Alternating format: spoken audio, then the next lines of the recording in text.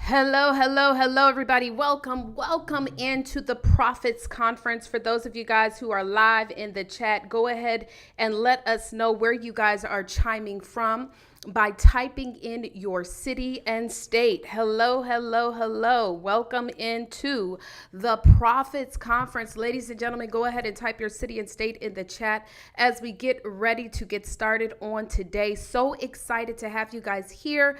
Guys, go ahead and get ready for a treat as we are about to have an incredible time. So again, everybody, welcome, and we will be getting started in 6 minutes. So welcome. Nishika F. Melton is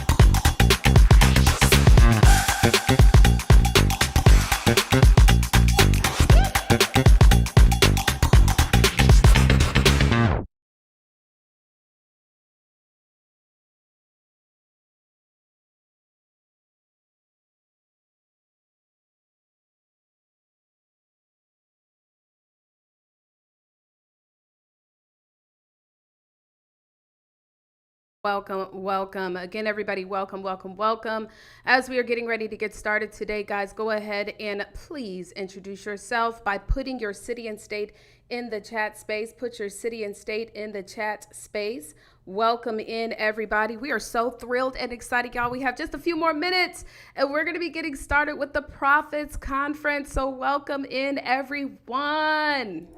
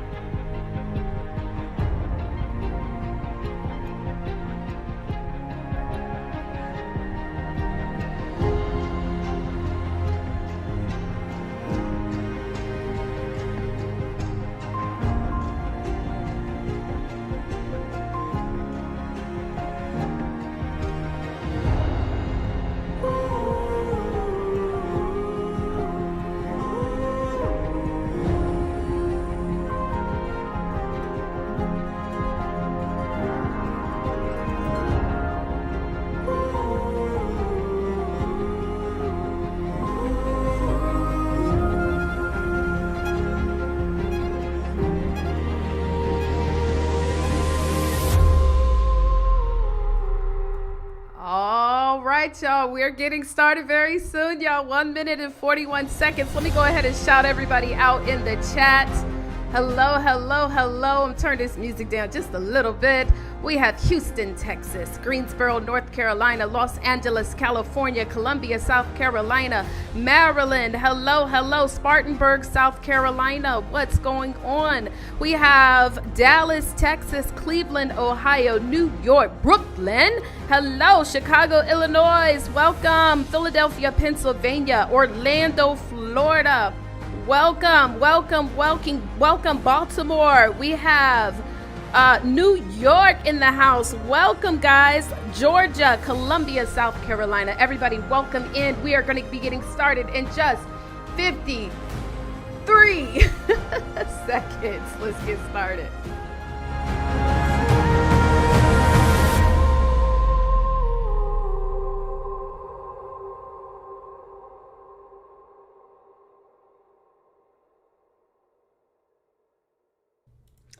All right, everybody. So again, everybody, welcome. We're about to get started in 30 seconds. Guys, we are so thrilled and excited to have everybody here for the Prophets Conference. Make sure that you guys go ahead and, if you haven't already done so, put your city and state in the chat. Put your city and state in the chat as we get ready for this amazing conference, guys. I am so excited. I am going to be your MC today.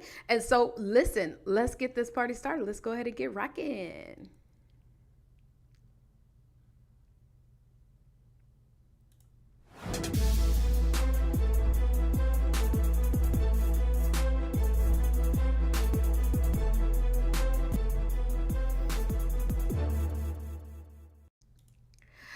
All right, everybody, welcome in. So listen, my name is Taria Vision Avant, and I am so excited to have you guys here. Y'all see I'm still over here in the background, multitasking, like for real. But listen, if you are watching on social media, this is what we want you to do. Go to this link right here, The Prophets Conference. For everybody that is watching on Facebook, LinkedIn, YouTube, Twitter, everywhere, you want to join us in the chat because we're going to start doing some giveaways. Also, I want to share a couple of things because many of you guys don't know right now we have this awesome opportunity for you to get your points up. Okay, so for everybody who is in the conference, that's everybody watching right now in AirMeet. Okay, you're over at AirMeet. There is a leadership board. I don't know if you know that. Well, how do you get the points? Well, you get the points by participating and getting your information in. So you can set up your profile. You can make sure that you're typing in the chat. There's even some emojis right here in the middle. You can click on these emojis in the middle. Go ahead and give a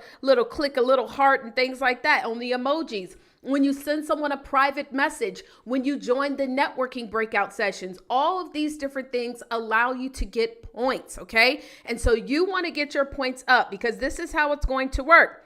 Everybody that has at least 100, and we're going to start off at 50 points. 150 points, that will qualify you to enter for the first giveaway. Now, for everybody that is watching on social media land, let me tell you something, y'all. We're giving away a lot of stuff. We're giving away a flat screen TV. We're giving away tablets. We're giving away earpods. We're giving away gift cards. We're giving away all types of stuff. And for every single person that is registered and you actually show up to the conference, you've already qualified for a free gift. Yes. I love free gifts. So you guys are going to be pop, locking, and dropping. This is the Prophets Conference. And what I'm so excited about as well is you're going to get a chance to hear from some incredible speakers. Well, listen, y'all, I'm sorry, but we're a little bit behind time. So I'm going to go ahead and catch up on the time and get started right now. We're going to do our giveaways. Okay. So I'm going to give you guys time. Everybody that's watching on social, go ahead and register by going to the Prophets Conference so that you can register and be a part of this. But for those of you guys who are already logged in, go ahead and update your profile so that you can get your points up. I'm going to share the rankings right now. As you can see, we have some people that have their points up. So go ahead and update your picture, update your social, send a message, comment, but get your points up to 150. You get 100 just for joining. Okay. So get 150 points and you will be a part of the first drawing that we're going to do after our first panel. Okay. Just to give you guys an opportunity. And again, welcome everybody. Hold on. Let me get back to this chat. I see you guys. Can y'all hear me? Hold on, let me make sure. Update your profile. Okay, yeah. So for if anybody cannot hear me, go ahead and let them know in the chat. Refresh the screen because I just turned it on my computer over here and everything is looking good. Well, let's go ahead and get into these power talks, y'all. I want to bring on some amazing speakers that are about to impact and change your life. So let's get into our first speaker of the day. Good morning, everyone. This is Dominique Carson. I'm so excited to be here today with the Prophets Conference. This has been an amazing experience. It's been an amazing journey. I just want to give a special thank you to the 19 other authors. We collaborated on such an amazing book. We took a lot of time, a lot of effort, a lot of energy. So shout out to ourselves for completing this project. It was quite intense, but overall it has been done, it's completed. I also want to thank Book Extraordinaire Taria Vision Avant for giving this amazing opportunity, for recognizing the vision and just allowing us to present our skill set and trusting us with the knowledge and expertise that we have gained in our perspective fields over the years. So thank you, Taria, for this opportunity. Before I go into my talk today, I just want to give a synopsis of who I am as a person, a career professional. My greatest asset is helping men and women business professionals relieve stress and improve overall muscle recovery in 2 hours or less. And what that entails is being a proud licensed massage practitioner. I have been practicing massage therapy for 4 years. I am licensed in 2 states, New York State, my hometown, and also in Virginia. And I'm so elated and passionate about giving back to others through touch, through massage, educating others through massage, recently educating others on how massage is affiliated with STEM. So within my 4 years, I'm so grateful that I have established trust through touch, that we are being taken seriously as healthcare professionals, and just remind people why your body is so important to take care of. You only have one body, and massage is affiliated with body maintenance, facilitating emotional release, helping you prevent injuries, improving your injuries, and so much more. In addition to massage, I am also a freelance journalist, an award-winning author, and an orator. So that's just a little bit about me. So I'm ready to begin the talk, and I would like to present my talk with a quote. A childhood friend of mine, Brian Jamal Mills, once said, "You will never get what you want until you truly know what you want." And when I first heard his quote or his motivational message on Instagram, and we have been friends for a long time, childhood, it's very similar. We come from hardworking families, work for the Board of Education and working for the city. So a lot of values and morals that are very much similar. And he's one of those people that I know that were very witty, very transparent. But when he said this particular quote, it makes you think. And it gave me a type of moment, because we so are fixated on like, I want this and I want this and I wonder why this is not happening and where this is going. But have we really asked ourselves, what is it that I want? Are we being truly honest with ourselves when we say, I want this? And once you say you want this, are you doing the necessary steps to make that happen?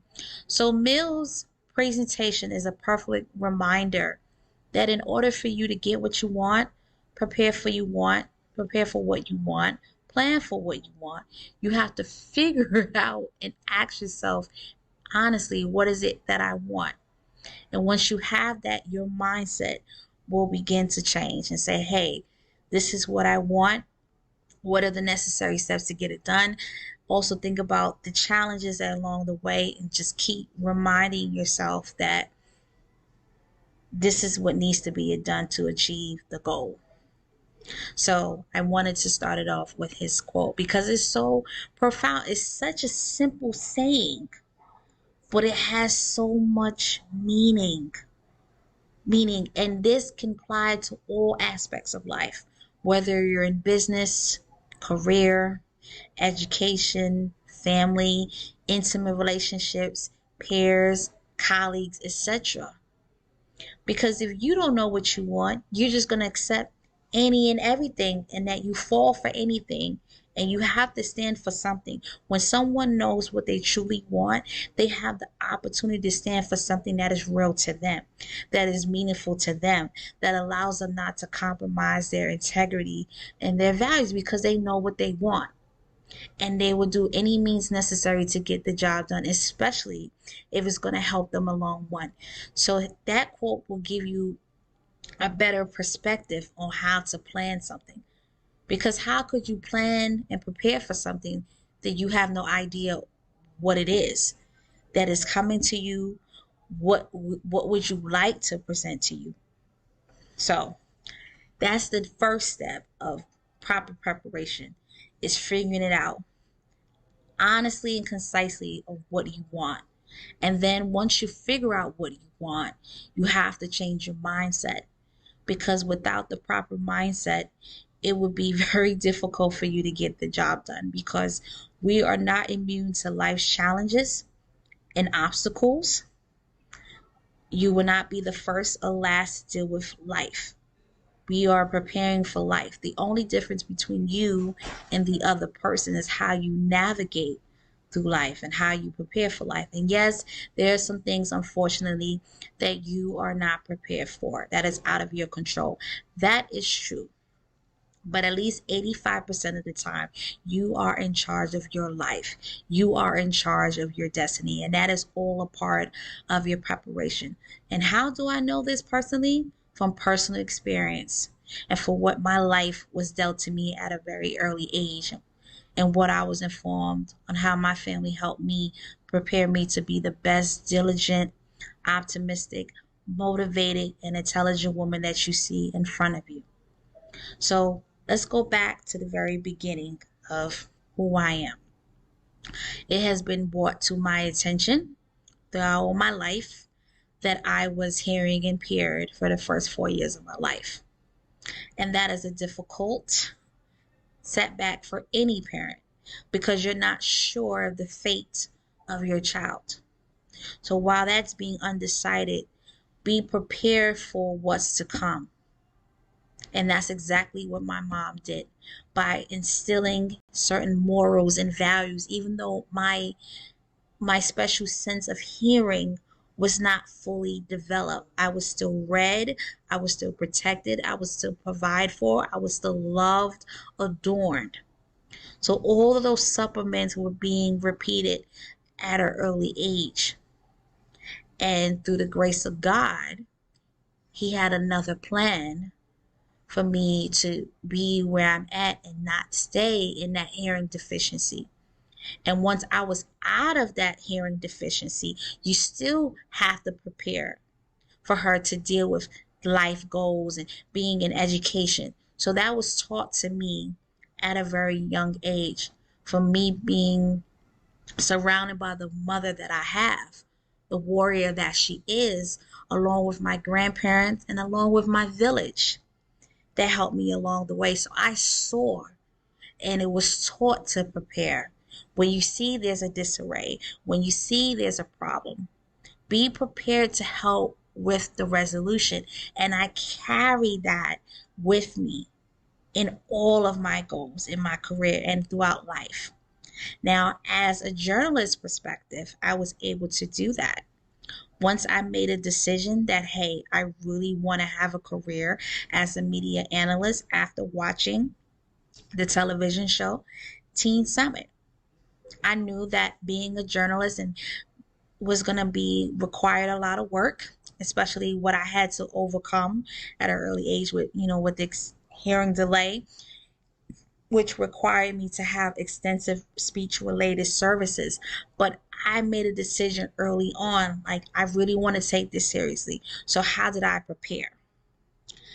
By participating in my speech classes, improving my writing, constantly reading, constantly challenging myself, surrounding by family and peers that understand the importance of reading and being a profound writer. And this is an ongoing task for the rest of my life. Even a decade in, over a decade in as a journalist. I'm still preparing. I'm still in proper preparation to be the best media analyst that I can be. So I'm 33 now. So this has been a 25-year journey by participating in different projects and different contests that challenged me as a writer, by going to one of the most prominent high schools in New York City. That was all preparation. By going to Brooklyn College. That was all preparation. The proper preparation.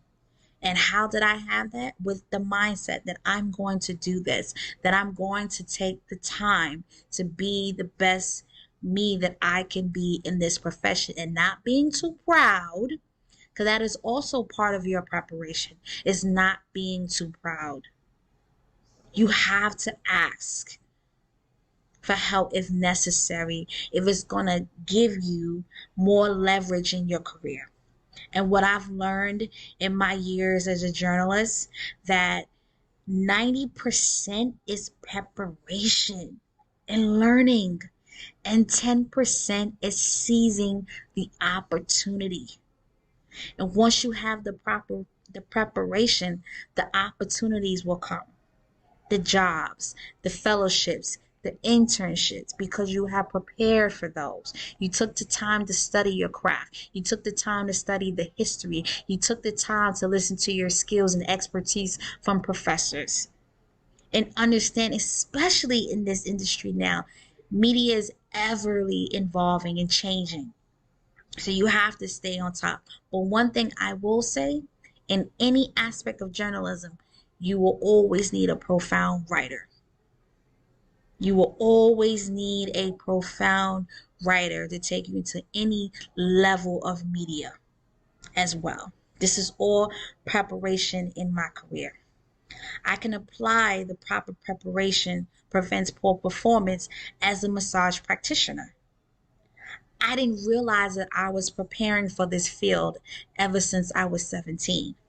My grandmother gave me the wisdom, God bless her soul, Lady Eloise, gave me the knowledge and gave me the expertise and the wisdom to say, look into this profession, look into this skill asset. This is something else you're going to be doing. And while I studied and crafted my hands through school, through education, through science, this is all preparation to be the practitioner that I am now, and that I'm still learning as a massage practitioner, because massage will continue to grow and to flourish. But the foundation was there for me to be licensed where I'm at in my life right now as a massage practitioner. So my journey alone reminds you that proper preparation prevents poor performance. Without a plan, you are bound to fail. You are bound to fail. Without that, without plan, without taking the time, taking the job to get the job done, it will not be done successfully. And my story reminds others that you can't half step. There's no shortcuts. There's no cookie cutters. When you go into that lane, you get cookie cutter results. So those 5 P's is not new. The former U.S. Secretary of State, James Baker, have utilized that quote in his politics and government and in law. But this is a slogan that can be used for life. For life. If you're not prepared, how you expect you to navigate through life? How do you expect to complete the goals that you are able to attain? That's like a parent. If you don't prepare your child, how do you expect your child to be a productive human being in society? So, with that being said, the 5 P's are simple P's, but it leads weight. It has such heavy weight. When you take the time to plan and strategize and figure out your goals, it's less headache. It makes everything worthwhile. Definitely makes everything worthwhile. And you're able to complete your goal. And yes, goals don't happen and abundance of blessings don't happen overnight, but you're making the conscious decision to say, I'm going to do whatever it takes to prepare for me to be the best person, the best career professional, the best mate, the best partner, the best friend, etc. Whatever it is that you need to prepare yourself for. Those 5 P's will help you definitely along the way. So this is my conclusion of my talk today, is to remind others that remain steadfast and allow God to lead you in your steps as you continue to prepare and navigate through life the best way you see fit. And as a token of my appreciation for listening to my Power Talk today, I am presenting a video of 7 reasons why people are sad, which means stressed, angry, and depressed from a licensed massage practitioner perspective. I just want to say thank you for taking the time to listen to me today. And I hope and pray that this video will allow you to recenter your focus on your life and on your long-term goals. Thank you.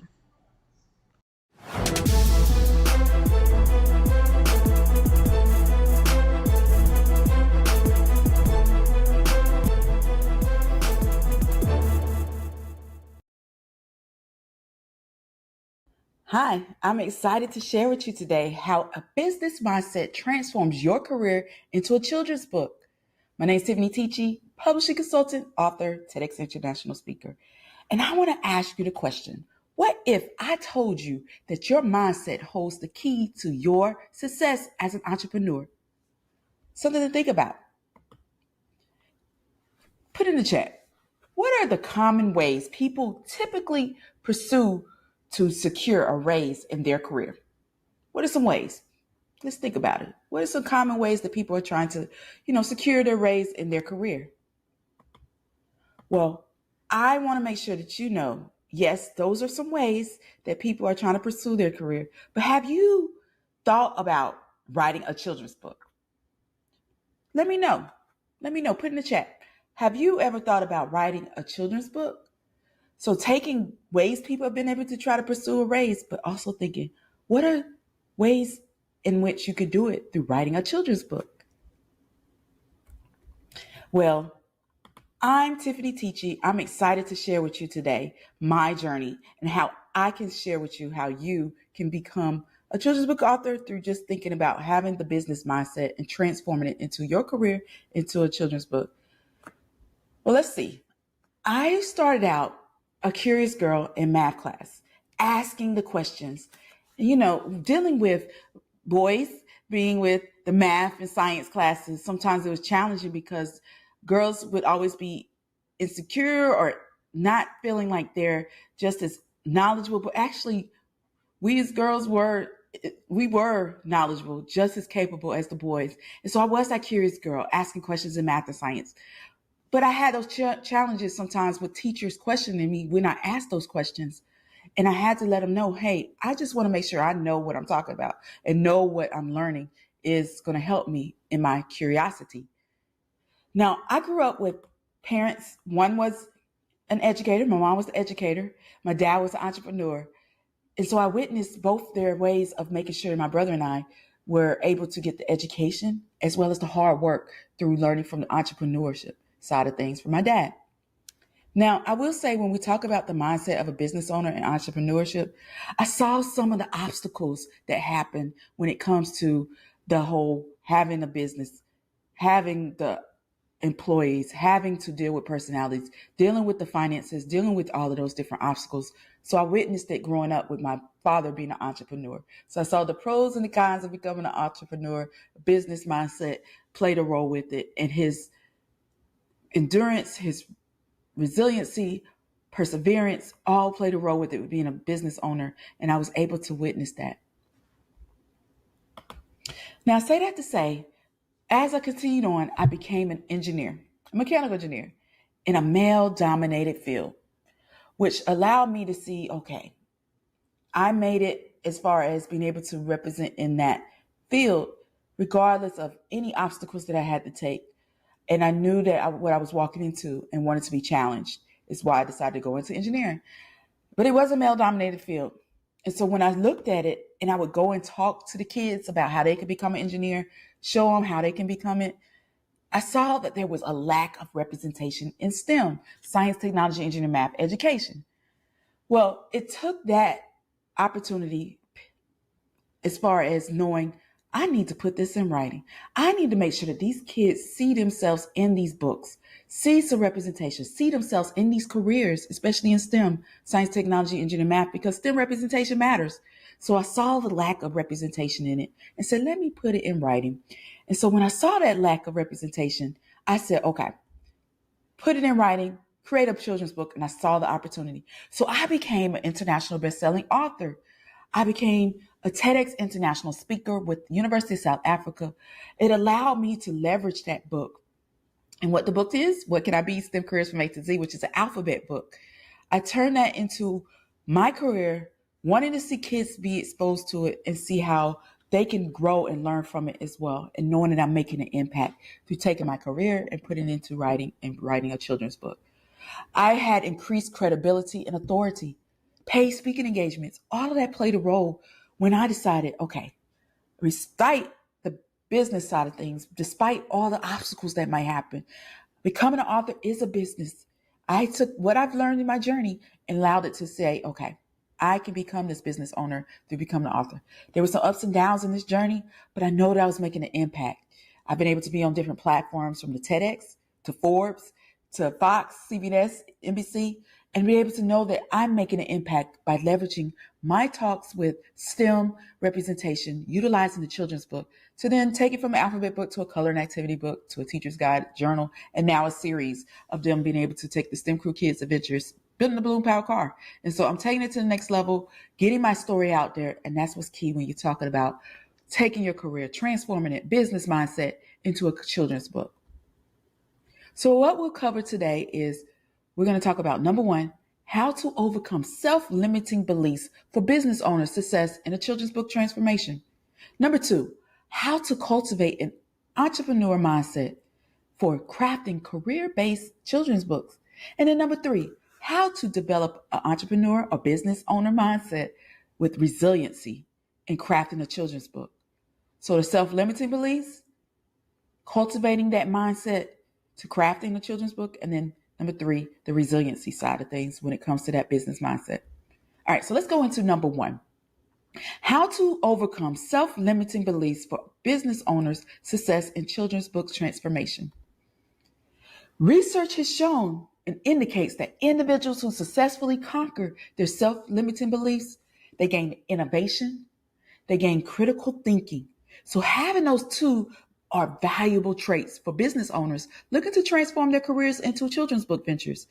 So innovation and critical thinking are different things that come out of it when you're talking about conquering your self-limiting beliefs. And so I want you to consider that regardless of whatever thought process that you might have, or when it comes to that business mindset, we want to make sure that you conquer your self-limiting beliefs and you grow in innovation, critical thinking, and those traits will guide you to be able to transform those careers into a children's book. Now, let's transition to number two, how to cultivate a business mindset for crafting a career-based children's book. So how do we do it? I got a strategy for you. Number one, let's reflect. You got to reflect on what have you done in the past? What experiences have you dealt with?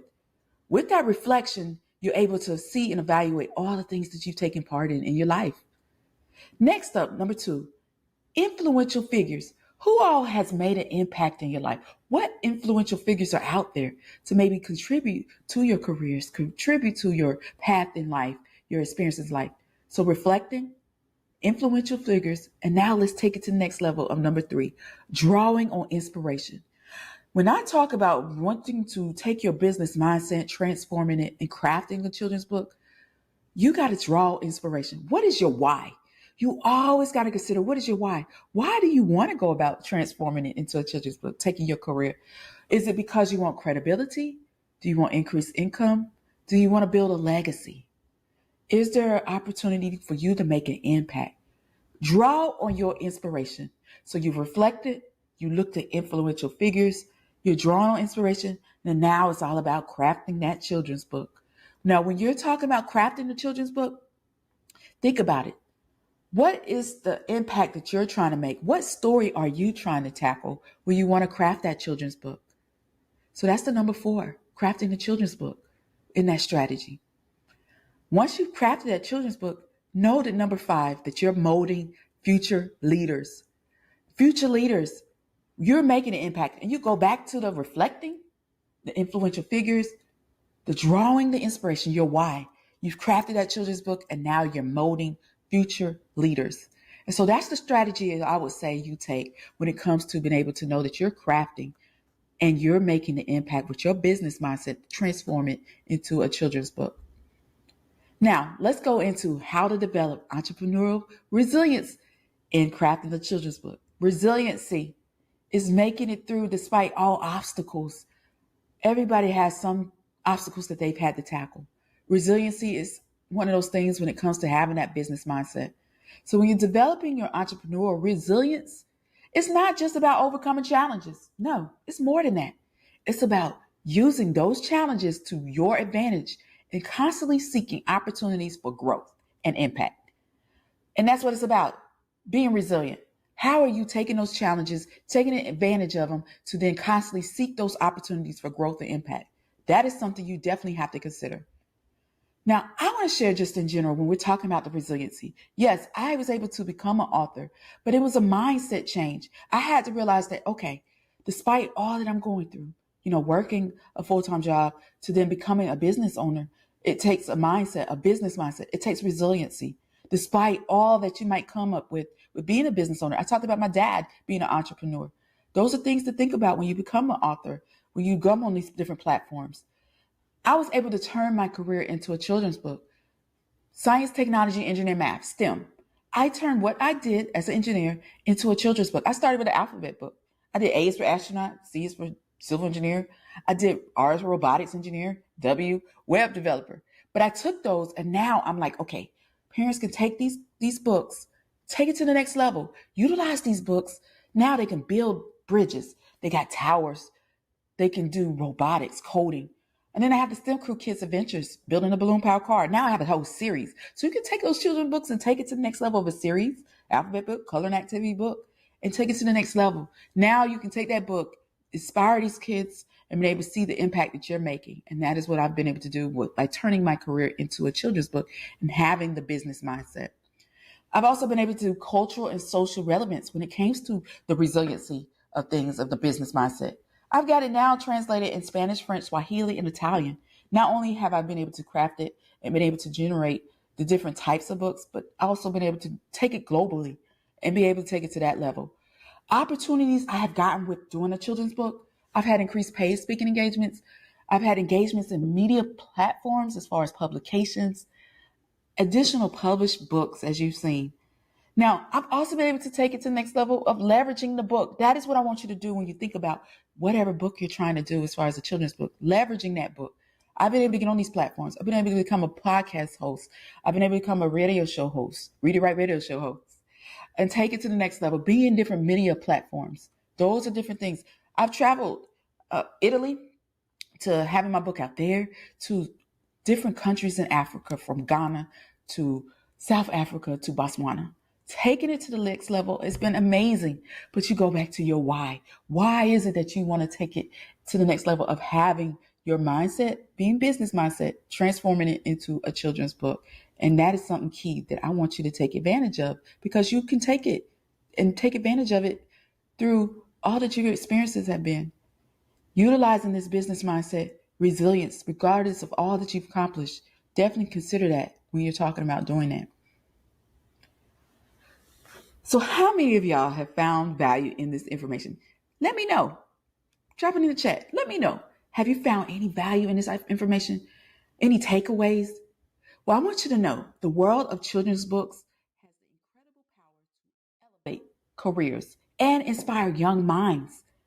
So I want you to take this information that I've been able to share with you and definitely consider it. If you ever thought about it, maybe it's your time to think about it. And let me go back to the topics just to remind you what we covered.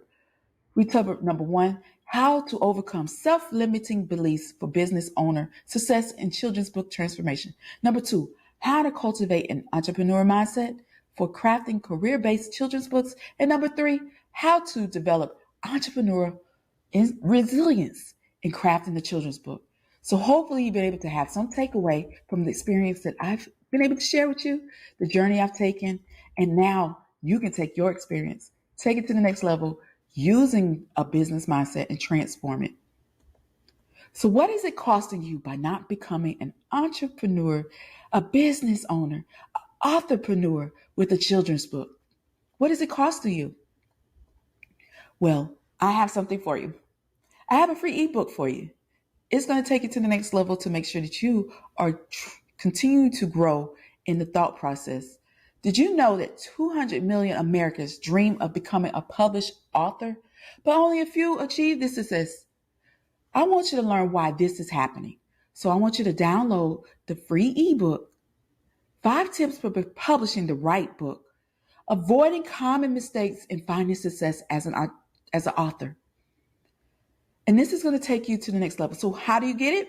You go to www.publishtherightbook.com. Once again, www.publishtherightbook.com. And then you'll be able to learn 5 tips for publishing the right book. I want you to avoid those common mistakes and find success as an author, specifically a children's book author, as I've shared with you today. There's a quote by Oprah. The true decision is how will you use yourself and everything that you have been given to serve that is greater than yourself. That is when real empowerment will happen. Okay?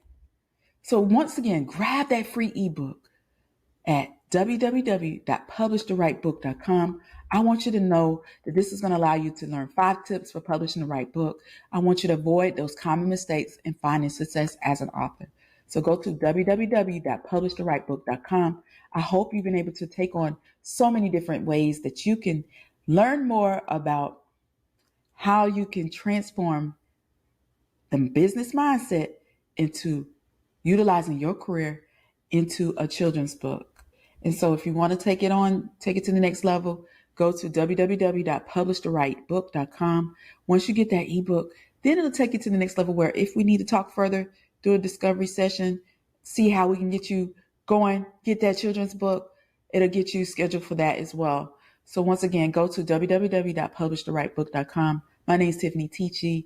And once again, I'm a publishing consultant, owner of Inspired Authors Publishing Agency, and an author, TEDx international speaker, STEM advocate, and been able to turn my career into a children's book. And I want to make sure that you also are able to take that to the next level and turn your career into a children's book through having the business mindset. So hopefully you've been able to have some takeaways and that the sky's the limit. I want to see some more children's books out there. And if so, if you haven't already, www.publishtherightbook.com, get exposed to how you can take it to the next level. Remember your why. Why is it that you want to transform it into a children's book? My why is because I want to definitely STEM representation matters. I didn't see the representation, so I was able to build the credibility, leave a lasting legacy. And those are things to think about when you want to be able to transform your career into a children's book and utilizing the business mindset. Because once you become an author, it is a business. And I had to realize that. And I know that you can do it too. If I can do it, you can do it. So if you haven't already, www.publishtherightbook.com. I want to see some more children's books out there that are transforming lives for our future young leaders. And you can do it too. And I know that you can.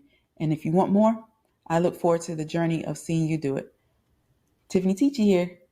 And I help being able to get inspired authors to be able to publish those books to make a lasting impression. And I want to make sure that you get exposed to that as well. Thank you.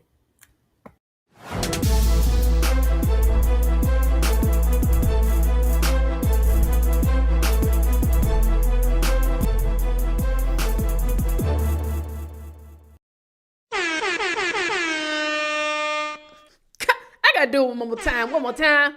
Hold on. Listen, y'all, this has already been amazing. Shout out to Dominique and Tiffany.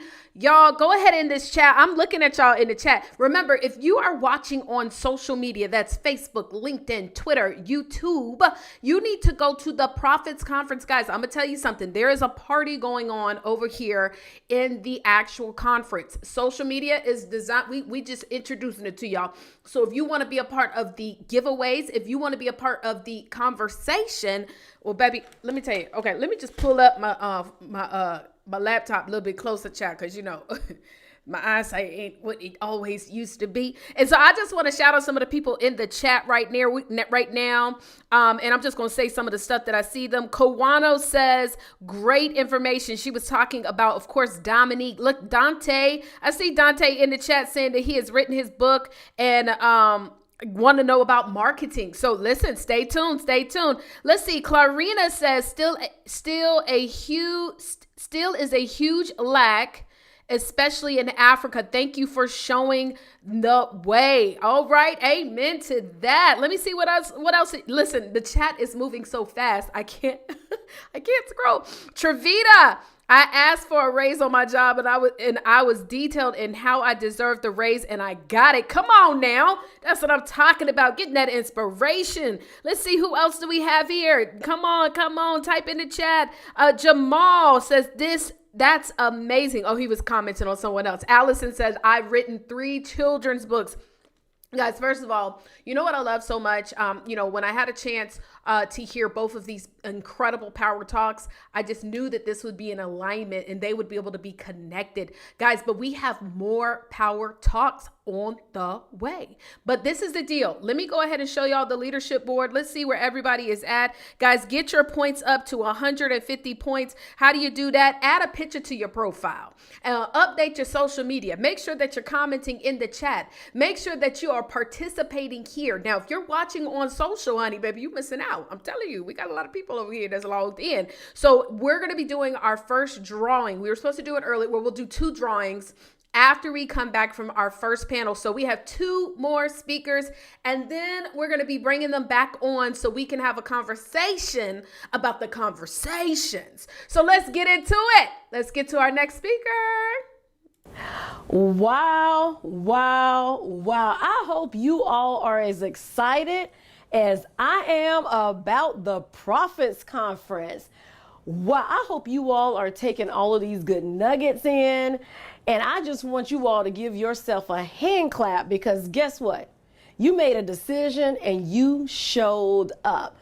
Not only did you register, you showed up. You know how many people registered for this conference? But you all showed up. So give yourself a hand clap, because showing up gets you a lot further in life than not. Okay. So who are you? I want you to put in the comments who you are. I'm not talking about your titles. I am not talking about what you do. I want you to tell me who you are. And if you know the meaning of your name, put that in the comments, because the meaning of your name is who you are. That is the essence of who you are. Just like when Adam actually named all the animals, when he named them, he gave them their character and their behavior all at the same time.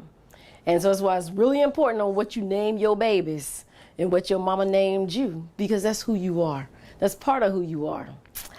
So I'm going to tell you who I am. I am Dr. Rhonda Stinson Boyd.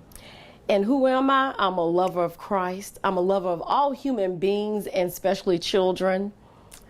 You know, sometimes they can be extra, but I love them anyway. My name means good spear, which means I can point you in the right direction. And it also means loud and gargantuan, which I can't even pronounce the word, but it says I'm loud and noisy. I can be loud and noisy also. So that is who I am. What I do is I help nonprofits and serial entrepreneurs leave a lasting legacy by transforming their minds around money that results in them building wealth within 7 to 10 years. So I don't ever want you to get mixed up with who you are and what you do, because it is completely different. Who you are actually motivates you and takes you on different levels to get done what you do. But don't ever get those two mixed up. So the name of my talk is Anointed for Action, making moves with your God-given gifts. Because each and every one of you are anointed for action. Every gift that God has given you, is unique to you. It is your unique gift. It may look like somebody else's gift, but that gift is just for you. No one can do it the way that you do it. So 27.3% of college students are working in their field. And I bet y'all like, what? Like all these college students that go to college, only 27.3% of them are working in their fields. And it's like, okay, why? Why is those that are only ones that are actually working in their field? Some can't find jobs in their field, but some majored in something that they didn't even like. And so it's hard to fall into what you want to do if you don't like it. And so that's the reason why I do what I do. So a little background on me. So I'm the executive director of Passion to Pay Project, P3. What I do is I help students, I help adults all find that what you love, you can get paid for, because those are your God-given talents. And so the thing is, why are you not taking action? Why do most people not take action? A lot of times it's a lack of belief. You don't believe in yourself, or someone else have given you a story that you took on as your truth, and that wasn't your truth. Part of it is your goals are vague. So if you have no goals, then you don't have a plan either, because that's the other part of it. If your goals are vague, then you have nowhere to go. There's nothing you're aspiring to. So we got to work on your belief system. What you do and what you love, you can get paid for it. But you have to believe it. You have to figure out, I love this so much, and God gave me this gift, and I'm supposed to do something with it. So now what do I do with it? And if you don't believe that you're supposed to get paid for it, then you have to change that belief system. And I do a lot of changing belief system with affirmations. Your affirmation now and your confession should be, I believe in the God-given talent that God has given me. I can prosper with it. I am built and was made in this world to do this gift to help others. So you have to start saying that to yourself each and every day. And then you have to set goals. And it's not one thing of set a goal, I'm going to start a business. Okay, I found what I love. I'm going to start a business. And then I want to make this amount of money. So no, what's your next thing? How are you going to leave what you love to the next generation when you're not even here? So those are the goals. It doesn't stop with just one goal, it goes up. And then you have to have a plan. You have to write stuff down. You have to know what your vision and your mission is with your gift. And if you don't know, like some of you on here right now might not even know, like I like to do a bunch of stuff, because I was in that boat. I like to do a bunch of stuff. I don't know what I want to do. Well, I'm going to give you a few tips for you to be able to figure out to link things together. The first thing is, I want you to write down all your assets. So I want you to take time, sit down, everything that you went to school for, everything that you loved in school, everything that you have done on all of your jobs that you excelled in, I want you to write them down. Then on this side, I want you to write down everything that makes you mad in the world. All the problems that hit hard. Like there's some problems that, oh, well, I hope they get it right, and it don't really hit hard on you. But then there's some that hits your heartstrings and it hits hard. I want you to write down all the problems, and then I want you to look at both your lists together, because somewhere in between is what you're supposed to be doing, because those assets are supposed to solve the problems of the world. And so I'm going to give you a little bit about my story, because I'm not, I just my doctorate. I didn't always have a doctorate in everything. I started off in a cubicle. For 19 years, I started off in a cubicle, and I had to eventually make a decision whether or not do I stay in the cube or actually go after what I'm supposed to do.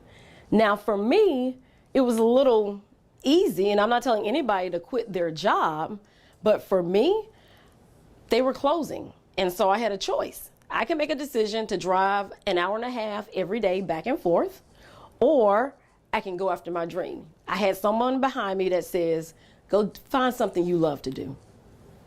And that's how Passion to Pay Project was started. I got a coach, 2 coaches. I got a coach to be able to help me take everything out of my head, all of my ideas, all of my plans, and do a plan.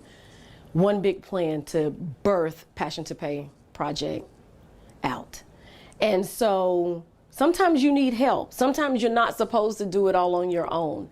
And so that's part of making that plan, is getting someone that can help you put everything in order. And the way that I came up with Passion to Pay Project was my daughter was 9 or 10 years old, and she took her to the doctor, and the doctor asked her what she wanted to be when she grew up. The doctor said, and she said a photographer. She's 33 now. And the doctor was like, no, what do you really want to be? I'm like, what? So she made up something. I don't ever want any of you to make up something just because of what society has told you. Your God-given talents were made for you to share with the world. What you love to do at 8 and 9, you probably really should be doing that. You may not think that now because life creeps in, but don't ever let anybody discourage you, because you can get paid for what you love to do. And so being anointed for action and using your God-given talent, I'm going to give you some steps with action. So if you got a pen and paper, I want you to write this down. I want you to write action down the side of your paper, ACTION.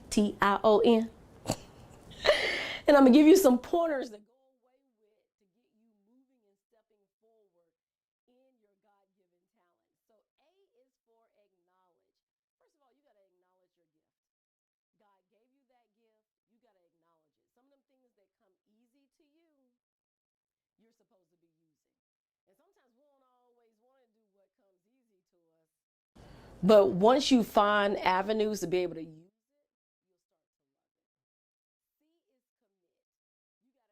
to using your gifts. So first you got to acknowledge it.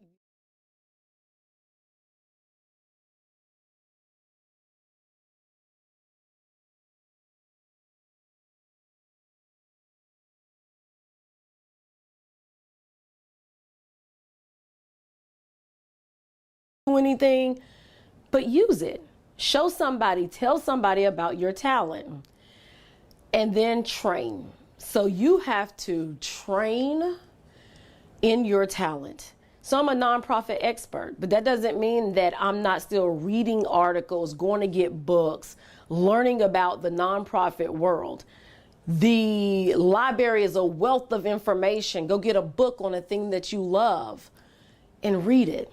I is for influence, for all you, and I ain't talking about the influencer that's on social media, even though some of you might have thousands of followers, but you are influencing. By you using your gift and talent, you're influencing the next generation or the person that's sitting right beside you in the cubicle, because they might be scared to step out on their God-given gift, but when you do it, it might encourage them to go ahead and do it also. So you are an influence, regardless if you think you are or not. You're either influencing for the good or influencing for the bad. And then O is for own your truth. Everything that happened to you, everybody didn't have a good childhood. Everybody didn't have a good life. And all those things are not holding you back, but they were a lesson. It was, unfortunately, may have been a good or a bad lesson that you had to live through. But somebody else might be living through that exact same lesson. And you could be the person to help them get through that by you telling your truth. And your truth might not have anything to do with your talent, But 9 times out of 10, some of the stuff that you don't like might have helped happen to you through your childhood. And that's the reason why you don't like it. So you have to own your truth. You got to be truthful to yourself of who you are, what you want to do, and who you want to be. And now is the time. There is no better time than right now to start and get into your passion and to get into your goal. It is your time because you're anointed right now. This place, this time. There's a reason you wasn't born back in 1818. It's the reason you were born right now because there was a problem that needed to be fixed right now. So I don't want you to give up on the things that you love because those things you can make money from and you're anointed to do it. Again, I am Dr. Rhonda Stinson Boyd. I help nonprofit founders and serial entrepreneurs leave a lasting legacy by transforming their mind around money that results in them building wealth within 7 to 10 years. You can contact me at www.flowintofreedom.org or 803-238-5839. Thank you for joining us here at the Prophets Conference.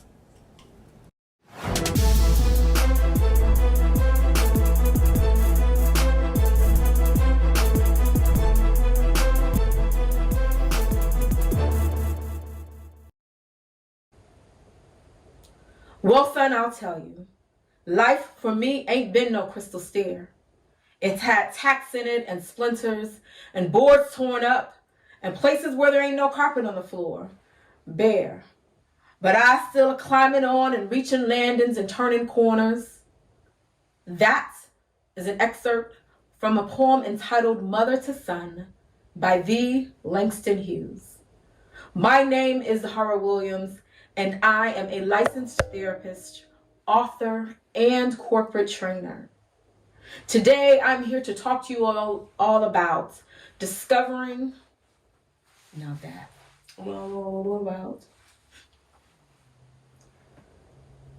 Well, son, I'll tell you, life for me ain't been no crystal stair. It's had tacks in it and splinters and boards torn up and places where there ain't no carpet on the floor, bare. But I still climbing on and reaching landings and turning corners. That is an excerpt from a poem entitled Mother to Son by the Langston Hughes. My name is Zahara Williams. I am a licensed therapist, author, and corporate trainer. Today, I am here to talk to you all about discovering purpose after loss. Now, when most people think of loss, they think of it in terms of the death or transition of a family, friend, or loved one. But loss covers a broad spectrum of life experiences. For some, it's the loss of a job. For others, it's divorce. For some, it's the end of a friendship. For some, it's the loss of finances. For some, it is the loss of a house. For others, it's the loss of a car. For some, it's even the loss of abilities. And the impact can be just as vast. There may be those that have feelings of uncertainty and confusion, frustration, doubt, anger, shame, and even guilt. Now, when we think about loss, we often think about things that leave us, that are no longer with us. But it also covers things that we have to release. Now, that is the uncomfortable aspect sometimes of this life journey, is realizing when something is no longer serving you and you have to make a conscious decision to release the thing that you've become so comfortable with. That's also part of the life journey that includes loss. Now, oftentimes when I talk about loss, I share the story of the most impactful loss for me. And that, at one period, was the loss of my grandmother. However, time has happened and other losses have occurred. And so today I want to take you on a different journey and talk to you all about the story of my father. The year was 2016, and my father was diagnosed with chronic kidney disease, which was linked to unmanaged high blood pressure. See, my father, by many accounts, didn't necessarily believe in going to the doctor unless something was seriously wrong, and seriously I'm using that in relative terms. See, he believed that he had sufficient water because he would tell me, you don't see all this water I put in this coffee? Okay, sir. It's plenty of water in this pop. It's mostly water. It's just, this other stuff in here too. Okay, if that's what you believe. He would also tell us, when we asked about vegetables, he would say, I have lettuce and tomatoes on this hamburger. I get my vegetables in regularly. And he was absolutely serious. However, 2016 shifted things. And not only did he become aware, but he also became open to understanding the value and the importance of nutrition. See, my father came from a lineage where his mother, my grandmother, lived until she was 101 years old. And to some degree, he said, Mama didn't need to drink all this water and have all these fruits and vegetables. And she wasn't an unhealthy woman by any stretch of the imagination, but things were different. She also wasn't eating hamburgers and drinking all the coffee and pop either. See, things that we do in the formative or earlier years of our life do have an impact on how we live and what we experience later. And everybody's journey is different. Some people will tell you that they've eaten fried chicken and drank liquor and smoked cigars or cigarettes and they live to be 90 years old, but that will not be everyone's journey.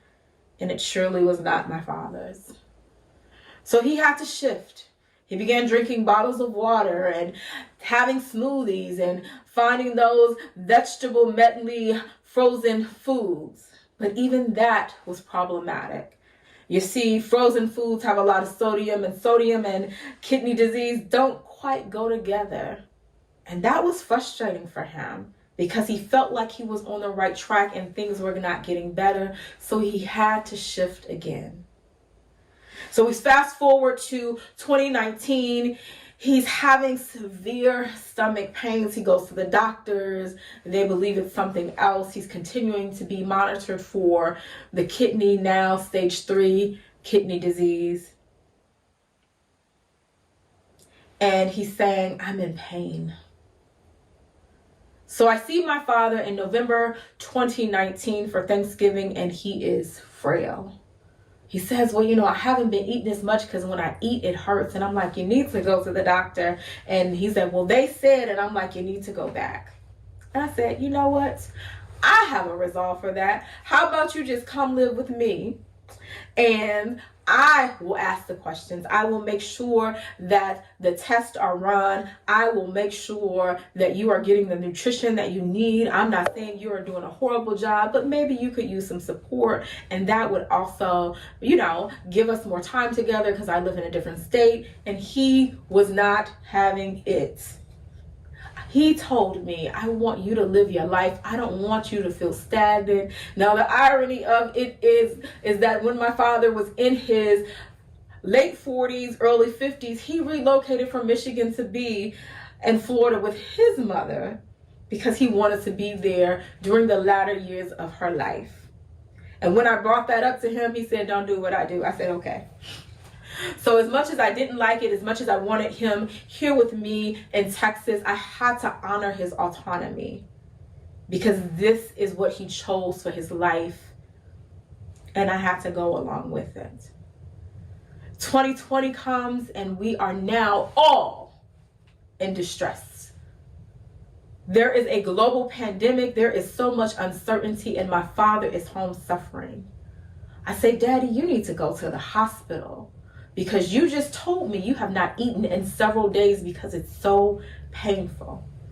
His response to me was, well, they said you only go if you're having these COVID symptoms, and I don't have none of those. And I don't want to go there and get sicker. Well, it sounds like you really need to go. Promise me you'll go. Well, I'll think about it. Okay. So I'm texting my father one day about something business related because I wanted him to check some links and make sure they worked, and he enjoyed doing those types of things in his retirement. And he texted me back and said, "I'll do it later. I'm at the hospital." Pause. "Excuse me, sir?" "Well, I fell and I couldn't get up, so I had to call the ambulance." "Okay. Well, I will check in with you later because we need to know what's going on, and we check with my sisters, and so we can all be on one accord and figure out what, if anything, we need to do." My father was in the hospital for 3 weeks. During that time, the doctors tell us that my father has not one, but 2 forms of cancer that have run rampant and taken over his body. We couldn't even conceptualize that. What are we hearing? When did this happen? So many questions that came up for us. And he even told us, these doctors don't know what they're talking about because there is no way. Well, after that 3-week period, they tell us that our father has to be released to hospice because he can absolutely not go home alone. And at this point, no one has seen him because they're not allowing visitors in the hospital. And that was a rough period. So he goes to stay with his sisters. My father was the baby of 13, and he was the last surviving brother. And of course, he was the baby, so he was the youngest. And they said, "We will take care of him. We got it." So he gets there on a Sunday. By Tuesday, I have a conversation with my father, and he tells me, "Just know that I always loved you." Once the phone was handed back to my aunts, I said, "I will see you all tonight." I booked a flight, called my job, and said, "I have to go to Florida to take care of my father. He was just released to hospice, and I don't know when I will be back." I get there late that night, almost early Wednesday morning. I see my father for the first time since November 2019. And he is emaciated, skin and bones. I call my sisters and say, "If you want to see him, you need to come now." So my sister comes later that day. My other sister says, "I do not want to see him in that condition." She didn't tell us that right away, but she later disclosed that that was the reason she did not come. My father passed that following Saturday. So as we are getting his affairs in order, we're at the house cleaning out, figuring out what's important that we need to keep, what do we need to let go of, and this is going at a rampant pace. He just passed. 2 days later, we're at the house because we both have to at some point go back to our respective homes, and we are now responsible for figuring out what happens next. Well, as we're going through his things, I stumble across these folders and binders of trainings that my father has gone to. Now, my father was a very intelligent man. He was accepted to West Point. If you're familiar with that, it is a pretty prestigious school. However, he chose not to go. Once he was done with the Army, he said, "I am done with the Army and the military in general." So he went on to live his life. He worked in customer service and management. And there was something, though, along the path for him that knew that there was something more, that there were other opportunities. So these binders that he collected were what we would now see as coaches calling out to say there are opportunities to grow and scale and niche. So he was intrigued by it. The challenge is, what do you do next? What other information do you need? Who do you connect with? And he was uncertain.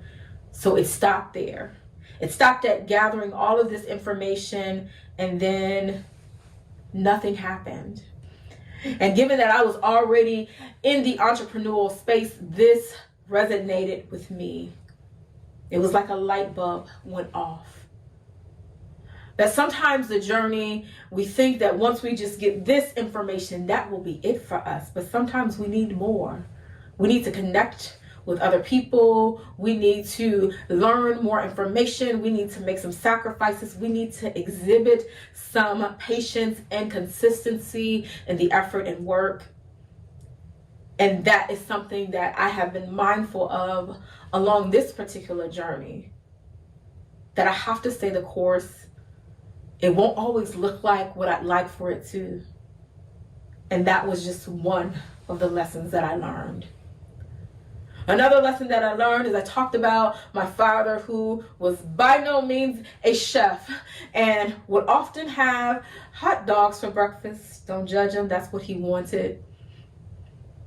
The power of nutrition.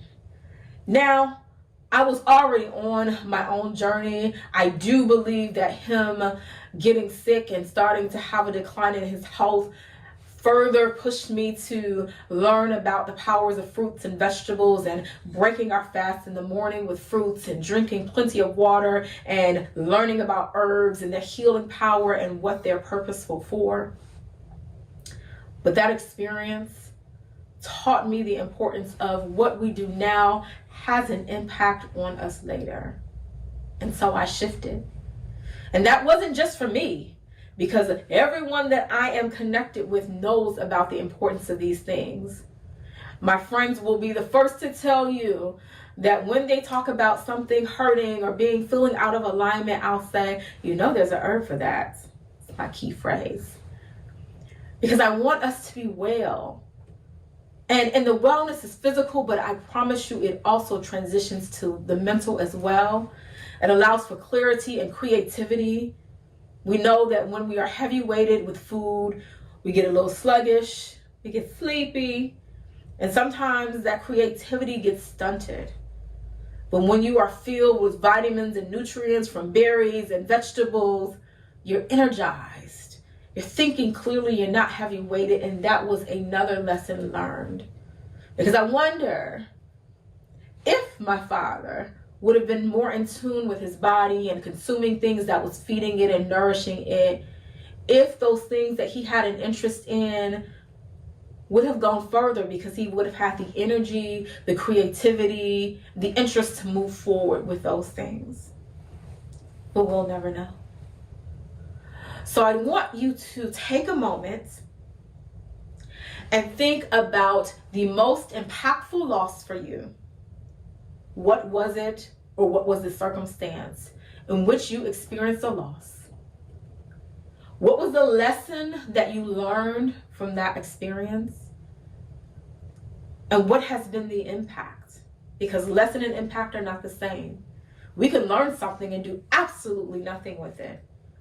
Or we can learn something and we can make shifts and we can see some change and growth. I want you to really think about that. So those were two lessons that I learned from that experience with my father. Yet another one that he shared along the journey. He told me a time or even two, I love that you have developed these friendships and you stay connected to them. I wish I would have done more than that. You see, I'm originally from Detroit. I lived in Atlanta, Georgia for about 12 years, and then I relocated to Texas. And Texas just does not want to let me go, but I am here. And I would go on trips and still go on trips. I meet my friends, they come meet me, I go visit them. And he said, I was so focused on work and climbing the corporate ladder that I didn't develop those connections. I was so focused on family and being there for my sisters after my other brothers passed away and my mom got sick. I wanted to be there for them, but I didn't focus on connections for me. Who was filling his cup? Who was he aligned with that he could share experiences with outside of his sisters? Not many people. And so he had some regrets later on in life. And for me, as much as I already value the connections that I have in my friendship, it made me further cemented in the importance of investing in those friendships. honoring and nurturing those friendships, because they are meaningful not just now, but they will also be meaningful later. They are individuals who show up for me in ways that I need, and I hope I am also showing up for them in ways that they need. That was yet another lesson that I learned through loss. See, sometimes we get so tunnel vision on what is missing and the day that they transition that we forget or neglect to consider the whole picture. So when I'm working with individuals who are dealing with grief and loss, I tell them their life was more than the day they died. Their life was more than the day they died. And for me, I know that to be true. So it's not something I just say to others to get them to reflect, but I know that there are some valuable lessons I learned, not just in his death, but also in his life, that he taught myself and my sisters along the journey that stick with us and very much influence how I show up in life. There was purpose in that. And my father being a part of my life, of him teaching me lessons, even of his transition. There were things that I learned that were necessary for me and again for other people that I am connected with, but that required awareness and intention. There is purpose after loss.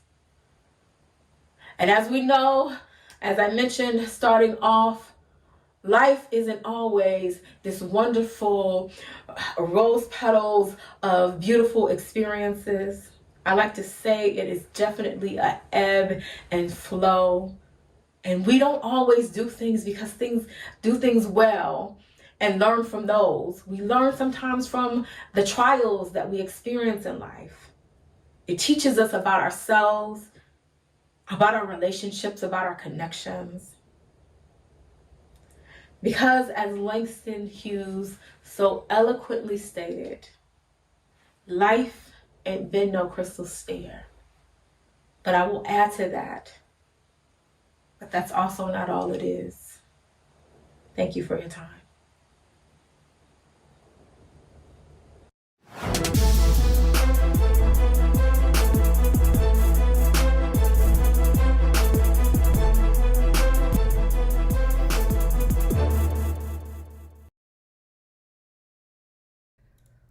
Wow.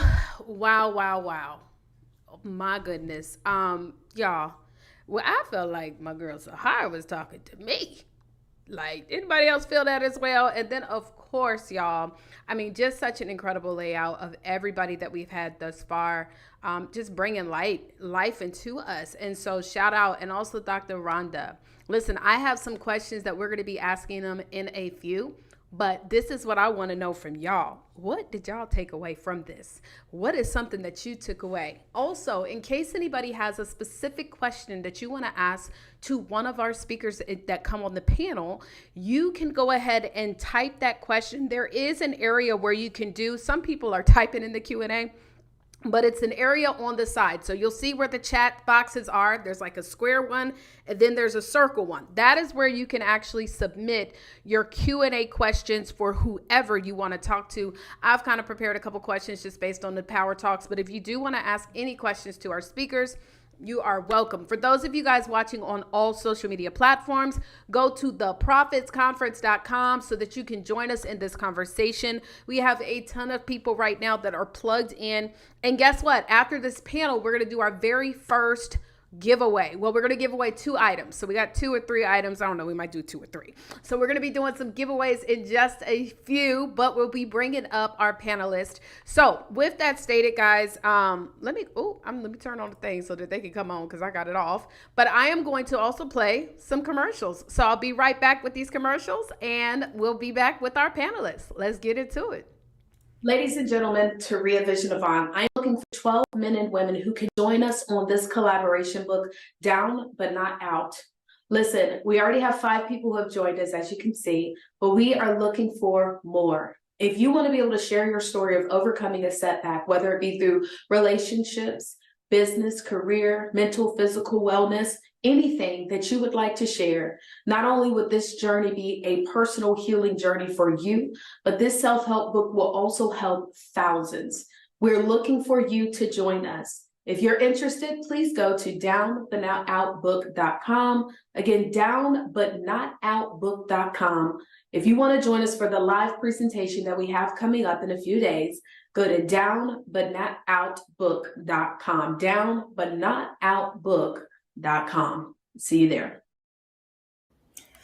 Hi there, passionate professionals from all walks of life, teachers, doctors, engineers, artists, entrepreneurs, and those with a story worth telling to share.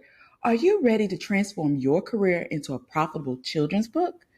I'm Tiffany Teachy, owner, publishing consultant at Inspired Authors Publishing, where we help aspiring children's book authors publish captivating stories that engage young readers and have a lasting legacy. We've even created the Children's Book Success Kit, a powerful toolkit designed to equip you with all the essential resources and personalized guidance needed to thrive in the world of children's book publishing. My children's books, which started out as an alphabet picture book promoting STEM, science, technology, engineering, math, diversity, and have since expanded into a multilingual educational resource, coloring books, teachers' guides, are what set me apart. This journey led me to speak at TEDx and Forbes Business Council events, gaining global recognition and inspiring children in Italy and across 3 African countries. Join us today and be one of the many aspiring children's authors with the right tools and guidance to publish your books. Visit www.publishtherightbook.com and let's take your writing journey to a new heights with the free 5 tips for publishing the right book ebook and avoid common mistakes in finding success as an author. Don't miss out on this incredible opportunity. See you as the next profitable children's book author. Hi, everybody. My name is Dr. Rashida Jackson. I am the co-founder and chief operating officer of Be Free University. Our mission is to set 1 million families free financially. We make wealth obtainable worldwide through programs, courses, and tools that make passive income easily. And today I am giving away a 7-book library on real estate and a his and hers journal combination. I want to wish all of you good luck.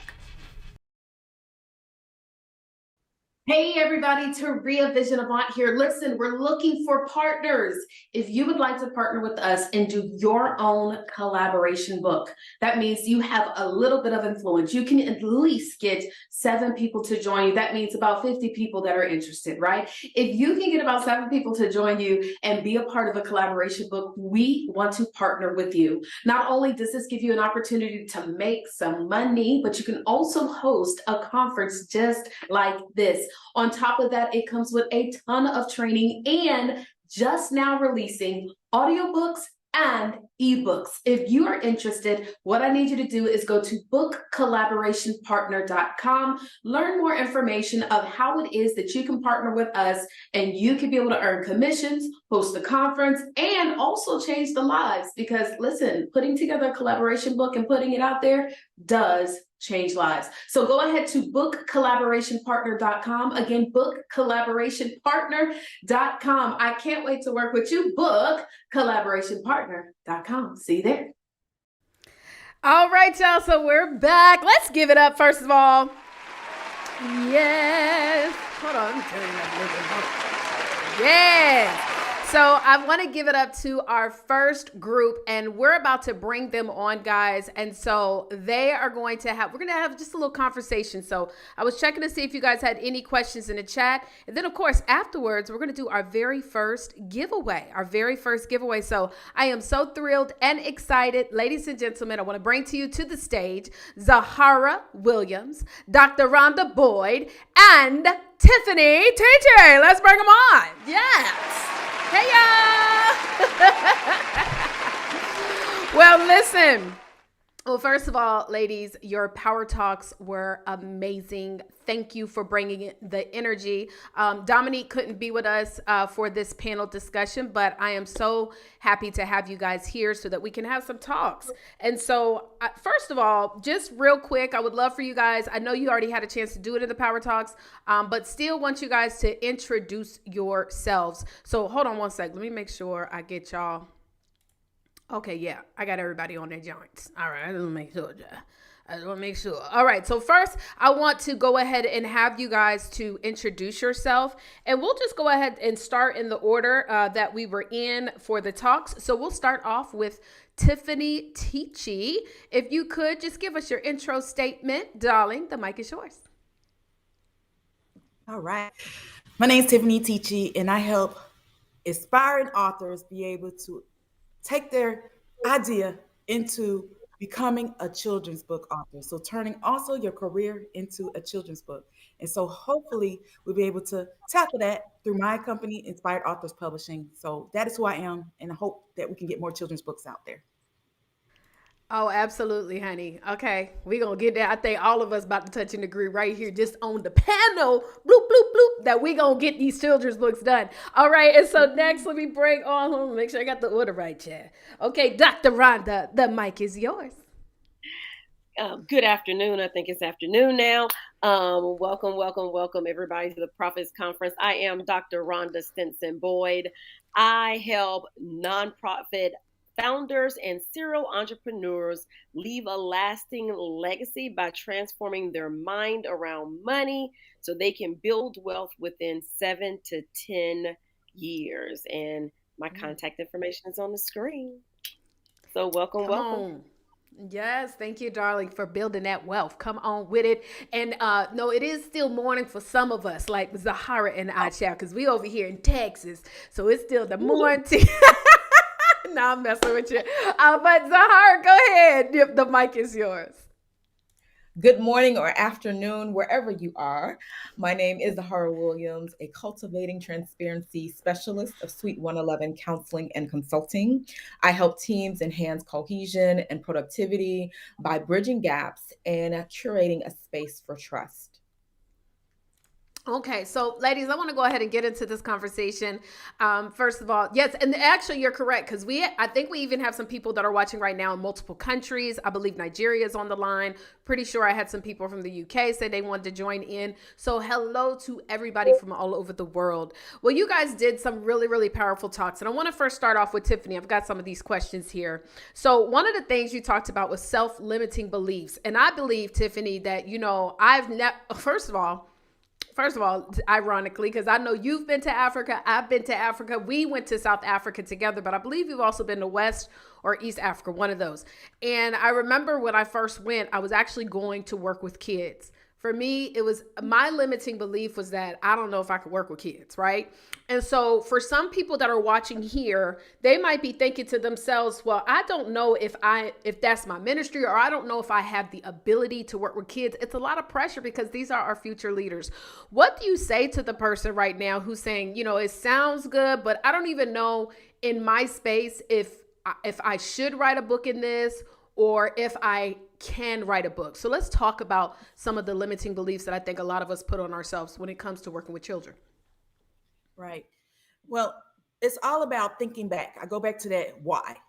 When you think about why is it that you want to make an impact, I think that's the biggest piece that we have to think about.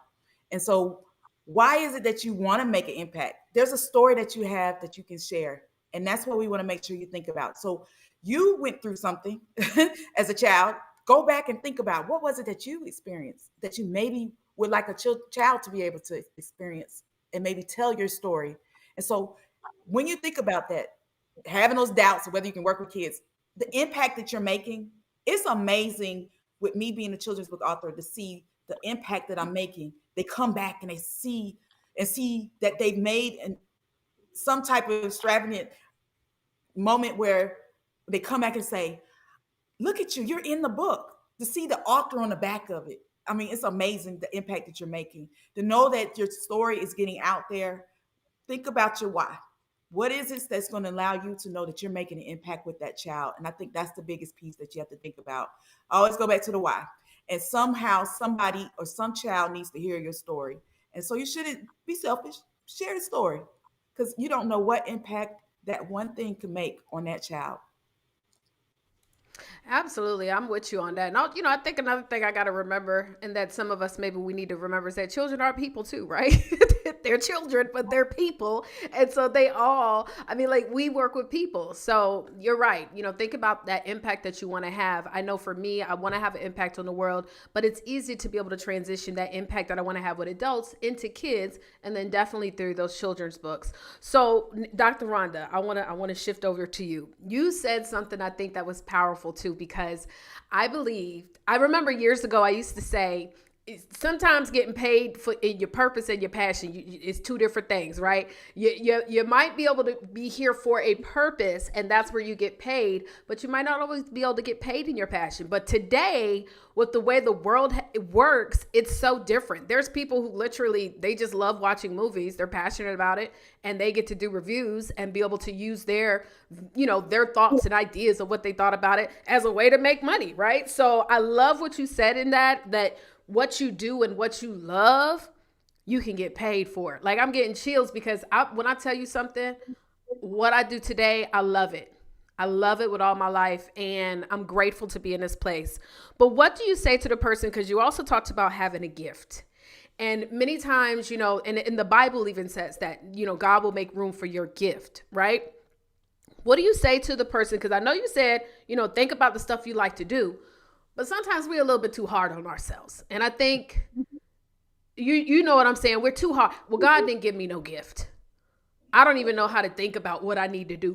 Because you work with people in this space, what do you say to that person who right now says, I don't have a gift, or whatever it is that I know how to do, ain't no way I'm going to get paid for it?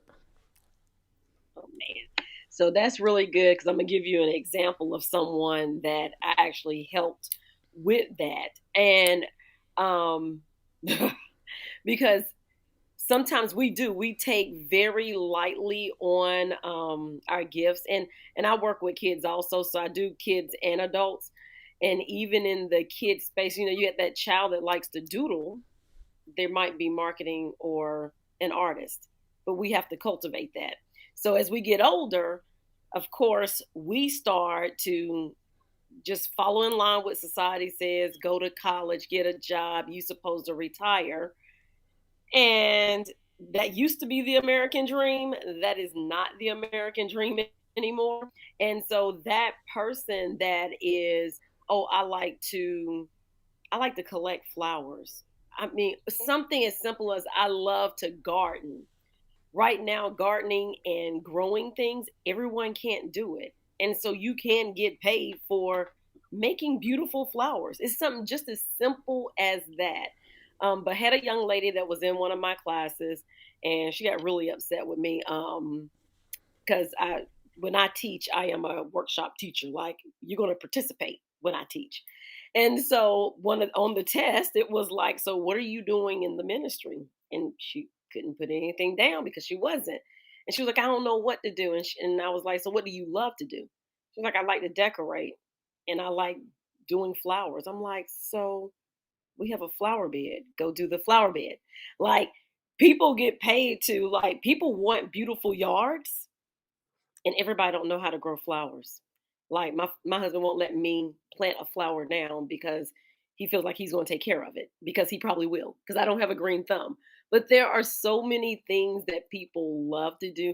And it's really just sitting down with somebody and going through. So let's list all the things that you love to do. But it's something as simple as that. And I use gardening.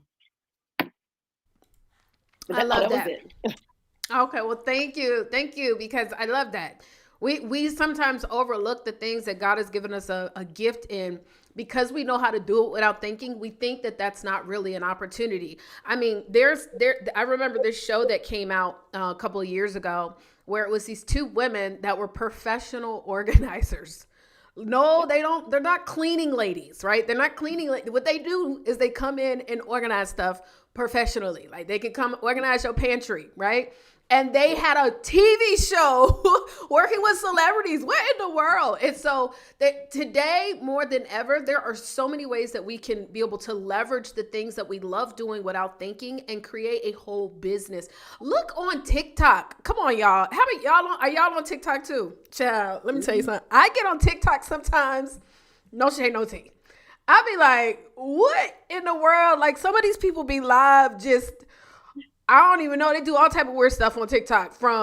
There's this one TikTok where they're like using some kind of torch that writes people's names. And so the people just comment and give likes so they can see their name on the torch.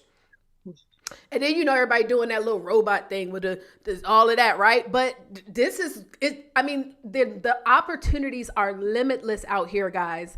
Let's stop holding ourselves to a limit of that. What do they call it? The glass ceiling. Well, look, Dr. Rhonda, I want to come to you now, okay? I mean, no, I already talked to Dr. Rhonda Zahara. I want to talk to you now. So, girl, listen, let me tell you something, y'all. If everybody that was listening to Zahara on this thing, if y'all were like feeling like she was talking to you, go ahead, just type 1 in the chat. Type 1. And by the way, I know some people were asking about replays. I am going to check to see some of the questions. The replay will be available. So everybody who pre-ordered the book or VIPs, you will get an opportunity to upgrade to VIP. The replays will be available. But this right here, all of today is available. So we'll be able to share with you guys how you can get it. It's available. But tomorrow is going to be workshop day. Those are only available to VIPs, okay? All right, so let's get into this question. So, honey, the most impactful loss? Come on, y'all. Most of us don't think about what are the losses that have caused us to be where we are today. And what's crazy is when you share your story about your dad, girl, that was the most impactful loss I ever had in my life. And I'll even say sometimes, Zahara, I say, if it was not for my dad, unfortunately, becoming my angel, I may not be where I am today. Because my father had insurance. That's another conversation. Set me up so that I could launch a business and fall on my butt a couple times. And now I'm here doing what I love to do. What do you say to the person who is feeling bad, though, about seeing the opportunity and looking at the positivity in a loss? Does that make sense? Absolutely. Absolutely. So I say to individuals who say, how can I even consider something positive when I've experienced something so tragic? It's about duality and balance of perspective. You can grieve the loss and feel the pain associated with that person or thing no longer being in your life, but then also see the gains and the lessons from it. Because what purpose does it really serve if we are not seeing something that we can say, I learned this from this experience. Now, how can I use that to propel me forward? Right? I don't think the lessons that we go through are just to keep us in a sad space, right? It's about a balanced perspective, and that duality can absolutely exist. Because if not, some people will find themselves, what I often tell clients is that they'll find themselves in a perpetual cycle, right? Of having this negative or undesirable experience, feeling the pain and getting absolutely nothing from it. And sometimes when we learn the lessons, it's like, one, if it happens again, because life happens and does not ask for permission, I might add, we know how to navigate it in a better way so we're not stagnant, because that can also happen. And so those are things that I do encourage people to consider, is a balanced perspective, learning to not repeat cycles that keep them from actually growing and benefiting from it. And again, when we think about the loss of a loved one of the things I stated in my talk is their life was more than the day they died. Was your only experience with them that one day and that one experience? Are we now defining it by that one moment? Or are we looking at the experiences that you had with that individual and honoring that? What are you doing to honor the memory from them? Because otherwise, what purpose do they serve in your life if we're just looking at, oh, they're no longer here? But my father introduced me to travel. My father introduced me to looking things up. When we ask him a question, he said, did you look in them brown encyclopedias? Those are things that are lessons that are valuable, that can help us even on this entrepreneurial journey. Is that if you don't know the answer, ask for it. Explore, be open to things that you're uncomfortable with. So that's the insight I would share with those who are saying, well, how can I even possibly consider, because their life was more than the day they died. Thank you so much for that. You see, I was getting emotional too, guys. Guys, I get emotional talking about my daddy, honey, because I was a big old daddy's girl, and also even my mom. My mom, well, she passed when I was 11, my birth mother, but then my second mom. So thank you so much for sharing that, ladies. Tomorrow is our workshop day, and I'm gonna shout y'all out in the chat. I see y'all because I gotta make sure I get to y'all, but tomorrow is workshop day, and I know that you guys are about to bring it. So if you could share with us, what is your workshop going to be about and why should our attendees not miss your workshop? So go ahead. I will start off with Tiffany. All right. Well, many of y'all got a little taste of it today of how you can take that business mindset and turn it into from your career to a children's book. So we're going to go further. We're going to go dive deep. We're going to go and try to make sure you really understand. I see some questions in the chat where they're saying, okay, what is the difference between adults and children's? Well, we're going to go in depth with it so we can really know who your target audience is and how you're going to go about making sure you meet the needs of what the children need to know. And so how to build that business mindset with the turning your career into a children's book. And so we're going to go further and dive deeper into it and do some hands-on and show you how you can take it to the next level and now become a children's book author. So that'll be what we'll be talking about. All right. And we're going to go to Dr. Rhonda. So the name of my title of my talk is Positioning Yourself for Wealth. And part of that, what we did was we laid the foundation today because you got to take action in order to position yourself for wealth. And so we are going to go through some activities and some things. So if you're looking to leave a lasting legacy for your family, but also want to be able to use that wealth while you're alive, then come see me tomorrow. Come see me tomorrow. All right. Okay, y'all. And then last but definitely not least, we have Zahara. Well, unfortunately, I will not be here for the breakout sessions. I have another commitment.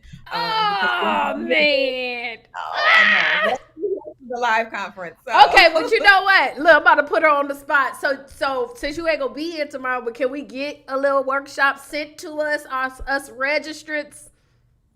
I can absolutely do that. Okay, there we go. See, you know what I'm saying? Sometimes you just gotta ask and put people on the spot because then she can't say. Well, ladies, listen, we're out here booked, busy, blessed, and bank. I know that you guys got the book real quick. What are you excited about most? If you have it with you, you can throw it in the screen. What are you excited about most with having the book, The Whole Entrepreneur, that has just come out? Yes! Y'all, that book look good. Ow! Come on now. So, Tiffany ain't even opened the box. You muted, child. You muted yourself. It just came today, literally today. So. Literally today? Oh, yes. Okay. Well, Tiffany, what are you excited about with this book? I'm excited to be able to know that I'm going to share my journey and share the experiences. I talked about how when I became an author, it became a business. And so having that business mindset is key. I said, here's my book, but I didn't have a plan. And so want to make sure that if you're thinking about maybe having a children's book, having a book, that you've taken it to the next level and have that business mindset. So I'm excited about making the difference, making an impact, and yeah, the sky's the limit. So. Yes, come on, collaboration, making an impact and a difference in the world. Dr. Rhonda, what you excited about most? Because, honey, let me tell you something about Dr. Rhonda, too. She don't play out here in these marketing streets, okay? Go ahead, love.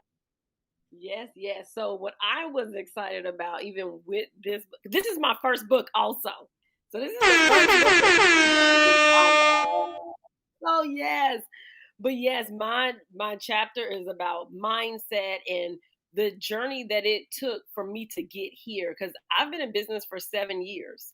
And so to be able to go back and write it down, just to go back and see the way that my mind thought and how it opened up doors. And a lot of it was decision making the decision and sticking with it. And even with saying yes to this project was like, okay, just do it. Like, don't be afraid to do it. Say yes. So anybody that's out there that you got a story to tell, you need to come on over, and I give plug to the to Book Prophets Club, because Taria Avant is the woman. She's the truth. And so it was very simple, challenging but simple. But I am so excited. I will be in Houston also, so I am making that trip, because that's kind of like my second home too. I got family there. I got a little one there. But yes, yeah. So mine is about mindset, and how even just making a decision and saying yes opens up doors of opportunity. Awesome. Yay. And Zakara, last but definitely not least, the mic is yours. Thank you. So my chapter is on when purpose and intention align.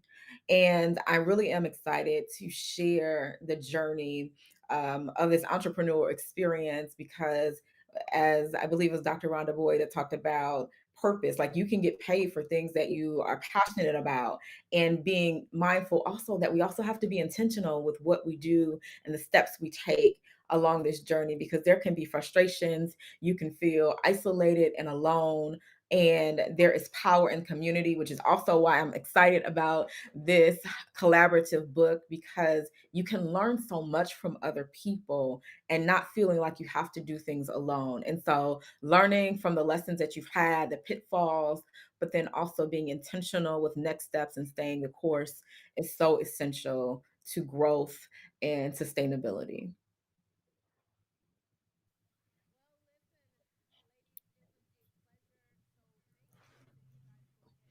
Okay. We can't hear you. There we go. Thank y'all. Ladies, I was going to say it has been incredible. Thank you so much for being here for this incredible panel discussion. We will make sure that every one of the registrants also gets the contact information of all of our speakers, but you want to make sure for those who are going to be speaking on tomorrow for our workshops, please don't miss their workshops. They're going to be amazing. Well, guys, we're about to get ready to do have some fun. We're going to go into a networking break. But first, let me shout out some of y'all in the chat space, okay? Let's shout out some of y'all, and then we're going to do this giveaway after we come back from the networking. Shout out to Kowano, Lord Shu, Harvetta, Manetta, Patricia, Trevetta, Tasha, Destiny, Angela, Raina. Shout out to everybody out here. We got more. Tiffany, Rhonda. Okay, hold on. Maybe I should just hover over who's in the group.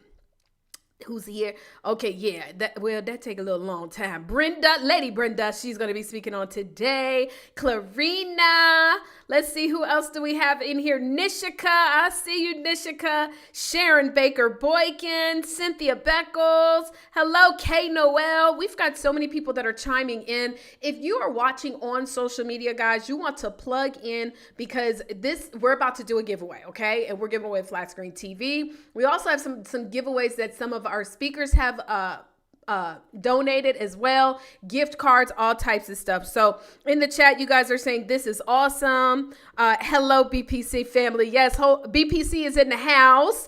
All right, let's see. Congratulations, lady, on the book. Can't see the name of the book. The name of the book is called The Whole Entrepreneur. So what you want to do, Harvetta, who invited you here?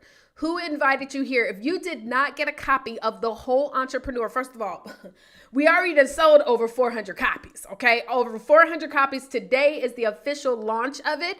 So if you want to get a copy of The Whole Entrepreneur, all you simply need to do is reach out to one of our speakers. Now, you might be saying, well, I don't know nobody. You invited me, Taria. Well, some of our speakers are in the chat. So you can see them in the chat typing, right? All you got to do is hover over their name, and then you can send them a message right here in the software. You click on their profile picture, and then just send them a message and say, I want to buy the book from you. Okay. So you'll see our speakers in the chat. So if you want to buy a book from them, just simply message them and let them know. Okay. So now we're about to do networking, and we want everybody to participate. Okay. This is going to increase your points. So I'm going to open up the networking rooms, and this is what you do. It is so easy to do. Okay, guys, it's so easy. I'm going to start the session, and it's called Networking Break, okay? Networking Break. So what we're going to do is you want to go up to where you see schedule. Does everybody see schedule? Hopefully you see schedule at the top. If not, you can also exit out of here. I believe you can just click on the little, oh no, I think you got to click on. Yeah. If you hover over the video, there'll be an arrow that will allow you to exit out, and then you can see the schedule again. You're going to want to click on networking. Okay. Now, when you click on networking, it's going to take you to one-on-one networking. You're only going to have enough time to meet with maybe 1 or 2 people, okay? In this, the first thing I want you to do is just simply introduce yourself. My name is Taria Avant. I help speakers, coaches, and network marketers leverage their books to make over $10,000 a month, working 2 to 4 hours a day. Then I want you to add something interesting. And I want you to tell that other person what it is that you like to do for fun. So give me one thing that you enjoy doing when you are not on the hustle bustle, okay? Whether it's the hustle bustle of your business, the hustle bustle of your career, or even the hustle bustle of your household. What is something that you like to do just for you? So for example, one of the things that I love to do that I have not done in about 2 months or so is I like to go to the spas. You know, and I don't know if we would call it the Asian spas, but you know, the Asian spas where they got the hot tubs, they got the different sauna rooms and stuff. Oh, baby, whenever I need to take a pause, to take a beat, I love going to hang out all day at the Asian spa. It is so relaxing. So we're going to go ahead and go into this. I'm going to pause this section so you're not going to see anything on the screen. Okay. So when people are like, where's everybody at? Everybody went to go network. So if you are on a computer, that's where you're going to be able to go network. I'm not sure if you can do it from the phone. If you can't do it from the phone, don't worry. We'll just be playing some commercials for about 10 minutes or so. So we'll be back. It's 3 minutes after the hour. So we're going to go for 10 full. Well, it might be 7 minutes, 7, 8, 9, 10. Yeah. So we're going to go for about 7 minutes. So try to see if you can meet up to 2 people. Okay. So let's go ahead and get into the networking. There go my computer doing this weird confetti. I don't know what that is.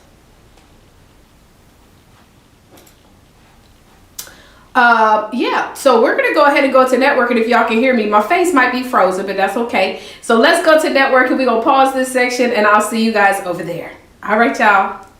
Be back.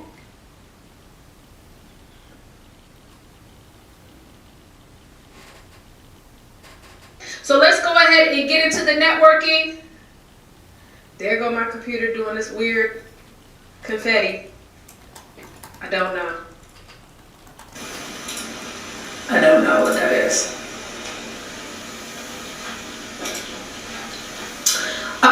Yeah, so we're going to go ahead and go to networking. If y'all can hear me, my face might be frozen, but that's okay. So let's go to networking. We're going to pause this section and I'll see you guys over there. All right, y'all. Be back.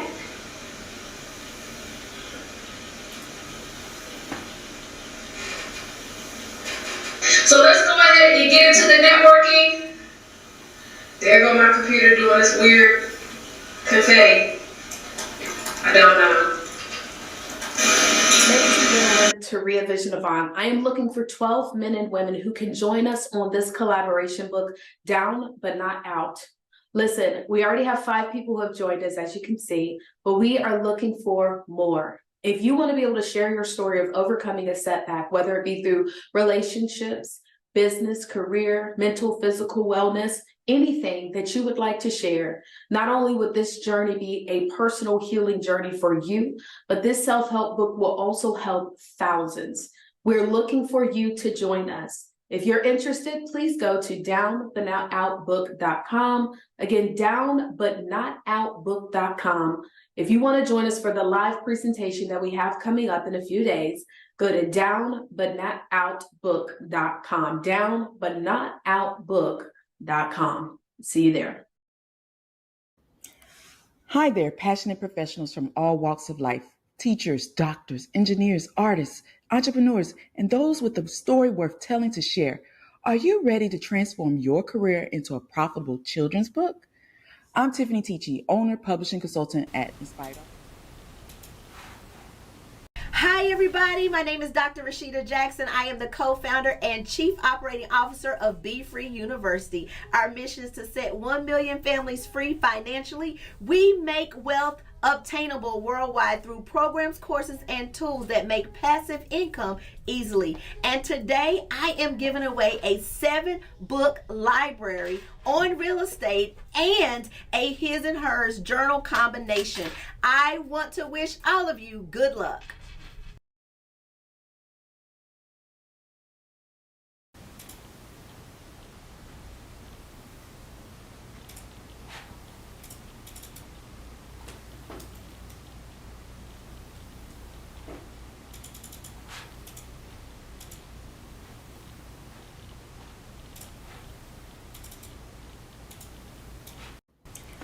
Hi there, passionate professionals from all walks of life, teachers, doctors, engineers, artists, entrepreneurs, and those with a story worth telling to share.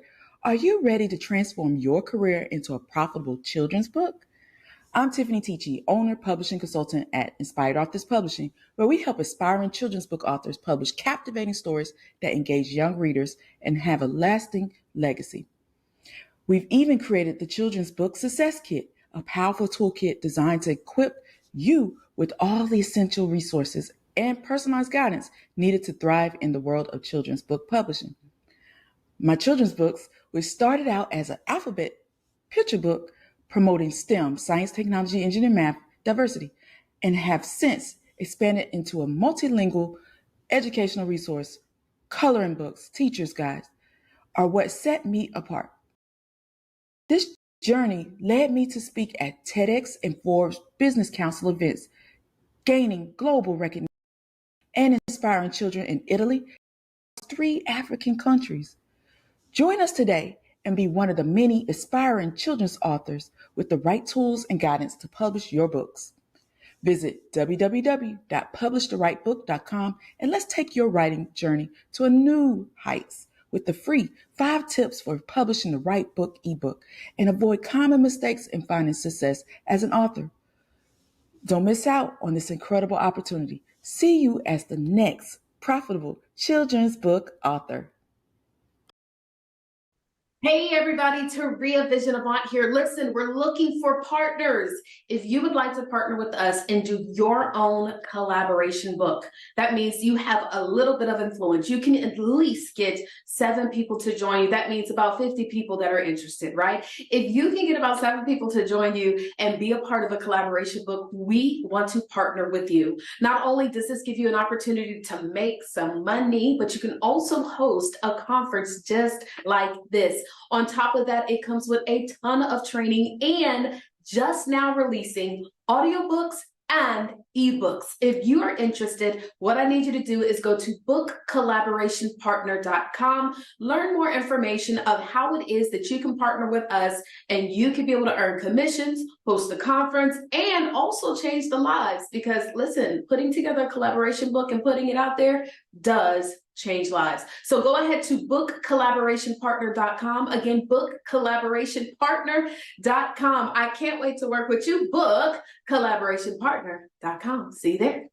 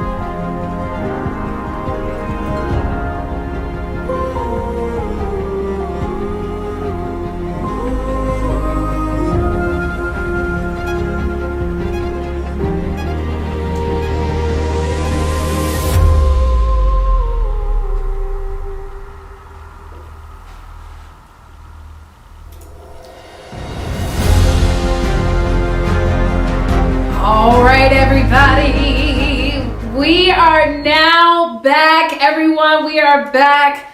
I like that song, honey. That thing make you want to wake up, feel like you should wake up and take over the world. So let me go ahead, guys. How many of you had a chance to connect with someone? If you did, let me know in the chat. And then we're also about to do this amazing giveaway. So let me go ahead and make sure I paste everybody's name in here.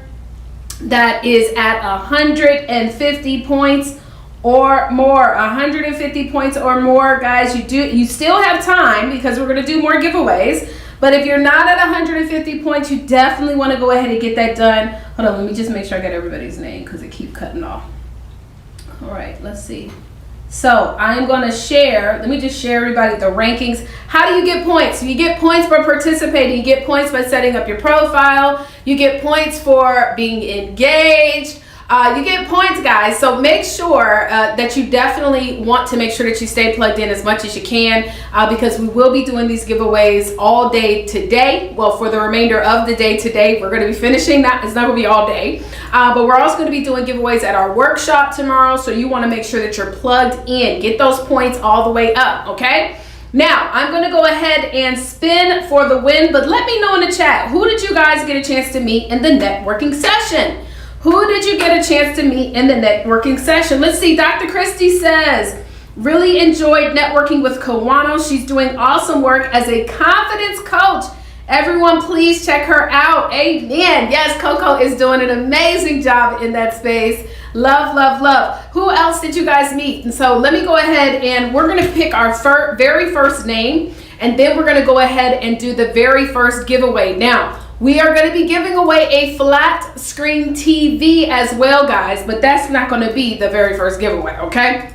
We're going to add that flat screen into this list as we get more and closer. So we're going to start off with the first thing. Hold on, let me see. 1 second. Oh, you know what? Tiffany and Rashida. Yep.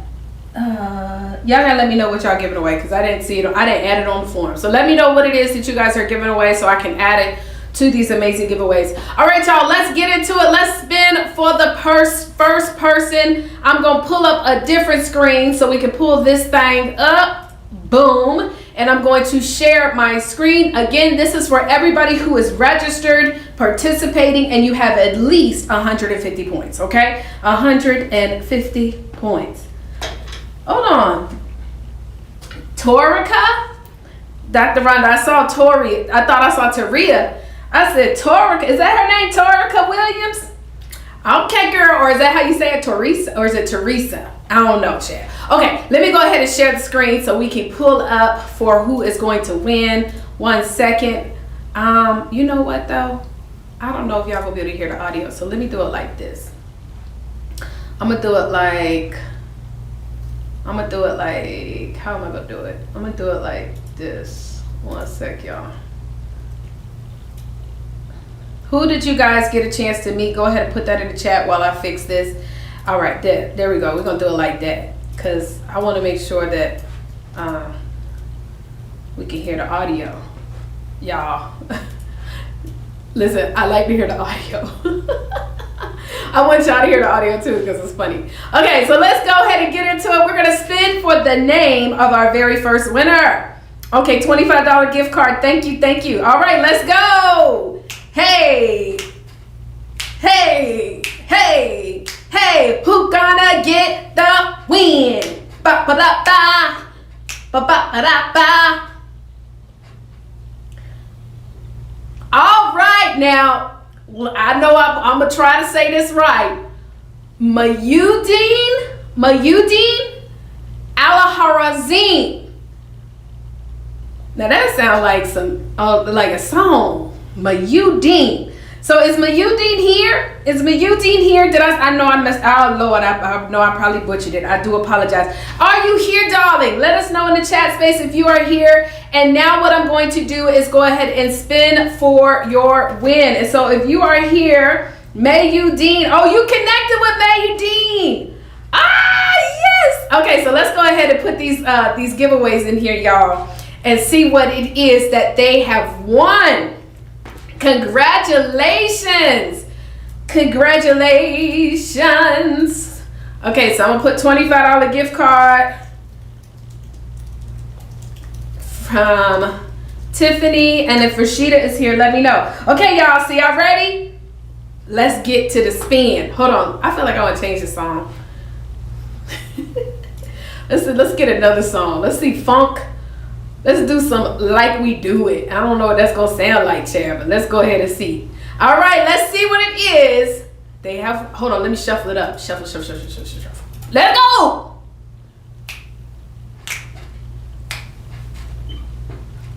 Boop. Oh, I don't think y'all can hear it. Hey. Dang, this song jamming too. Earpods! I think I forgot to turn on the music. Y'all didn't get to hear nothing. I don't think in that. Well, I thought y'all was listening, y'all. I don't think it included no. They had no audio. Okay, so y'all just saw me dancing looking crazy. But that's okay. Well, congratulations to Mayudeen. You have won some earpods, honey. You see, I'm using the earpods right now because I have to broadcast with them. So congratulations. Yes. We love doing giveaways at our conferences, guys. We're going to be giving away flat screen. Well, somebody going to get an opportunity to possibly win a flat screen, as we're going to add that in as well. I know y'all ain't hear no music, child. That's okay. I'll make sure I turn it off for the next one because it was funkin'.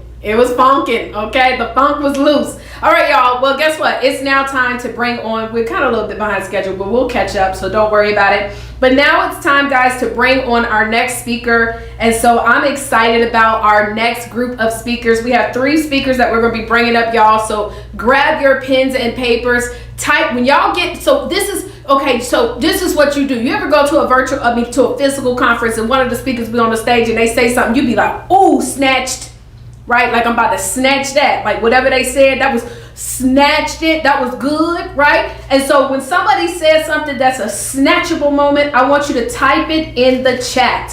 When somebody says something that is a snatchable, type it in the chat. All right, y'all, so let's go ahead and bring on our very first speaker for this second session. Let's get into it. The great Frederick Douglass penned the quote, "Without struggle, there's no progress." Now, to put this into context, as it pertains to the whole entrepreneur in general, and specifically navigating through pain to purpose, there's nothing that we can do without a struggle. Everything comes with a struggle. Everything comes with a price. And that is by design. God created things that we go through, or gave us obstacles, if you will, or steps that we needed to go through in order to get to. So we have to go through to get through. And we have to get through to get to. In business, there are going to be some hard times. We're going to have some high highs and some low lows. But through it all, we have to know how to press our way through. As I sat and I delved into deciding on how I would articulate my experiences as an entrepreneur.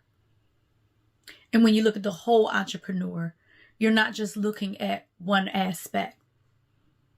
You're looking holistically. Holistically means, what are you going through mentally? What are you going through physically? What are you going through emotionally? Now, I started my business in 2021, but God gave it to me in 2010, and I ran for 11 years. Some of you out there may have ran, or you may still be running from something that you know you're supposed to do out of fear. And what does fear oftentimes do? Fear, doubt, and shame, they're all coupled together, and they are able to silence you. And when you're silenced, you're stuck. Where did you get stuck? Did you get stuck in the blame game? Did you get stuck in the fear of the unknown? Well, today I want to discuss 3 strategies that will help you unpack where you got stuck, that will help you determine where you are, work through it, and then open the door for you to get to your next. Navigating through pain to purpose. How can I navigate through the hard times, the tough times, the gut-wrenching times to get through to where God wants me to be in business, in my finances, in my life? I call it the RTT.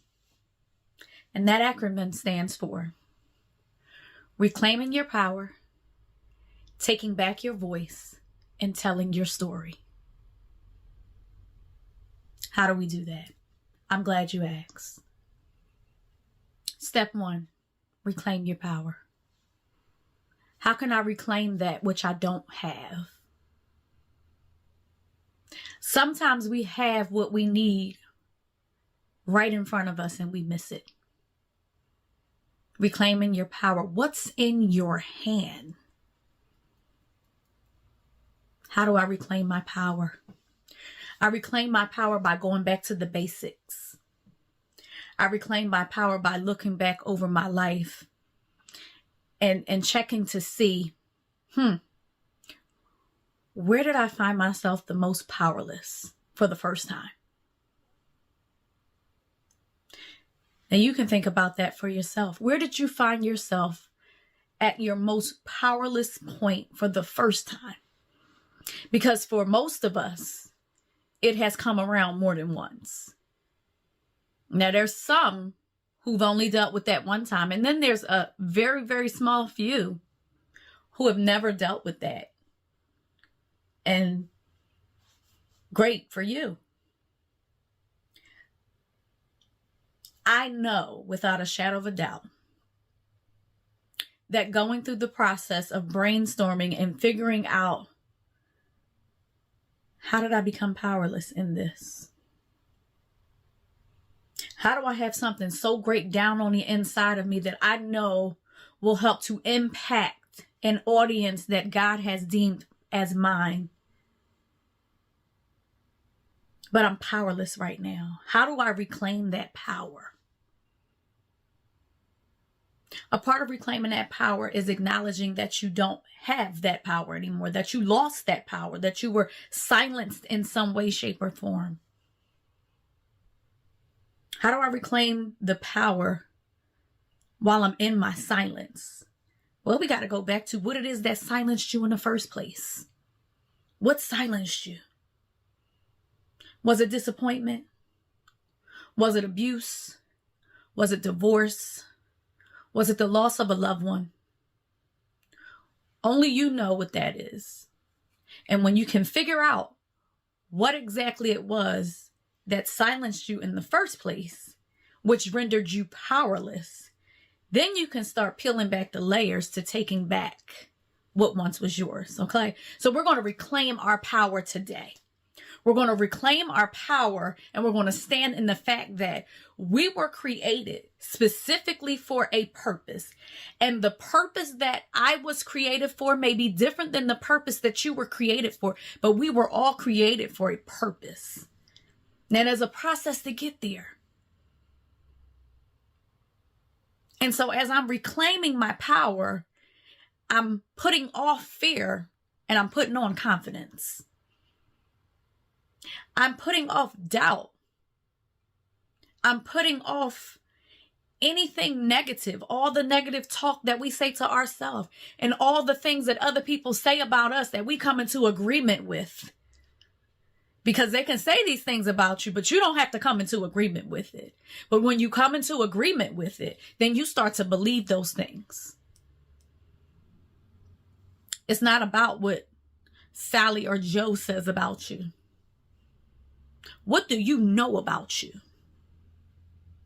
We got to reclaim that power.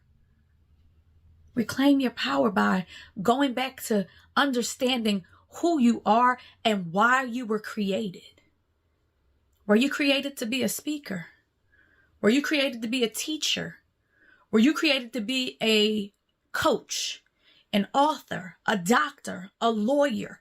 What were you created to be? I'm reclaiming my power because there lies my passion and my purpose. And when passion and purpose collide, the power is combustible. So we're going to reclaim our power. Now to step 2. We're going to take back our voice. How do you take back something that you have not utilized in such a long time? How did you lose your voice in the first place? Did you lose your voice because of your position in your family? Were you the youngest in the family?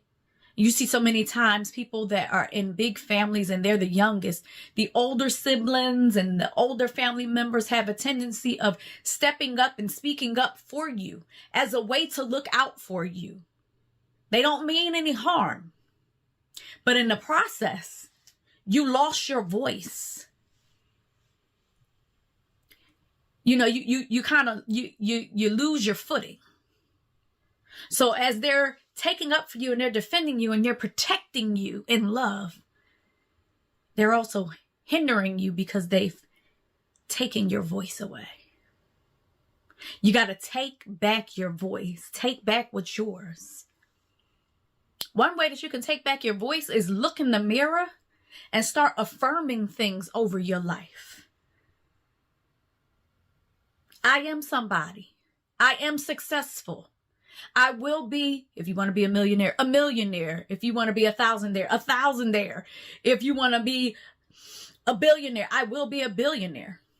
If you want to be a doctor, I will be a doctor. If you want to be a mother, I will be a mother.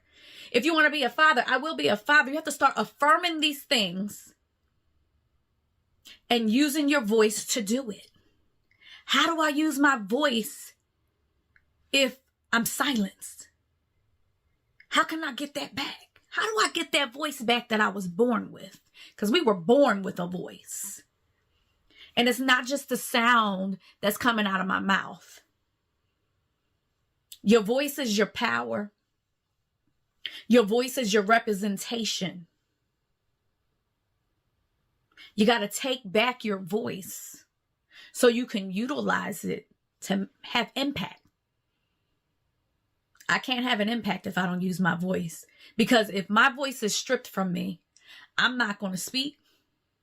I'm not going to write, and I won't be able to help anyone.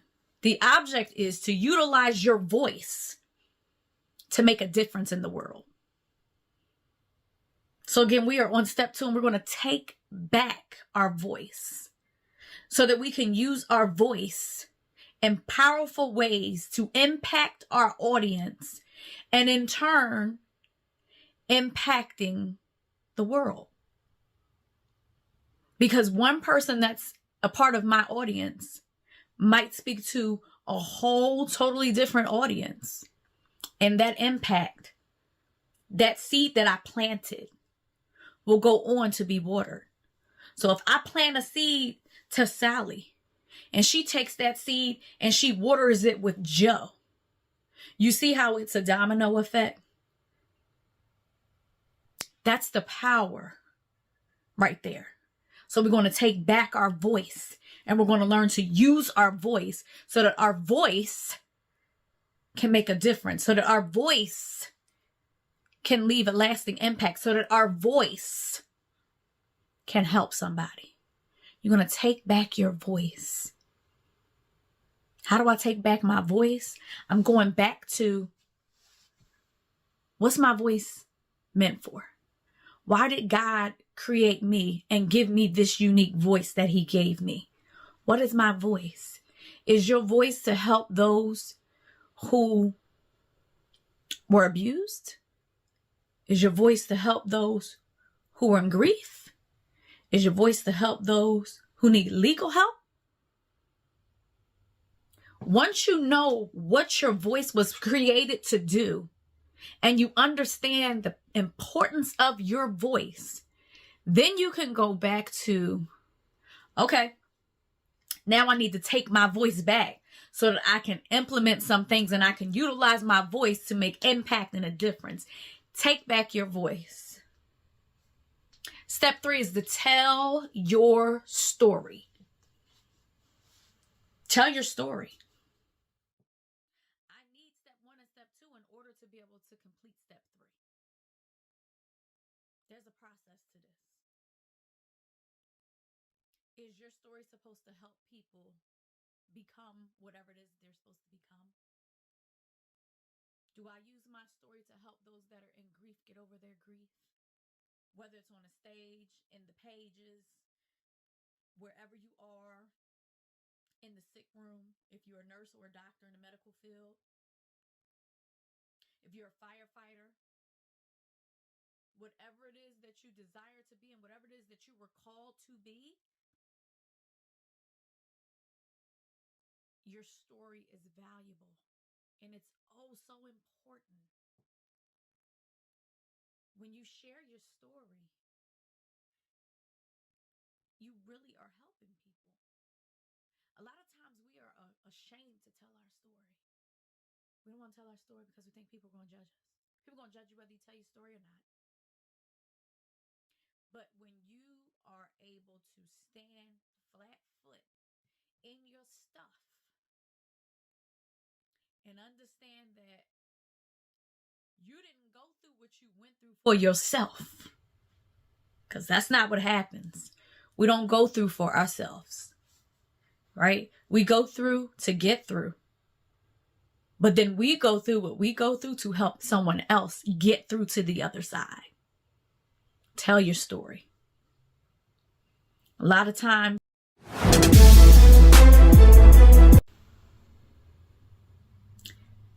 the great Frederick Douglass penned the quote, "Without struggle, there's no progress."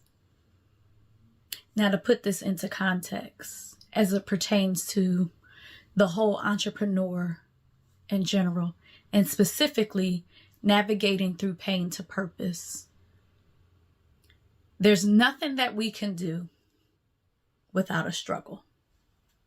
Everything comes with a struggle. Everything comes with a price. And that is by design.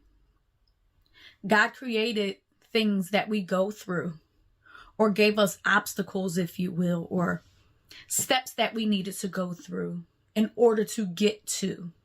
So we have to go through to get through. And we have to get through to get to. In business, there are going to be some hard times.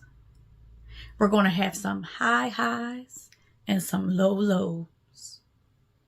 But through it all, we have to know how to press our way through. As I sat and I delved into deciding on how I would articulate my experiences as an entrepreneur. And when you look at the whole entrepreneur, you're not just looking at one aspect.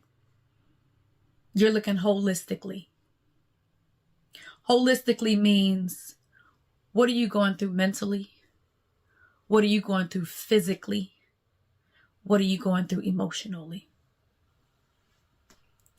Now, I started my business in 2021, but God gave it to me in 2010, and I ran for 11 years. Some of you out there may have ran, or you may still be running from something that you know you're supposed to do out of fear. And what does fear oftentimes do? Fear, doubt, and shame, they're all coupled together, and they are able to silence you. And when you're silenced, you're stuck. Where did you get stuck? Did you get stuck in the blame game? Did you get stuck in the fear of the unknown? Well,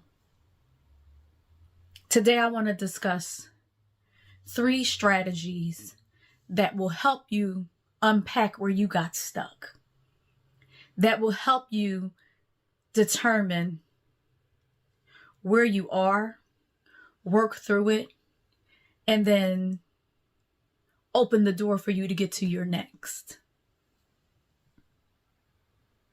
Navigating through pain to purpose.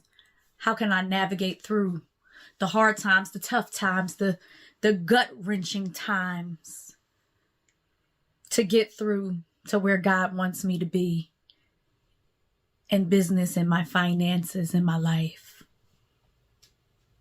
I call it the RTT.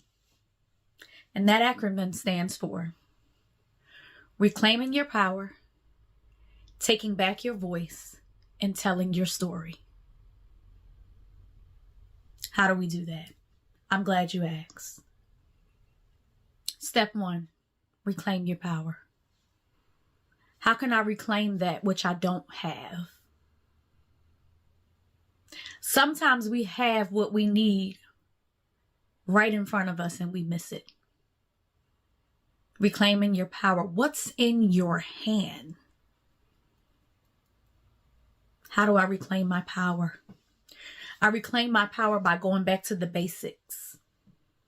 I reclaim my power by looking back over my life and checking to see, where did I find myself the most powerless for the first time? And you can think about that for yourself. Where did you find yourself at your most powerless point for the first time? Because for most of us, it has come around more than once. Now, there's some who've only dealt with that one time. And then there's a very, very small few who have never dealt with that.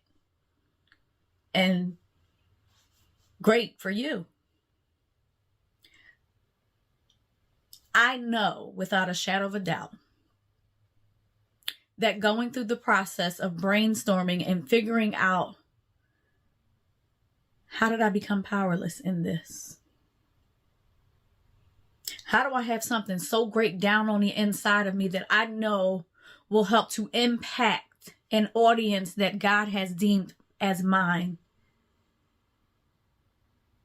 But I'm powerless right now. How do I reclaim that power?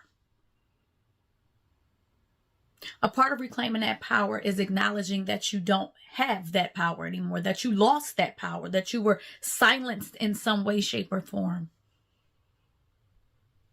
How do I reclaim the power while I'm in my silence? Well, we got to go back to what it is that silenced you in the first place. What silenced you? Was it disappointment? Was it abuse? Was it divorce? Was it the loss of a loved one? Only you know what that is. And when you can figure out what exactly it was that silenced you in the first place, which rendered you powerless, then you can start peeling back the layers to taking back what once was yours, okay? So we're going to reclaim our power today. We're going to reclaim our power, and we're going to stand in the fact that we were created specifically for a purpose. And the purpose that I was created for may be different than the purpose that you were created for, but we were all created for a purpose. Now, there's a process to get there. And so as I'm reclaiming my power, I'm putting off fear and I'm putting on confidence. I'm putting off doubt.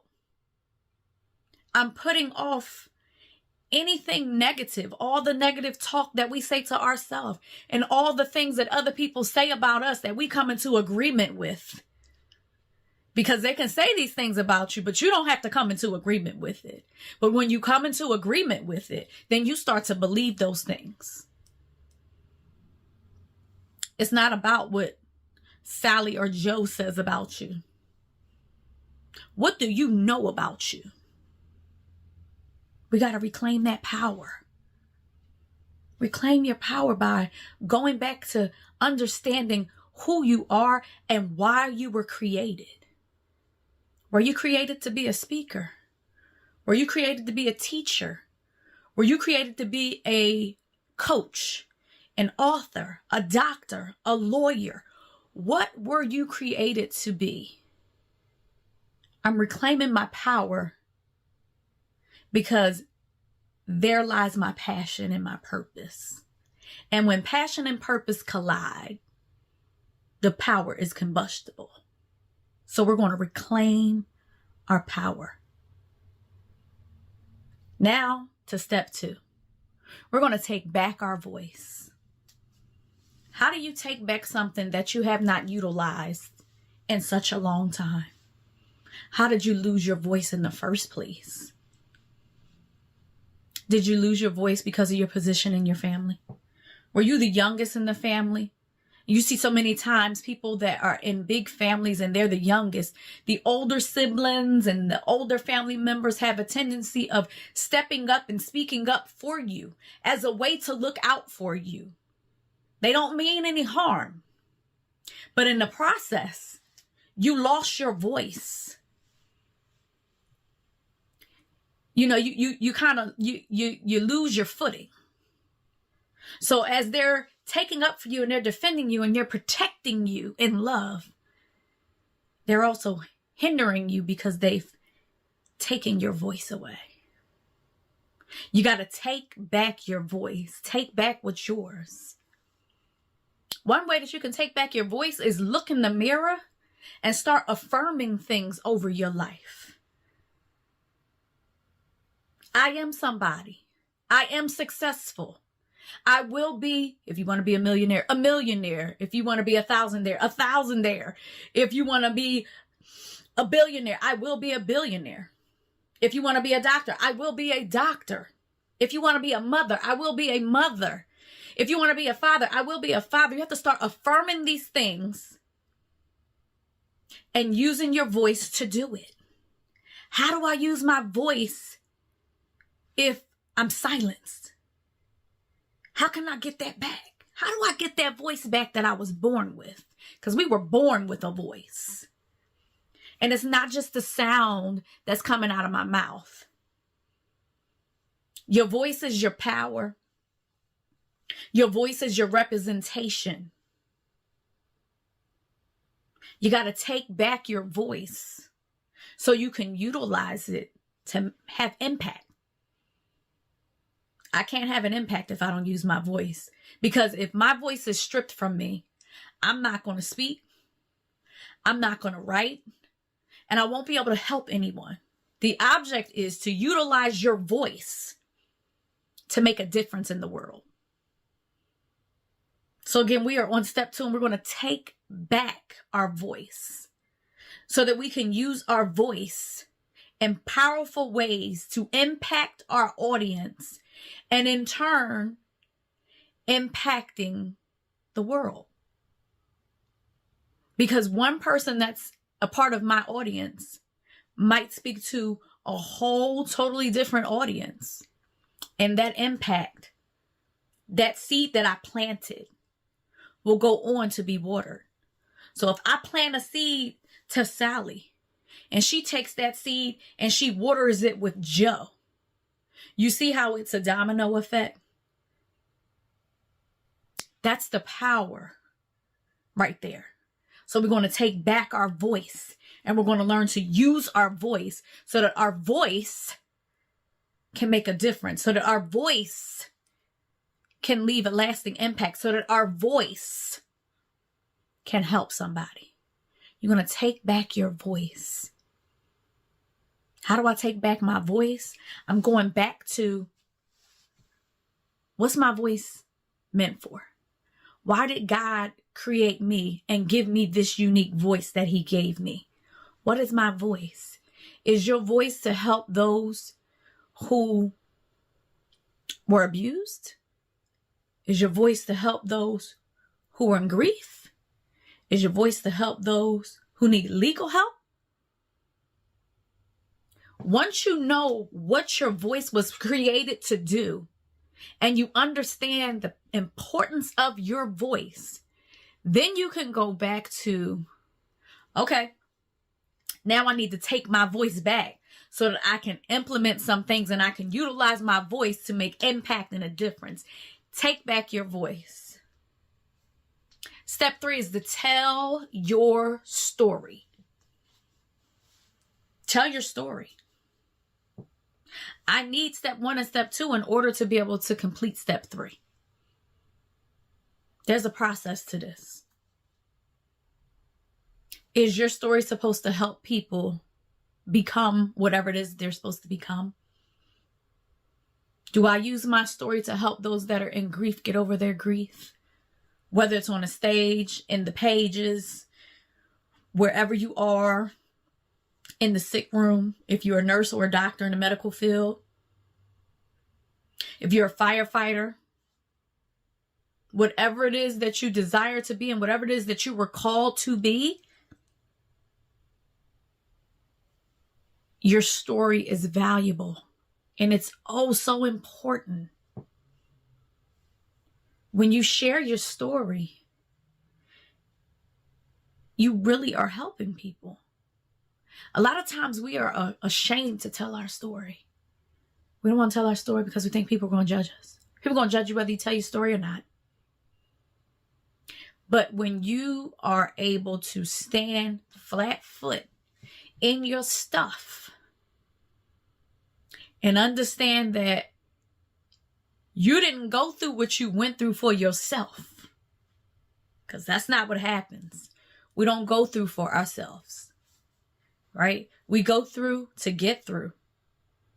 But then we go through what we go through to help someone else get through to the other side. Tell your story.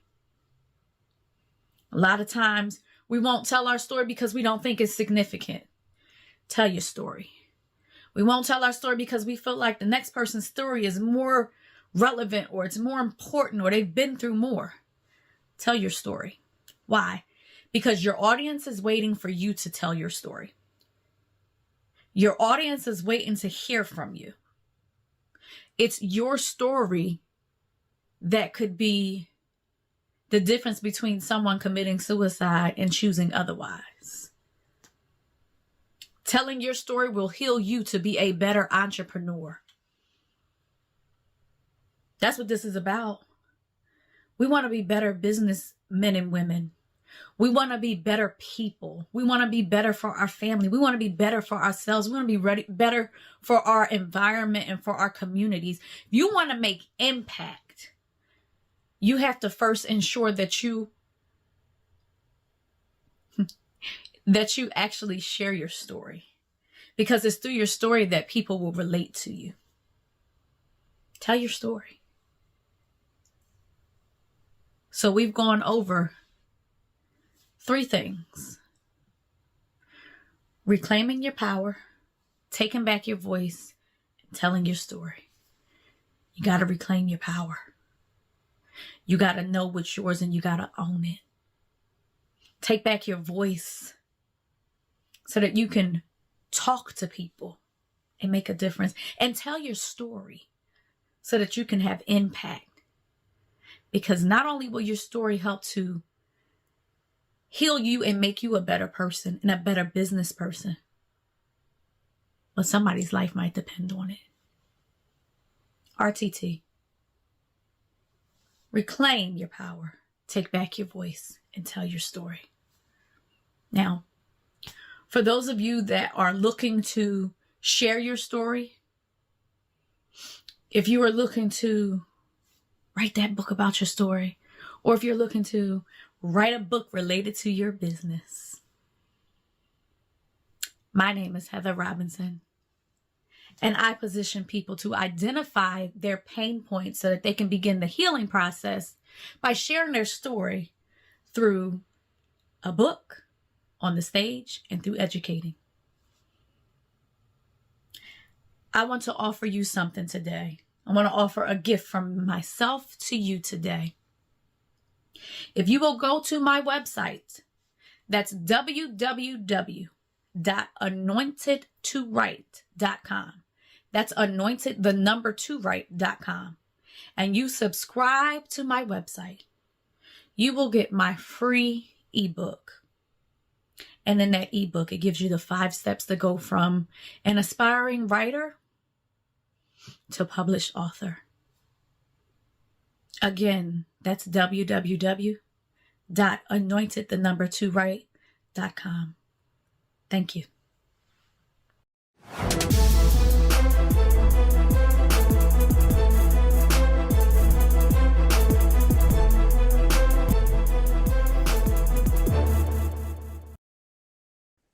How many of you would love to get paid to walk away from your business? No, seriously. I mean, if you knew for a fact that you would get a check every single month, but didn't have to go to work ever again, would you be interested in making that happen? Somebody say, I would. Great. Let me ask you another question.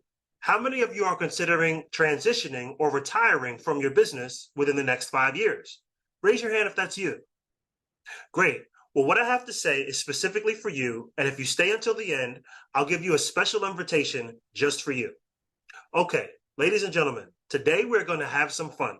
I have a few things to show you, and my intention is to help you as best as I can. If we have time, I'll take questions at the end. Who's ready to get started? Somebody say, I am. This is going to be action-packed. I'm going to ask a lot of questions, and in order for you to get the most out of what I'm going to show you today, you'll want to participate. Be here in the room with me. Is it okay with you if I share just a little bit of my story for those who haven't met me before? I got involved with M&A, mergers and acquisitions, in December 2020. My colleagues and I started looking for people that potentially wanted to sell their business and quickly realized that 90% of them were not properly prepared to sell their business. Most of my colleagues were throwing these leads away. They only wanted to talk to people that were prepared to sell their business immediately. I didn't think that was the right thing to do. These people needed help.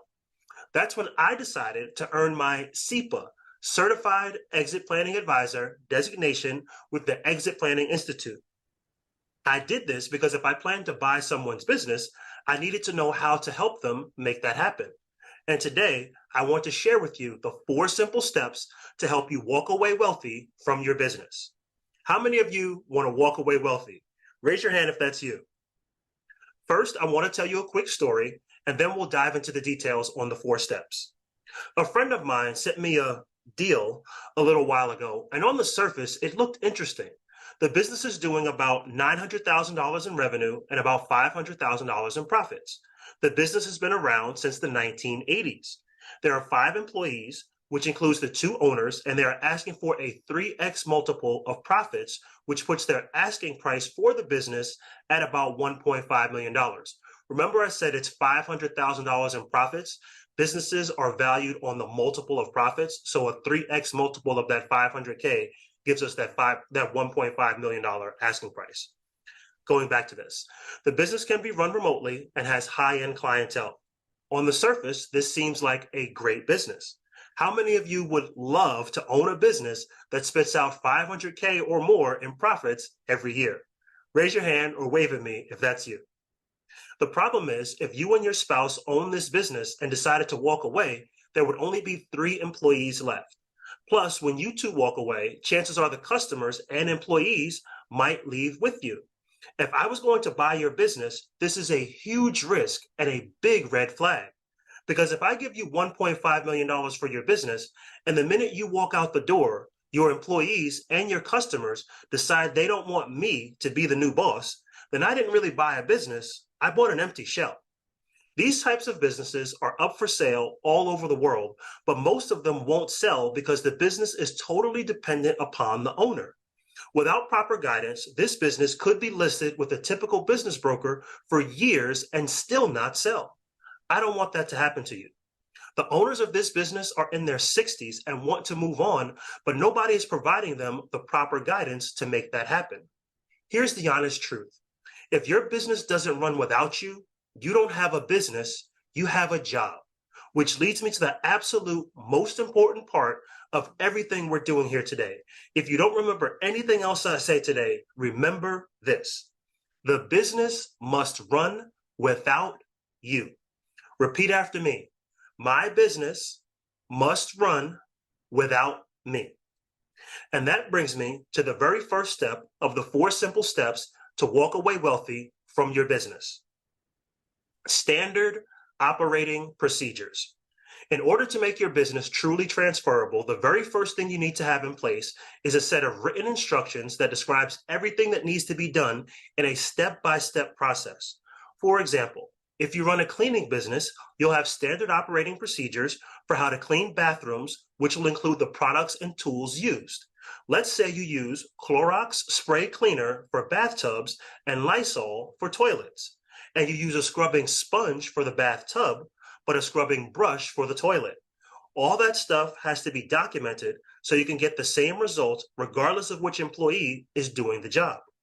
Think about McDonald's. Their systems are so well documented that teenagers can run the business and the results are the same every single time. Well, maybe not every time because the ice cream machine is always broken, but you get the point. When you have written procedures and your employees execute them flawlessly, you have a sense of predictability in the results you achieve for your customers. Plus, the person that buys your business will want to see that you have this in place because it provides them with a sense of predictability as well. If you have all the systems in your head and don't have anyone that can serve the customers the way that you can, then your business is typically not worth very much. Let's do a quick exercise here. How many of you, on a scale of 1 to 10, you can raise your hand, know for a fact that you have all your SOPs in place and can send them to me right this minute if I asked you to? 1 is you don't even have SOPs documented at all because it's all in your head. And 10 is you could tap a few buttons on your phone and send them to me right now if I asked you to. Shout out some numbers to me. Okay, we got some 3s, we got some 5s, we got some 8s. I've got a 10 over here. That's good. Here's another question. Based on whatever number you just came up with, could someone else run your business? Yes or no? Here's another question. Could you take a 2-week vacation without answering emails, text messages, or phone calls and still have a business when you get back? Yes or no? So with the questions I've just given you and the answers you've just given me, do you have a business or do you have a job? Don't worry, I've got a cheat sheet. I'm going to make this easy for you. I'm going to give you my simple SOP template. All you have to do is hand it to your employees to fill out. I'll tell you how to get your hands on that cheat sheet here at the end. Now, let's talk about the second step of the 4 simple steps to walk away wealthy from your business. Succession planning. A succession plan is identifying the person who can run the business when you are no longer there. Most business buyers don't want to run your business on a day-to-day basis. Remember how we just talked about your 2-week vacation without having to answer emails, text messages, or phone calls? The best way to make that happen is to have well-documented SOPs and have someone that is capable of running the business while you are away. This person should be someone on your team that exhibits great leadership qualities and has a full understanding of what it takes to run daily operations. How many of you have a capable leader on your team that you can trust to run things while you are away? This is the person that you should be grooming to be your general manager and natural successor when you walk away from the business. The other part of succession planning is making sure you know what your after business life looks like. If you don't have this in place, it's going to be very difficult to walk away from your business. Let me tell you about Dolores and Grace. Dolores was 62 years old and had been running her veterinary practice for 35 years. Her daughter, Grace, was 29 years old and had been working in the business since she was 17. Grace knew the business inside and out and was the natural successor. Dolores accepted an offer for a third party, meaning someone outside the business, to acquire her practice for 7 figures, but when she went to her attorney's office to sign the papers on a Thursday morning, she was sobbing uncontrollably. Her attorney thought that these were tears of joy, but instead, they were tears of sadness. Dolores suddenly realized that she didn't want to go through with the sale of her practice because she felt like she was losing a part of herself. Plus, she didn't know what to do with all that money. Dolores backed out of the deal and decided to keep her practice. That didn't sit too well with Grace because Grace was looking forward to continuing the legacy of the family business and being the primary leader of the practice. This all happened 2 weeks before the Thanksgiving holiday. Grace almost didn't attend Thanksgiving dinner because of how angry she was with Dolores. but her husband talked her into going. Normally, there was lots of laughter and sharing during Thanksgiving, but because of what happened with the business, things were a lot different. Dolores was feeling guilty, and Grace was beside herself with both anger and sadness. At the end of dinner, Grace stood up and announced that she was resigning from the veterinary practice. She removed an envelope from her purse and left it on the table as she walked away. Dolores sat quietly for a moment and then reached for the envelope. Grace had delivered her formal resignation in writing to her mother on Thanksgiving Day. This decision sent shockwaves through the family and the veterinary practice. News of Grace's departure spread fast, and a few key employees decided to hand in their resignations as well. The practice suffered tremendously, and within a few months was flirting with bankruptcy. Dolores called the people that wanted to buy the business and was hoping she could still get the same amount of money that they offered just a few months ago. Unfortunately, the business was not worth what it once was. The offer from the third party went from $3.5 million down to $925,000. Dolores accepted the offer and decided to get out while she could. Dolores and Grace didn't speak again until several years later when Dolores' health was fading. Luckily, they patched things up while Dolores was in the hospital. This scenario happens more often than it should. With just a little planning and some well-thought-out conversations, this can all be avoided. How many of you want to avoid the pain and anguish that Dolores and Grace went through? The best way to make that happen is to create a compelling vision for your retirement and start taking 1 or 2 weeks off per month to start rehearsing your retirement before you sign the papers to make it a reality. Don't be like Dolores and Grace. Talk to the right advisors. Make a plan and stick to it. Let's move on to step 3 of the 4 simple steps to walk away wealthy from your business. Business finances. On a scale of 1 to 10, how confident are you that your business finances are put together properly? If someone is going to buy your business, you must have your business finances in order. You will need profit and loss statement, balance sheet, cash flow statement, business tax returns, and business bank statements. A prospective buyer will want this information year to date and the past 3 years. Don't log into QuickBooks and pull this data yourself. Go to your CPA and have them review, or better yet, audit your financials. How many of you have a CPA that can review or audit your financials? I can't stress this enough. When you start thinking about selling your business, hire an accountant to provide audited financial statements. This allows potential investors to assess the true value of your business.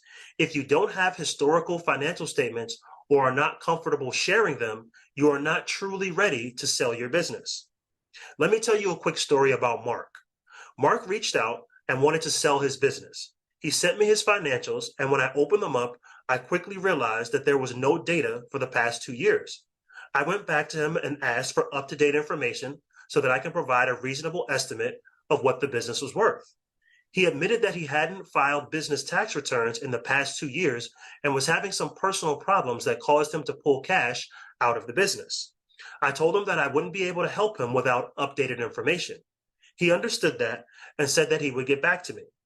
A few months later, I found out that he was diagnosed with cancer 3 years ago, which is why he was pulling money out of the business. Unfortunately, he had to shut down the business, fire his employees, and walk away with nothing. What's so sad about this is that Mark had an opportunity to sell his business 5 years ago, and the offer was $12 million. He decided that he wanted to keep running the business, even though he was already 61 at the time. If he had sold his business 5 years ago, he could have saved his legacy and been able to sustain the financial hit that he had to take when cancer came knocking. Here's the final step of the 4 simple steps to walk away wealthy from your business: finding the right buyer. Did you know that 89% of businesses listed for sale don't sell? That means that only 11% of businesses that are available for sale complete a successful transaction. If you go to all the trouble of putting your business up for sale, you would want to complete a successful transaction. Am I right?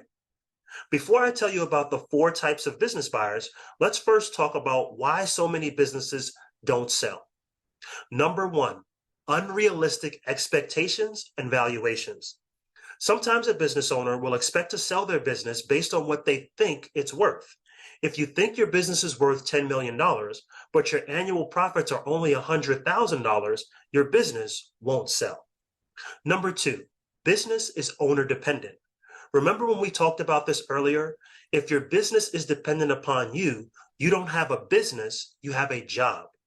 Most investors that are looking to acquire a business are not looking to run daily operations themselves. Some will, but a majority won't.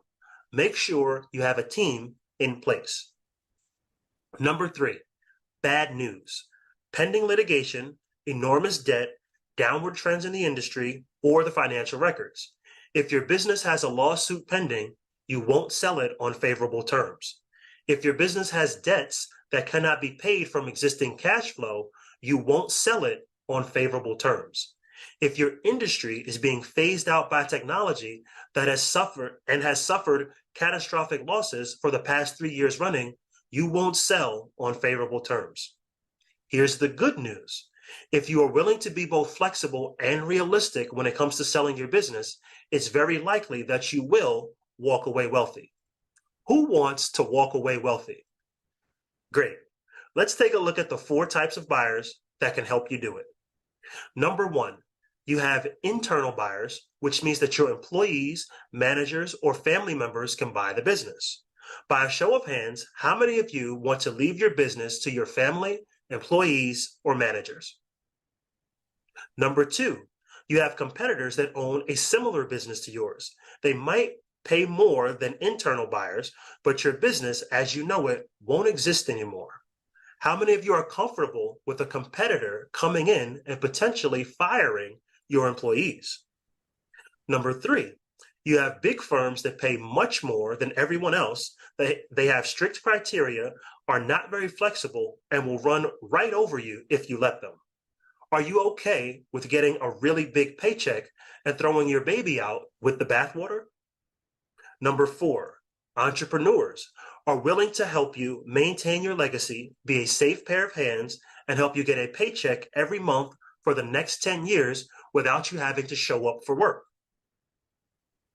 How many of you want to get a check every month for the next 10 years without having to show up for work? Seems like a toss-up between family and entrepreneurs. Let's take that vote one more time. How many of you want to sell your business to family or employees? Okay. How many of you want to get a check every month for the next 10 years without having to show up for work? I have some good news for you. The people I work with are acquisition entrepreneurs and employee purchase specialists. We can help you do both. Okay, here's what I'd like to do now. How many of you enjoyed our time together today? Did you learn anything? What was your favorite part? Remember that simple SOP template I promised? You can get that by going to simplesoptemplate.com.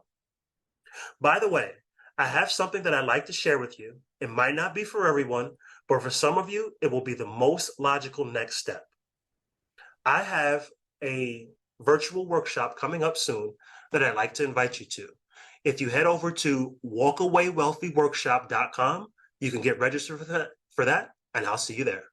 Thank you for your time. Have a great day.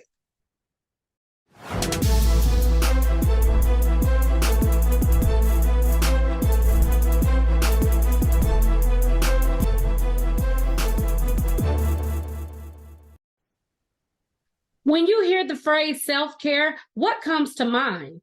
Affirmations, mindfulness, rest, relaxation? What if making self-care a part of your day-to-day could improve you, not only as a person, but also a leader? Hi, I'm Dr. Christy A. Haygood, founder and CEO of Elise Engineering Innovations, and today I'm taking you on a journey to show you how to do just that. On our journey to success and self-care as leaders, we'll make some pit stops along the way. First, we'll identify the steps that make us visionary leaders. Second, I'll show you ways to execute with purpose. And third, we'll discover intentional ways leaders can practice self-care daily, all leading to our final destination of success and self-care. Are you ready? Let's go. As a leader, why make self-care a daily practice? When you take care of yourself, you feel positive and energetic, are able to focus better, and help those on your team feel better too. Self-care gives you an opportunity to show others that you respect them enough to not only show up as your best self, but also will make space for them to do the same. Remember, leaders who prioritize their employees see the biggest returns with engagement, retention, and improved workplace culture. We all know the scripture, without a vision, the people perish, right? That's Proverbs 29:18. Well, the same applies to your teams. Jared Spool once quipped, "Vision is a stake in the sand with a giant flag on it, big enough for everyone on the team to see and march towards." This is how you build high-performing teams, by motivating them around a common vision. This leads us to the first stop on our journey to success and self-care, visionary leadership. One winning play from my playbook is connecting the dots from vision to execution using vision and goal alignment. This will save you time and energy by making sure that everyone knows what they're supposed to be doing and why. Think about the impact that your team's work will have on your organization and customers over the next 12 months. When you think of the people, how will their lives change? In terms of the change, what will they be able to do that they maybe cannot do now? Consider the emotion you want to elicit. Will they be happy, stress-free, or will they feel satisfied? Putting all these ingredients together, the people, the change, and the emotion, and you can develop a compelling vision. For example, the vision for my team is when we bring confidence to leaders by developing engaged, motivated, and high-performing teams. In this example, the people we serve are leaders. The emotion we want to elicit is confidence, and the change we want to make is develop engaged, motivated, and high-performing teams. Now you try. Take 2 minutes and write your own compelling vision. Once you have a compelling vision, you will be able to easily identify important goals that bring that vision to life. These goals should be measurable, i.e., that it's objectivable and can be scored against your key metrics. Second, it should be meaningful. Think of your why, what your win is that you want to rally your teams behind. And last, it should be memorable, something that is impactful and motivated, not only to your teams, but to you as a leader. Now, close your eyes. Picture yourself with your business or career exactly where you've always imagined it to be. Can you feel the pride swelling inside of you? Can you see the satisfaction on your face as you bask in the knowledge that you've accomplished your vision without burning yourself out? Now open your eyes.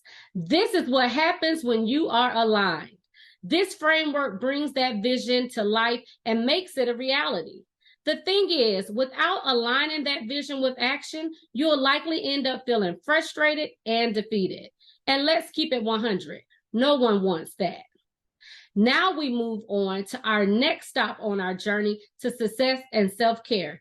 Execute with purpose. When I first became a people leader several years ago, my HR manager at the time gave me some great advice to manage my newly jam-packed schedule better. She told me to identify my non-negotiables and schedule them. This was a game changer because it had never occurred to me to prioritize myself on my work calendar amongst all of the other meetings and responsibilities and action items that I had. My non-negotiable at that time was to block 12 to 1 p.m. out on my calendar every day so that I could eat lunch. Now, you may be thinking, that's not that important. But when you have back-to-back meetings that start really early and go really late, it's easy to forget to eat. Setting this boundary not only ensured that I took a break, but it also provided me with some quiet time to think, reflect, and strategize without interruption. I later realized that this tip was my first step to incorporating mindful management into my daily routine. When we pay attention on purpose, with care and compassion to our needs and the needs of those we lead, we are practicing mindfulness. Mindful management helps leaders be more collaborative, reflective, and more resilient in times of uncertainty. 3 ways you can accomplish this are: 1, active listening. It is key to understanding and responding to your team's needs. It conveys that what is being said is important and that the person is important enough to be listened to. Number 2, foster healthy team dynamics by practicing gratitude, recognition, and flexibility. Saying thank you to your team as well as your peers goes a long way. Acknowledging when things go well and not just when they go wrong also goes a long way. Being open to change and feedback will increase you and your team's productivity as well as build trust. Number 3, boundaries. Get you some. Be mindful of your energy levels, your commitments, and your overall well-being. Create and enforce boundaries that protect your time, your focus, as well as your self-care. Remember, engage in activities that give you a sense of purpose and fulfillment. Now, our final stop on the journey to success and self-care: be intentional about prioritizing your self-care. If you hear nothing else from me today, I want you to all write this down. It is not selfish to prioritize your well-being. A lot of leaders find it challenging to consider their wellness while managing their teams, firefighting the latest issues that arise, as well as trying to meet their metrics. However, burnout is real. Exhaustion is real. Disengaging is real. Exhibiting toxic behaviors because you're spinning out of control is also very real. Here are a few ways of being that I want you all to try implementing into your daily self-care routine. Number 1, create a self-care ritual. Having a morning and evening routine that is dedicated to your wellness will help you have a more centered and productive day. Pay attention to what helps you see and track the big picture. Number 2, regulate your emotions to keep negative feelings in check. I'll tell you a secret from my many years of being a people leader as well as being an engineering executive. Most bad leaders are miserable. Focus instead on what keeps you positive and energized, and that will make you happy. And that happiness becomes contagious in your teams as well as in your workplace. Number 3, practice empathy and give yourself grace. No one is perfect, and it goes a long way when you are not only able to relate to your team's struggles, but you actively try to address and improve them. Be vulnerable and admit when you're wrong or when you make a misstep. Number 4, self-care helps manage stress better, which can help improve your cognition. This leads to better decision-making. So take breaks throughout your day. Listen to music as you work. Limit your time with people who disrupt your peace. Anticipate and manage all feelings of anxiety. Number 5, no one should be focused on work 24/7. Self-care helps you reevaluate what really matters, because I've never seen a bank account follow a hearse at a funeral. Don't ignore the things that make you who you really are. Lean into taking time for those people, places, and things. Check in with yourself often. Start your day by asking yourself, how's my spirit today? How's my heart? Schedule important tasks and give yourself way more time than you'll think you'll need. Spend less time on unimportant tasks or delegate them to free up your time. And finally, be the change you want to see. Demonstrate the behavior you want your teams to model. When they see you prioritizing your well-being, taking mental health days, leaving work at work, as well as diffusing chaos, they'll feel safe to do the same. Be vulnerable and share your self-care practices with them and encourage them to share theirs with you. Learn from each other and hold each other accountable to make self-care a priority. Becoming a visionary leader, executing with purpose, and intentionally practicing self-care are how you achieve success and self-care in your career and business. Now, a lot of leaders feel they're always having to drive performance, boost engagement, and meet metrics without having a roadmap on how to get there. This leads to feelings of overwhelm, burnout, as well as stress. So I ask you, what is your real challenge facing your team, your organization, or your business? Is it leadership? Is it productivity? Is it performance? Is it all three? Well, Elise Engineering Innovations is here to help. We are the premier executive leadership and productivity consultancy organization that is committed to elevating professionals to become dynamic leaders who innovate real value as well as build high-performing teams. Let us help you create synergy between your people, your processes, as well as your metrics. This is achieved using our Engineer Real Value system. In 90 days, we'll work with your people leaders and tackle your processes. My straightforward 3C approach allows you to cultivate clarity, challenge norms, and consistently execute and optimize your behaviors, strategies, as well as implementation. We serve leaders from corporations, small businesses, government agencies, nonprofits, and universities, regardless of their industry or their field. Visit www.elise-engineering.com. That is www.alyse-engineering.com and book a free discovery call today. As an added bonus for attending this session, you will also receive a free Success and Self-Care Workbook via the 2023 Profits Conference link on my site. This is a supercharged activity experience with over 20 pages of strategies to help you grow in your career as well as your business. Visit www.elise-engineering.com/2023-profits-conference and enter the code PROFITS23 in all caps and complete the form to receive your free bonus gift.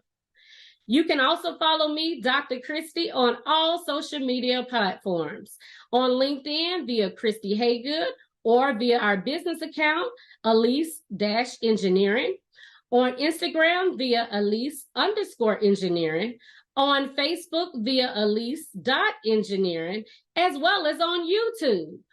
I daily share leadership, productivity, and performance techniques, upcoming courses, free materials, and you can identify where you can hear me speaking next. Thank you for your time, and I look forward to working with you to #engineer better leaders. Have a blessed day.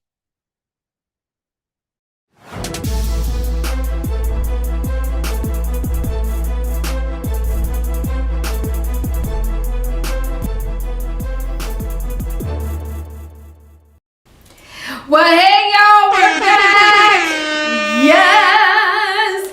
This second group was just phenomenal as well. Guys, drop those snatch you moments. What is it that you learned from our speakers? Also, if you have a question that you want to ask, you can drop it in the chat. Keep in mind, our speakers are also in the chat. So one thing I will tell you, and I even love what Tiffany said before, she saw that somebody was asking a question.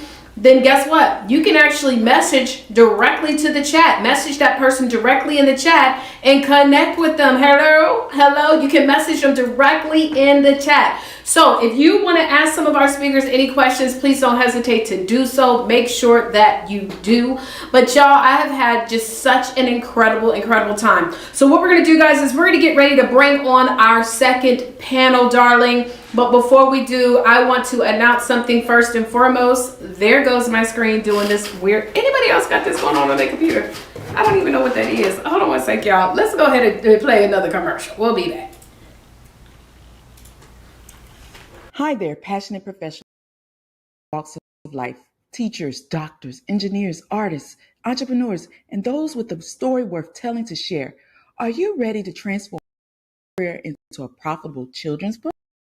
I'm Tiffany Teachy, owner, publishing consultant at Inspired Authors Publishing, where we help aspiring children's book authors publish captivating stories that engage young readers and have a lasting legacy.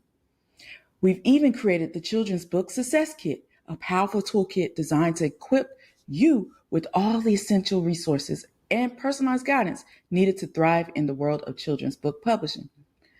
My children's books, which started out as an alphabet picture book promoting STEM, science, technology, engineering, math, diversity, and have since expanded into a multilingual educational resource, coloring books, teachers' guides, are what set me apart.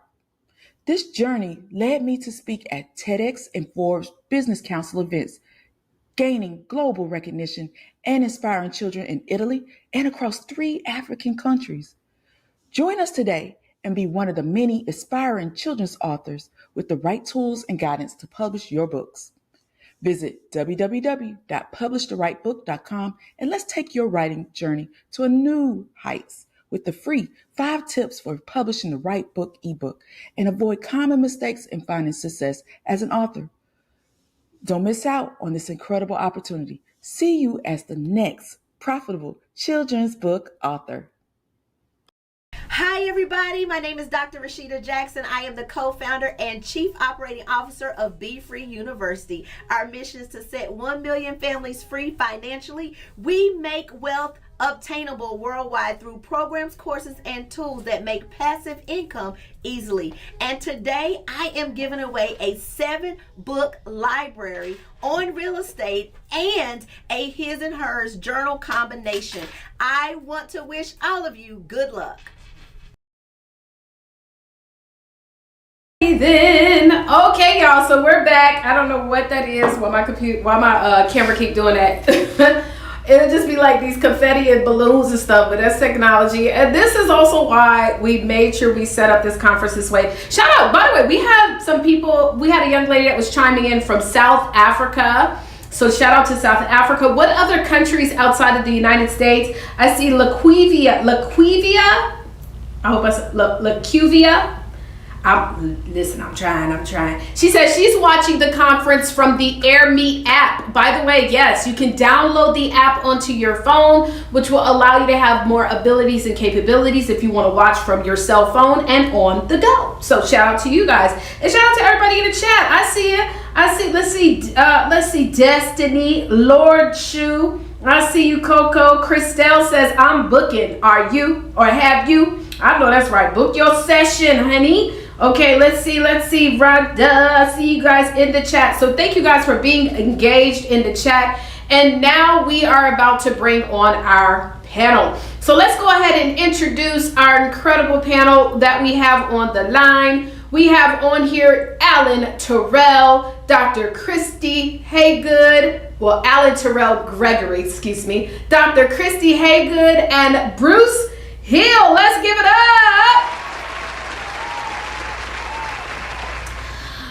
Alrighty, everybody, so listen, so welcome to the panel, guys. Welcome. As you guys know, I want you guys to introduce yourself. These are also some of our workshop speakers on tomorrow. So for those who are joining us tomorrow, I know y'all want to plug into these workshops. Trust me, you don't want to miss them. So I'm going to go ahead and start off with the order. Let's see here. Let's go ahead and have first to introduce themselves, Alan Terrell Gregory. So go ahead and introduce yourself. Let us know who you are and what you do. Hi there, my name is Alan Terrell Gregory, and I help business owners get paid to walk away from their business? Give it to us one more time. I'm sorry, because I had messed up. Hi there, my name is Alan Terrell Gregory, and I help people get paid to walk away from their business. Hello, I can't wait to ask my question on that. Okay, and then we're going to have Dr. Christy Haygood. The mic is yours. Hello, everyone. I'm Dr. Christy Haygood, and I am your executive leadership and productivity consultant extraordinaire. I help professionals become dynamic leaders who innovate real value as well as build high-performing teams. And the best part is I do it in 90 days. Come on, 90 days. Yes. First of all, I love when somebody gives me a time frame of when I can expect to get some results. Okay, that's a little tip to all of my coaches out there, all of my coaches. And last but definitely not least, Bruce Hill, the mic is yours. Thank you for the opportunity to serve. Hey y'all, my name is Bruce Hill of New Skills, New You. I help speakers, coaches, and agency owners turn conversations into clients. And we help them hear yes more often without sounding salesy. Listen, that's one thing we don't want to do today more than ever. People dealing with all type of hurt. You know what I'm talking about? So we want to learn how can we be effective with selling more without sounding like we're trying to sell more. Amen. Okay, well, Alan, listen, great talk as well. I definitely, let me see. So when I'm trying to see what the heck I done typed up. I mean, selling your business. Oh, so selling your business. So we talked about selling your business, right? And you shared the story about the guy, was it $15 million or something? Listen, I don't know if I could have turned down $15 million. I say, listen, you can have this business, I'll build up another one. But what do you say to the people? Because I think that's some of the biggest challenges, especially amongst our community. We done built up a business that has done so well, and now we get an opportunity to sell it. But many times people are like, I don't want to sell my baby. So what do you say to the person who feels like I have this personal attachment to this thing and I cannot let it go? About weaponry, if you don't want to let go or you don't allow yourself to let go, then chances are you're going to be forced to let go. And it's hard to tell people that, especially when they've been building this business for 20, 30, 40 years, and they don't want to let go of their baby, so to speak. But if you don't let it go, chances are something's going to happen to you, unfortunately or fortunately. Anything could happen. You know, you could have a baby at a late stage in life and decide that, hey, I don't want to run this business anymore. But if you don't have someone that's going to be able to run it for you, then technically when you walk away, the business dies with you. So I try to handle it very delicately, because it requires more than one conversation. It's not like I ask one question and, we can just move from there. It usually takes some time. That's really good. I think about it myself too, but if somebody told me 15 million, I promise you, I'm starting another company, okay? But you're right, and it's definitely something that is extremely delicate, especially when you have, your hard sweat, tears, all of that stuff. And so thank you for that. Christy, this is funny because if you notice, so you talk about selling it, but then Christy's going to get the company up, lead it up to where we can have some good foundational work to the point of selling it. And you talked about having high performing team members. I know some people also like to call them A players, right? So when you are building up your team, for those of us who have been out here being the one-man bandstand, and it's time to start expanding to get high team or high performing players, where do people go to get those people? Like, how do we get a high performing? Because yes, they've got these outsourcing sites, but a lot of times I don't know if anybody else can relate, but I've hired people, and I got some really good ones that are with me, but I've also hired some people where when they first get on, baby, they excited. But then because they don't really have a passion for what I'm doing or even a connection, they start falling off the wayside. So how do we find some high performing players? Please, G. Well, first, an excellent question and a great lead-in, which you didn't even know, to my workshop tomorrow on being a small business CEO. But first thing you have to do as a leader first, before you even go and put out a job rec, is be strategic in your hiring. And you do that by asking yourself some key questions, not just regarding the role you're trying to fill, but the overall vision you have for your company. Because as small business owners, we all know that we're often, especially in the beginning, we're bootstrapping our business, or we're working still at a corporate gig while we're doing our business on the side, trying to build and grow it. And all that means is that money is tight. So we really don't have the time nor the luxury to make a bad hire. So in doing strategic hiring, before you put a job rec out, be very clear about what exactly your business needs, and then try to identify people who can think strategically and fill that role, because normally they're going to do more than one job, and you need people, even if all they're doing is wrapping and packaging your t-shirts, you need people who are able to think strategically and look at your packaging and say, you know what, we could probably save $1 or $2 if we didn't use as much wrapping, or if we change the package that we're sending out, we probably could save money and time and get orders out sooner. That's what you need to look for. And where you go to look for them, first, leverage your networks. We all have networks, whether you have a network of 5 or a network of 5 million. Utilizing your social media, particularly LinkedIn, you can definitely find some good talent. But also, as you're finding that talent, in your interview, ask them questions, strategic questions. And to get more detail about that, I invite you all to my session tomorrow, and we're going to dive all into it about strategic hiring, onboarding, and motivating. Ooh, honey, listen. So, y'all, if you tired of being the bottleneck, is that what we call it? The bottleneck, right, of your business, and you want to make sure that you hire right, okay? Hire right. You definitely want to make sure that you go to that workshop. Okay, well, Bruce, now we're going to lead it to you. And I know we didn't get a chance to see your Power Talk, but I know that you're going to be doing a workshop tomorrow that is just going to be phenomenal. So what you do is, I know you show individuals how to sell without being salesy. Bruce, you know this because you've been working with us now, Book Profits Club. He's one of our BPC coaches. You know, that's probably one of the biggest challenges that we have with our BPC members, is to get them to do these sales, right? Sales calls, sales presentations, and sales whatever. When you do have a person who is fearful of doing selling, how do you first start working with them?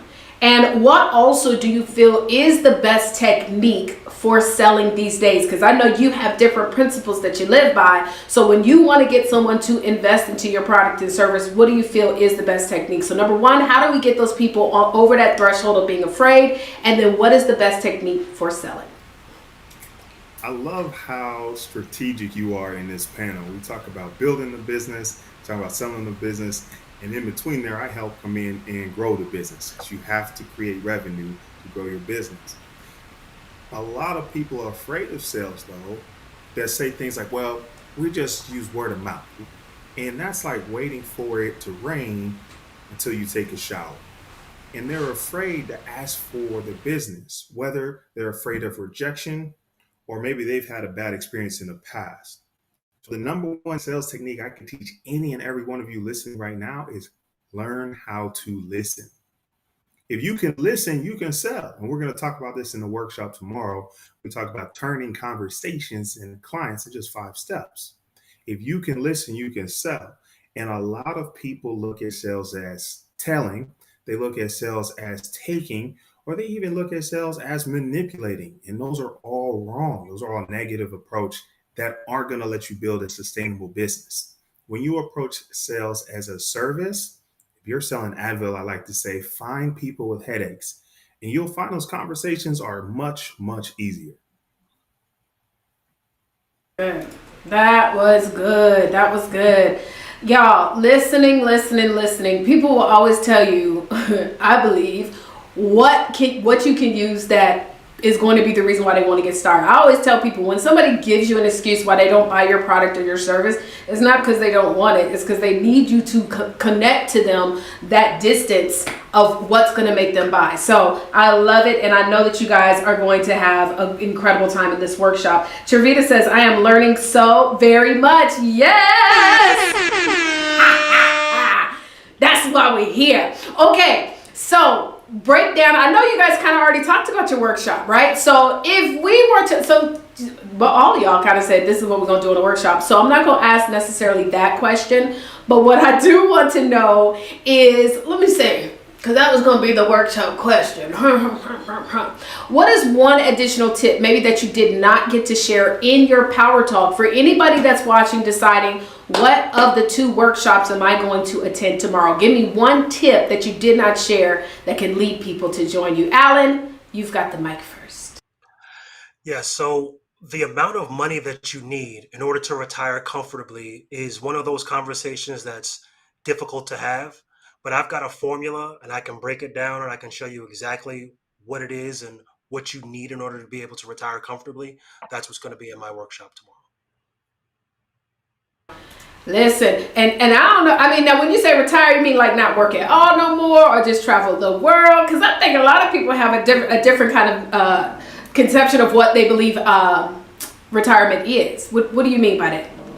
Exactly. And it really means whatever you want it to mean. So if it means that you're going to take 3 years off from work, or 3 months off from work, or you're going to, travel for the next 30 years, these are things to determine, and you just drop it into the calculator, and that's how you figure it out. Okay, y'all. So who's ready for retirement, or ready to be able to do what you want to do when you want to do it? Hello, amen, hallelujah. So y'all type retirement in the chat. Type this out. Are you in the breaking room now? Because I can't hear and see. Okay, can somebody let Phoebe know? Phoebe is saying I cannot hear or see. Let Phoebe know to refresh the screen chat, because we live in action over here. Okay, Dr. Christy, one little tip. Come on, hook me up, girl. One tip I have is it's one thing to start a business. It's another thing to build it, grow it, and scale it. And so tomorrow when we meet, we're going to talk about how to profit from your purpose, how to exercise strategic leadership to not only align your business with your overall vision, but also hire and lead your team. And finally, we're going to discuss how to create a culture of winning, because everybody wants to win, right? And that's what we not only focus on being being paid, but we focus on being profitable, because we want money coming in every month. So that's what we're going to zone in on tomorrow. Ooh, hold up. So I'm booked, busy, blessed, baked. But I got to come up with a word with profitable too, because baby, it's the difference between making sales and being profitable. We need to understand that, y'all, because a sister got a lot of sales coming in, but yeah, we got a lot of money going out to the staff, which is a blessing. Praise the Lord. I thank you so much for y'all having these conversations too, because Dr. Christy, I've recently just brought on like 3 new staff members. We're constantly, kind of shifting and moving and figuring out how this foundation will grow, and it has been a process. This is probably the hardest thing I've ever had to do in business, is hire people that can be able to be just as passionate about what I do as me. You know what I'm saying? And so, y'all, for those of y'all ready for that next level, that's gonna be important. Okay, so Bruce, one little tip, or because you didn't get to give your tip in the Power Talk, so give us a tip. Go ahead and break us on down. Listen, we built this workshop on how to turn conversations as a client for the person who doesn't have a lot of sales experience, who maybe doesn't want to be that salesperson, right? That killer closer or that master manipulator. And for the introverts, shout out to all the introverts. So if confidence is a challenge for you, if speaking to people is a challenge for you, this workshop is going to be simple and actionable. You can put into practice right away. And so the tip is very simple, is asking better questions. Better questions equals better clients. And this is where the listening comes in. If you're doing all the talking, you miss the opportunity to serve. So asking better question with active listening is going to help you hear yes more often. Amen. Come on, y'all. It's all about the questions. So final question is a 2-parter, because of course we're celebrating the launch of the whole entrepreneur, not a half entrepreneur, but a whole entrepreneur. And one thing about the Profits Conference, it's not just about profiting in business, career. It's also about profiting in relationships, in your family, in your romance. It's also about profiting in your wellness, whether it's mental and physical or a combination. And so that's why we call this book The Whole Entrepreneur, because it's about being whole. So the two-part is, first of all, what are you most excited about when it comes to this collaboration book? And then number two, how do you want people to get in touch with you? Alan, you have the mic. So the thing that I like most about the book is the fact that I had a chance to collaborate with people that are doing something similar to me, right? And I know we all have different topics, but we're all speakers, we're all authors, we're all coaches, we're all out here trying to help people. So that's the thing that was the really biggest thing for me in terms of the book.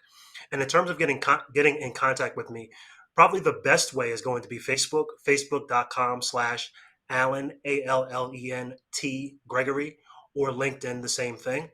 And you can also reach me via email, alan@legacymediaconsulting.com. All right, Dr. Christy, the mic is yours. What I'm most excited about is honestly learning from the other dynamic authors, entrepreneurs who participated in this project. I have thoroughly enjoyed getting to know them as we have all gone through this process. And I just can't wait, because just in our random conversations, we've taught each other so much. So I am so looking forward to reading their chapters and learning from them. And the best way to get in contact with me would be via LinkedIn at Christy Haygood, or my business page at Elise-Engineering, or on my website, www.elise-engineering.com. And you'll find the links for everything, including my booking link for people who want to get on my schedule for a free discovery call. All right, and last but definitely not least, Mr. Bruce Hill, the mic is yours. I want to shout out to books and book Profits Queen. Taria, thank you so much. This is actually my third book, and y'all have helped make it possible. So I'm just excited to lead by example. So all my friends that wanted to start a book project and being able to point them to Book Profits Club, it's been life-changing. So that just warms my heart, and it grows the business too. That's the win-win. If you want to get in touch with me, it's super simple. It's New Skills, New You everywhere. No spaces, no dashes, no numbers. It's New Skills, New You everywhere, and newskillsnewyou.com for free trainings and to get on our email list. Well, ladies and gentlemen, that was our incredible second panel. We got one more panel coming up. Listen, y'all need to make sure our speakers are in the chat. So I see some of you guys asking for Alan, so he will definitely be able to let you know. So Alan, make sure you go in the chat, because some people are asking about the SOPs. And then of course, Dr. Christy's gonna talk to y'all about getting those high level A-list players on your team, and then of course how to be able to sell. Guys, listen, I don't know, the biggest challenge y'all gonna have is figuring out what 2 workshops you want to go to. But guess what? You will have the opportunity, if you want to upgrade to VIP. As a VIP, that means even if you attend 2 live workshops, you will get all of the workshops on replay. Every single person who pre-ordered the book, you're already an automatic VIP. But if you want to know about becoming a VIP, darling, okay, we're going to email you details to all those who are registered on how to upgrade to get your VIP access. Now, I know some of you guys are also asking about the replay. Well, the replays for today, we're going to be sending those back out again, so don't worry about it. You guys will get access to all of our panel speakers. We're going to be having that to go live, so you guys will be able to get the replay, baby, okay? So don't worry about that. But also, most importantly, if you're watching on social media, we need you to go ahead and register right now so that you can enter to win, because guess what we're about to do? We're about to do another spin. Okay, so let's get into it. Hold on, let me see if I can pull it up, Chad, because I don't even know where it's at. Let's see. Maybe not. I think I gotta do it again. You know what? I'm just gonna have to do it all over again. So let me just create a new scene, because last time what I did was when I did it, I messed it up. Messed it up. All right, drop in the chat space, guys, while I'm creating this scene and being in improv world. Go ahead and type in the chat one thing that you have taken away from one of our speakers. Go ahead and type in the chat one thing that you have taken away from one of our speakers today, the whole entire conference. Let us know what has been your biggest takeaway. And remember, you need to get up to 150 points and you are actually qualified. I'm gonna do 2 spins on this one. Won't you do it? I'm gonna give away, listen, we're gonna give away all these giveaways, but you gotta be here live now. That's what I do know. And guess what? One great thing about the report, it lets us know if you wasn't here no more. So we're not giving nobody something that they didn't pay for because this is free and they're not gonna stay. What? Please, let me tell you something. 90% of success is showing up. People be wanting to have success, but 9 times out of 10, guess how many people we have registered for this conference so far? Within the past, 30 minutes, we've probably had about 75 new people register. Literally. And so people always wonder, what is it that keeps them from having success? The number one thing is showing up. I'm just trying to say, you gotta show up for your own you gotta show up for your own wins, okay? So I'm gonna get ready to, let me clean this up real quick, y'all, because I got boop. All right. We got some names over here, child. So we're gonna spend 2 names and then we're gonna get into our next panel. I hope y'all don't miss it. So you gotta have at least 150 points in order to win. So, let me make sure I got the noise on because I want y'all to hear it with me. Okay, here we go. Y'all ready? Let's get into this spin.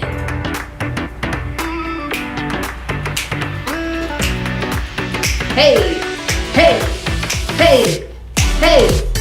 Yes, when you show up, you'll go up. Come on. Dante Pryor, congratulations, you're one of our winners. So we gonna put your name right here because I'm gonna figure out what you want in a second. Don't worry about it. We're gonna spin for one more name is what we about to do, is what we gonna do. Hold on, what happened to the other song? I think I switched it to another song. I like that one. Let me see. Like we do it. Let's go.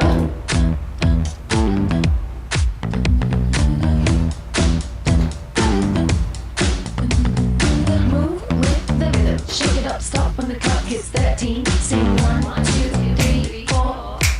Cuz. Yeah, come on, cuz. Y'all hear the music? Y'all heard the music that time, right? Let's make sure y'all heard the music. Jamal Bethia, congratulations. Okay, so now what we're gonna do is, let me make sure. Let me see. Oh yeah, y'all can hear the music. Ah, come on. Turn up. Okay, now what we're gonna do is spin for what y'all won. Let's go. Y'all ready?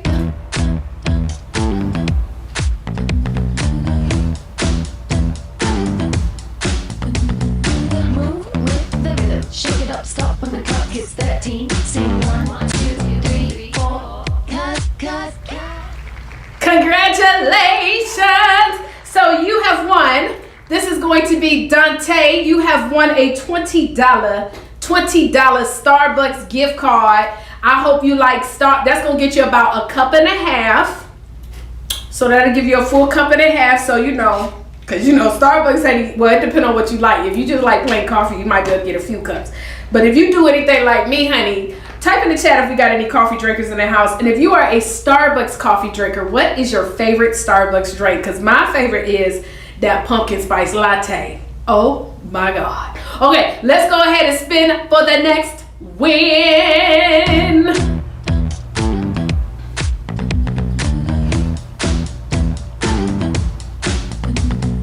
Move with the rhythm. Shake it up, stop when the clock hits 13. Sing 1, 2, 3, 4. Hey. Cuz. Yes. Okay, so let me tell you, Jamal, you might not know what a HyperX microphone is, and I'm surprised ain't nobody complimented me on my microphone today. I'm feeling a little vexed. Not really. I'm not really feeling vexed, but didn't nobody compliment me about this beautiful red microphone? Now, the microphone we're gonna send you is not gonna be the red one. We're gonna give you one that changes colors, okay? So Jamal, if you like to speak on the microphone, do podcasts, videos, even if you don't and you need to, baby, you have won a HyperX microphone. I promise you on everything I love. Let me tell you something, y'all. When I be popping up on there, like on Zooms and stuff, you know, of other people events with my microphone, I always get DMs. Because it's really a gaming mic. So some people don't know. See, this is what it looks like. And by the way, hold up. So you see my little arm. Oh, Lord, I'm going to took the thing off the thing. Lord Jesus. Okay, good. You see my little arm. Now, you don't get all of this, though. But this light up. Y'all not ready. Y'all are not ready, honey. I did not be playing over here with this technology. But Jamal, congratulations. You have won. I'll plug that in a second. You have won the HyperX microphone. This is one of my favorite technology gifts. So congratulations to you. Okay, y'all. So it's now time. Yes, honey. Come on. It's fire. Okay, come on. Shout out to the Light Up Mic crew. Do we got a Light Up Mic crew? I know Lady Brenda is here. Where else are my Light Up Mic crew? Because y'all be having y'all mics on at the Book Prophets Club meetings. So real quick, I want to also share this, y'all. Houston, Texas. Houston, Texas. If you are in Texas, near Texas, around Texas, or you just want to come pull up on us, on October the 14th, we're going to be having the physical Prophets Conference. It's going to be a workshop opportunity for you to connect directly with some of our speakers. They're going to be coming in and speaking with you guys. So listen, if you want to come to this conference, we're going to be sending all the registrants the exclusive early bird registration link, okay? It's a free conference. Yeah, it's free too. But now we will have VIP opportunities as well. But guys, if you are in Texas and you want to come to this event, or you know someone, we're going to have tickets to go on sale. Okay, so just be on the lookout. They're going to go on sale tomorrow, so you can register and pull up on us here in Houston, Texas. Now, not all of our speakers are going to be there, but we have some dynamic speakers lined up for you here. Trust me, you're going to walk away with a trip. It's one thing to be virtual. You know what I'm saying? It's one thing, and y'all are doing a good job at staying engaged in the chat. You know, I appreciate that. But also, if you can pull up on us, it's a different level too. Okay, so we want to invite you guys. For those who are not registered, if you are not registered for this conference, you need to register so you can get the invite. So if you're watching on social media, you need to go to the Prophets Conference. The Prophets Conference. Okay, well, guess what time it is? It's time for a couple more talks. We got 3 more speakers, guys. 3 more speakers for day 1, and then we're going to be adding, and we're going to do a couple more giveaways as well. So make sure y'all stay plugged in, stay tuned in. Let's bring on our 3rd group. Yeah. I'm sorry, FOMO speakers. FOMO speakers. Go. All right. Hey guys, hello. Do you hear that? Oh my God, everybody's here. They're here for the Prophets Conference. Hosted by none other than Coach Taria Vision Avant. Honey, she is the queen of book prophets, honey. All right, you got to get with her. But look at here. I am Ernie Peppers, and I am an author. I help women entrepreneurs, college students, supervisors, actors, and models overcome the fear of speaking publicly. But what I also do, I train women entrepreneurs who are stagnated in their business because they fear speaking publicly. Okay? But look, I can change all that in 4 or 12 days. In 4 or 12 days, honey, your communication skills end up being upgraded 35 to 50%. Then your business revenue also potentially increases by 3 or 5,000 or even more. That's depending on what you do. But look at here. I'll be here for a little bit of time, but look, I want to tell y'all a little story. It's a little funny, but look, here we go. I am a speaker, and I have been speaking for about 20 years. And what I want to speak to you about is, how do you remain bold, confident, and that badass speaker after you have bust your butt on stage? Yes, honey, I bust my whole butt. Okay, but let me tell you the story. Now, if you know anything about Ernie Peppers comes out and I give an explosive entrance. It's an entrance because that's what I do. I came in one time and I was dressed to the T, baby, and I was giving it. I came in, the music was going, don't, and I was giving it. Walking down the aisle, slapping 5, bow, giving a bump, boom, baby, I was doing it. And as I got closer to the stage, I come to find out, oh my God, what is all that stuff on the stage? It looked like some confetti stuff. Now, do you guys remember the Bounty commercial? The Bounty commercial is where they say they spill something and they say, oh, that. Okay, remember that. And now also, do you remember Keanu Reeves in The Matrix where he was dodging the bullets? Okay, now keep that in mind. Now, I'm up there and I'm getting ready to go on stage and I'm still thumping, and I'm wondering, oh, what is this stuff on stage? I said, but you know what, baby, I'm Ernie Peppers. I can twinkle, toll myself around it. So as I did, I was doing it for a little bit, but the next thing you know, baby, here comes the Bounty commercial. Oh, and the Matrix going on at the same time. And there I go. Boom, on my butt. And as I was like, oh, hell no. This is what I'm thinking. But I'm still, doing it from the ground. One leg straight out and the other one folded. As I seen some people coming to help me out, I said, I'm pushing them back because, baby, I'm Ernie Peppers. And I don't need no help. I got this. So as I wound my way up and I got to the front and I got up on all twos, in those pretty shoes and them pretty stilettos, remember the stilettos are still on. Got up, I put one hand up and the other one on the waist, honey.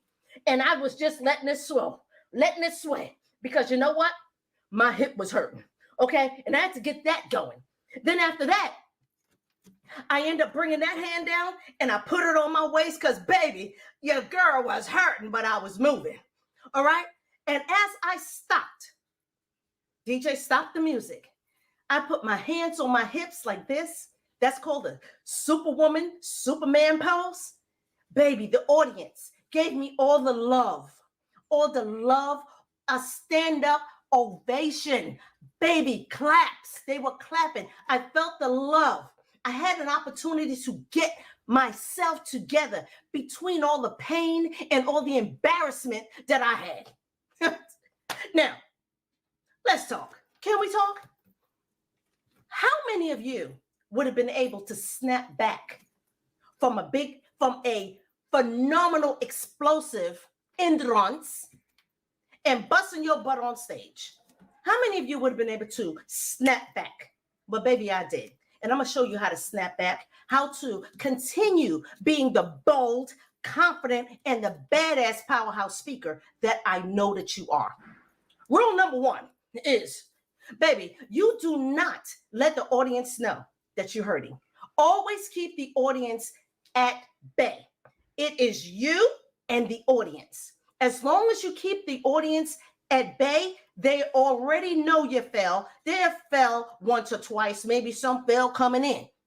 They're going to sympathize with you. I already got their attention. I had their full attention at this particular time, because I also kept them intrigued. And when you find yourself keeping your audience intrigued, they will always hang on to your every word. And baby, they was hanging on to my every word because I was talking to them about being bold and being the badass powerhouse speaker that I know that I am, that I know that I can make you, and vice versa. Okay, so here's a few things, right? I was speaking on body language. When you speak on body language, it's different because there's different types of body languages. Okay, it is a universal language of silence. Okay, and I know you guys know what I'm speaking of. When you speak with your eyes, let me show you. Let me move in a little closer. When you speak with your eyes, you're looking at someone and you're looking at their heart and soul. Okay, you look away. I don't know. Maybe you could be lying. I don't know. I heard that. But I don't know if that's the truth or not. Don't even worry about it. But anyway, you get the drift of what I'm saying. Once you close your arms up like this, that means it's either hello or shut it down. Okay? That means you're protecting yourself. And as you know and understand the universal language about speaking and about keeping your audience engaged, you start knowing what it is. So once I fell, I had to find out, was it the fall or was it the message that I was getting ready to convey to the audience? Okay. It was all about the message. It wasn't about me. It was never about me. It's just that I needed to get all their attention, all the focus, and all eyes on me. So it wasn't the fall. It was how hard I fell, but I got up. Sometimes it's the impact of the punch that keeps you down, but it's the journey that you're taking in order to get the message out and never stop. Okay? It's like get off the horse. No, you fell off the horse, get back up, do it again. Okay? You don't stop. You learn from it. Honey, I learned that don't be trying to dance around confetti on the stage. That's what I learned. That's what I learned. Okay? But going back to the body language, I never lost control of the crowd. And that's what you have to remain in control, because once the audience know that you are in control, they will just roll with you, baby. They'll roll with you. And when they're rolling with you, you have their undivided attention. I didn't crack up. I didn't do anything. I stood strong. That's the one. That's the pose right here. Strong, baby, strong. Okay. And that's what I want you to do. Remain strong when you are telling your story, when you're coming on stage, the beginning, the middle, and the end of the story. And it doesn't matter what the story is. Just tell a story. Nobody knows about the story. If you just seen something on TV, talk about it. Let it be about you. Okay? Maybe you would have won on a Little Perry or whatever it may be. Just make sure that it makes sense, and it all makes sense from the beginning, the middle, and towards the end. It is all about the message. It is never, ever about you or me. It's all about the audience. And this is what I focus on when I'm speaking. And this is what I want to teach you, how to remain bold and bodacious with confidence and remaining that powerhouse speaker that you are. Okay, so just keep those things in mind. The way you hold yourself, the way you don't hold yourself, the way you speak, be a little more animated. You already know that I'm an animator, okay? I'm animated. And this is how I keep my audience in control. I keep their attention. Because, baby, without all that, you ain't doing nothing. You done lost your audience long time ago. And when you lose your audience, it's kind of hard to get them back. Because that's not what we want. We want to keep the audience at bay and just go for it. All right? So look at here. Please note that you are in control. The minute that they announce your name, the minute they say what you do, like here, Ernie Peppers, dynamic public speaking strategist coach, but call me Coach Pep for short. Okay? And I teach women entrepreneurs, college students, actors, actresses, and even supervisors. These are the people that fear speaking publicly. And that is my forte. Speak with clarity. Your communication skills is exactly what everyone needs to know. And this is what I'm here for. That is my forte. That is my thing. That is my niche. Speaking with clarity and speaking with a sense of positivity. Yes, I can speak negative, but who wants to hear about anything negative unless it has a story behind it? Okay, I gave you a story. I gave you, you're probably even going to see a little picture about me coming in. But I turned that negative, when I fell, I turned that negativity into a positive. Okay, I showed you how you come up and how you just brace yourself. Don't ever let them see you crack up or fold under pressure, even if you did fold up on stage. Always hold your composure. I was in pain. Was I? Yes, I was. You already know I'm not as flexible as I used to be, but I never let the audience see me go down or fold like that. So look, I just need for you to remain being a bold, confident, badass powerhouse speaker on stage. And if you just listen to a few of the tips that I gave you, honey, you're going to be a beast on stage. All right. So look at here. Again, I'm Ernie Peppers. I am a dynamic public speaking strategist coach, Coach Pep for short, and I help women entrepreneurs, college students, supervisors, actors, and actresses overcome the fear of speaking publicly. And I train women entrepreneurs whose business is financially stagnated and need help. What I do is end up getting them to, what I do is that I increase their communication skills and I increase their business revenue from 3 to 5,000 or even more in 4 to 12 days. So again, I need for you to enjoy the rest of the conference. This is the Profit Conference hosted by none other than Taria Vision Avant, okay? The queen of book profit, okay? So look at here. Look, that noise is coming. They are waiting for everyone else to speak. It was a pleasure of me speaking with you. And look, you can look for me or you can follow me on Facebook, Ernie Peppers, or Peppers Speaks. Okay. Until then, it was a pleasure speaking with you, and I will see you guys soon. Later. See you on the seats of the conference, y'all. Bye-bye. Have a good day. Bye.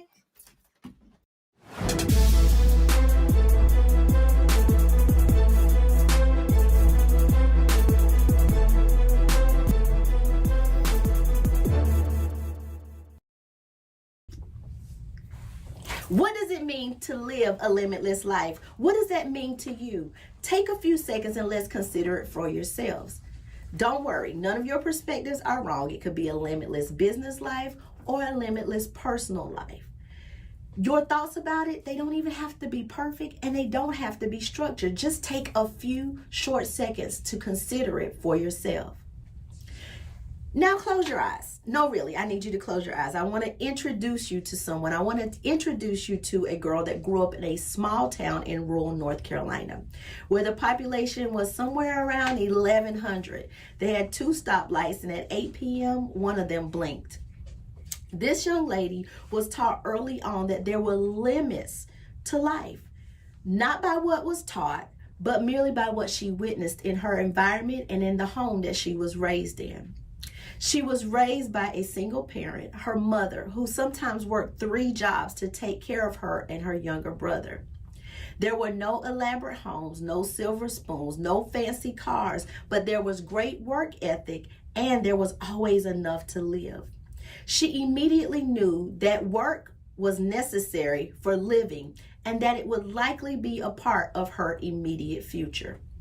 This young lady never knew her father. And by the age of 16, she gave birth to her daughter. And by 19, to her son. And according to societal's limitations, expectations, she was never supposed to be anything, never supposed to succeed, but to rather be a statistics.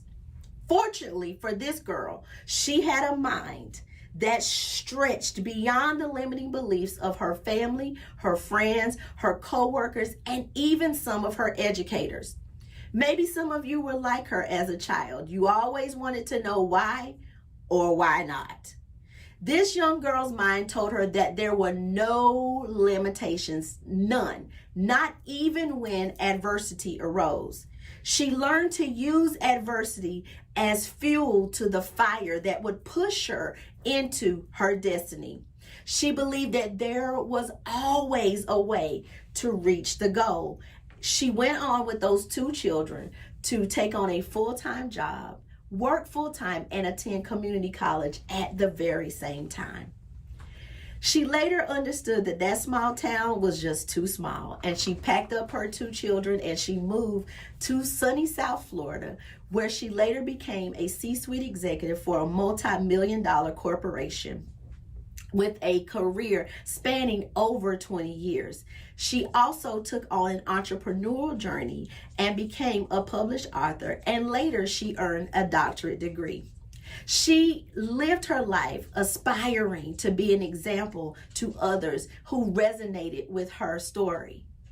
And she's still building and living a limitless life.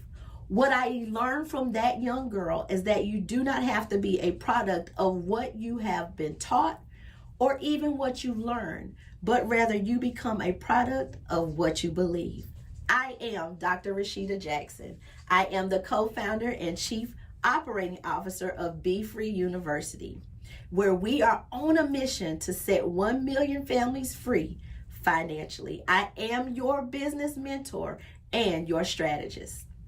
Now let's get into it. Let's talk about the bag. Everybody is encouraged to secure the bag, get the bag, buy the bag, take the bag, girl, wear the bag. And that's all good within itself because the bag is where our money is. And we know that we need financial stability in order to live, in order to survive. That's great. But the bag I'm going to look at with you today, the one that we're going to observe today, is going to take the limitations off of your mind. As a matter of fact, it's a bag that will not keep you bound. One that is going to encourage you to work intentionally. This is the bag that will help you to aspire to be the greatest form of yourself. This bag, believe, aspire, and grow. This is the bag where you don't chase the money, but you rather attract it to yourself. So we're going to jump right into it, and we're going to take a look at the first letter in bag, and that letter is B. And B stands for believe. Now listen, we are wired with limiting beliefs. We're just wired that way. We're limiting beliefs, and they come from a seed of fear, either what we've taught, what we've been taught, or what is in our natural body. Why? Because fear at its core mechanism is designed to keep us safe. What you have to understand, and the reality of it is that fear is designed to keep your physical body safe, not your spiritual body and not your mind. And when we allow fear to take over our mind, we are given to self-imposed limitations. What are some self-imposed limitations? One of them would be past experiences, boundaries to belief that are created from our past experiences. How does that resonate with your business? Many of us are afraid to share our product or our service because we have been rejected in the past. Many of us are just afraid of the no. So because we have that past experience, we don't share our product and our service with everyone that we encounter. The next self-imposed limitation would be societal expectations. Some of us avoid exposure because we don't believe we're in the right body.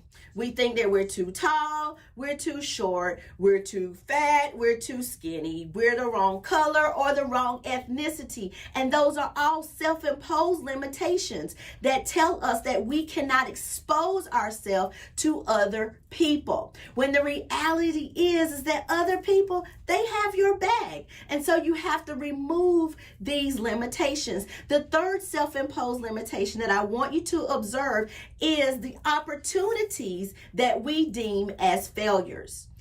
Failures that can become opportunities only remain failures in our mind, and failures stagnate our growth when they are not turned into opportunities or life lessons. Those will help us to pivot and move forward with our business or our personal life when we understand their purpose and their meaning. So what I want to help you do today with the word believe is I want to help you to believe better.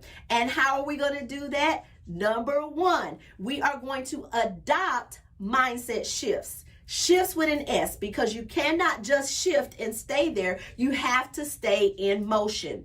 You are going to affirm what you believe. That is going to help you to adopt a mindset system of shifts.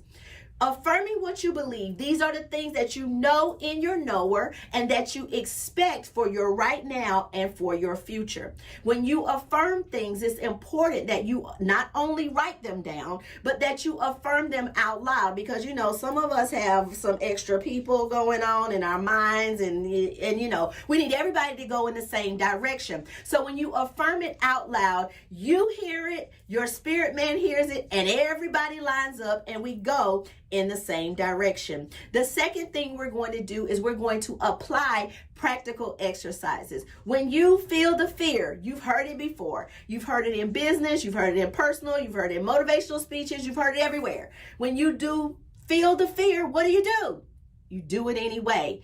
That is how you overcome it. That is how you annihilate it, kill the fear, is doing it anyway. You have to be in motion towards your goal at all times in order to show yourself that you believe it. You have to believe it first. And when you believe it, then everybody else around you will believe it also. And as a matter of fact, they will come and join in with your goal when you believe it. We always talk about they, them, and those people, they and them. And we don't really know who they are, but they're always talking about support. Who doesn't support them? Family don't support me. Friends don't support me. The reality is they don't believe that you believe it.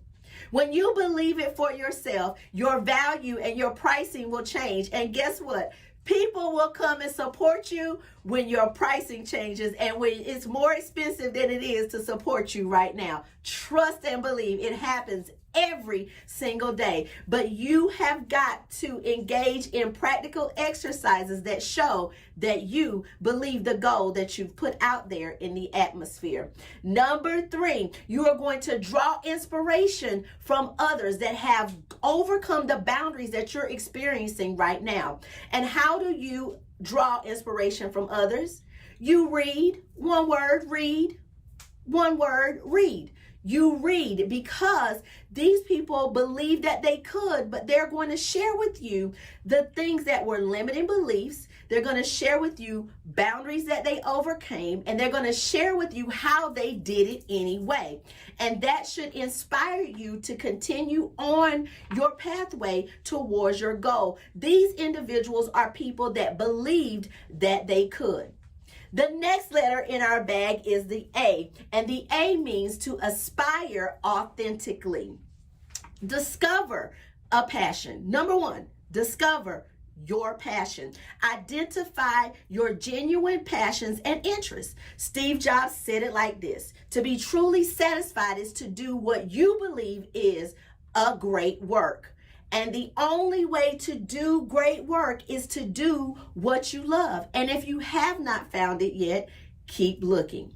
Most people are running around with multiple hats on, doing multiple things, calling themselves serial entrepreneurs, doing a whole lot of stuff, throwing stuff up against the wall to see if it sticks, when in reality, if you aspire to do what you love and you're authentic to your passion, you will focus. And that focus will be your direct pathway to living a limitless life. Every product that I've ever launched, every place of business that I've ever been a part of, all started with a single focus. One product took them into the branches of many products.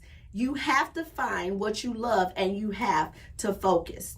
The next thing that you're going to do in aspiring authentically is avoid the comparison traps. Avoid comparing yourselves to others.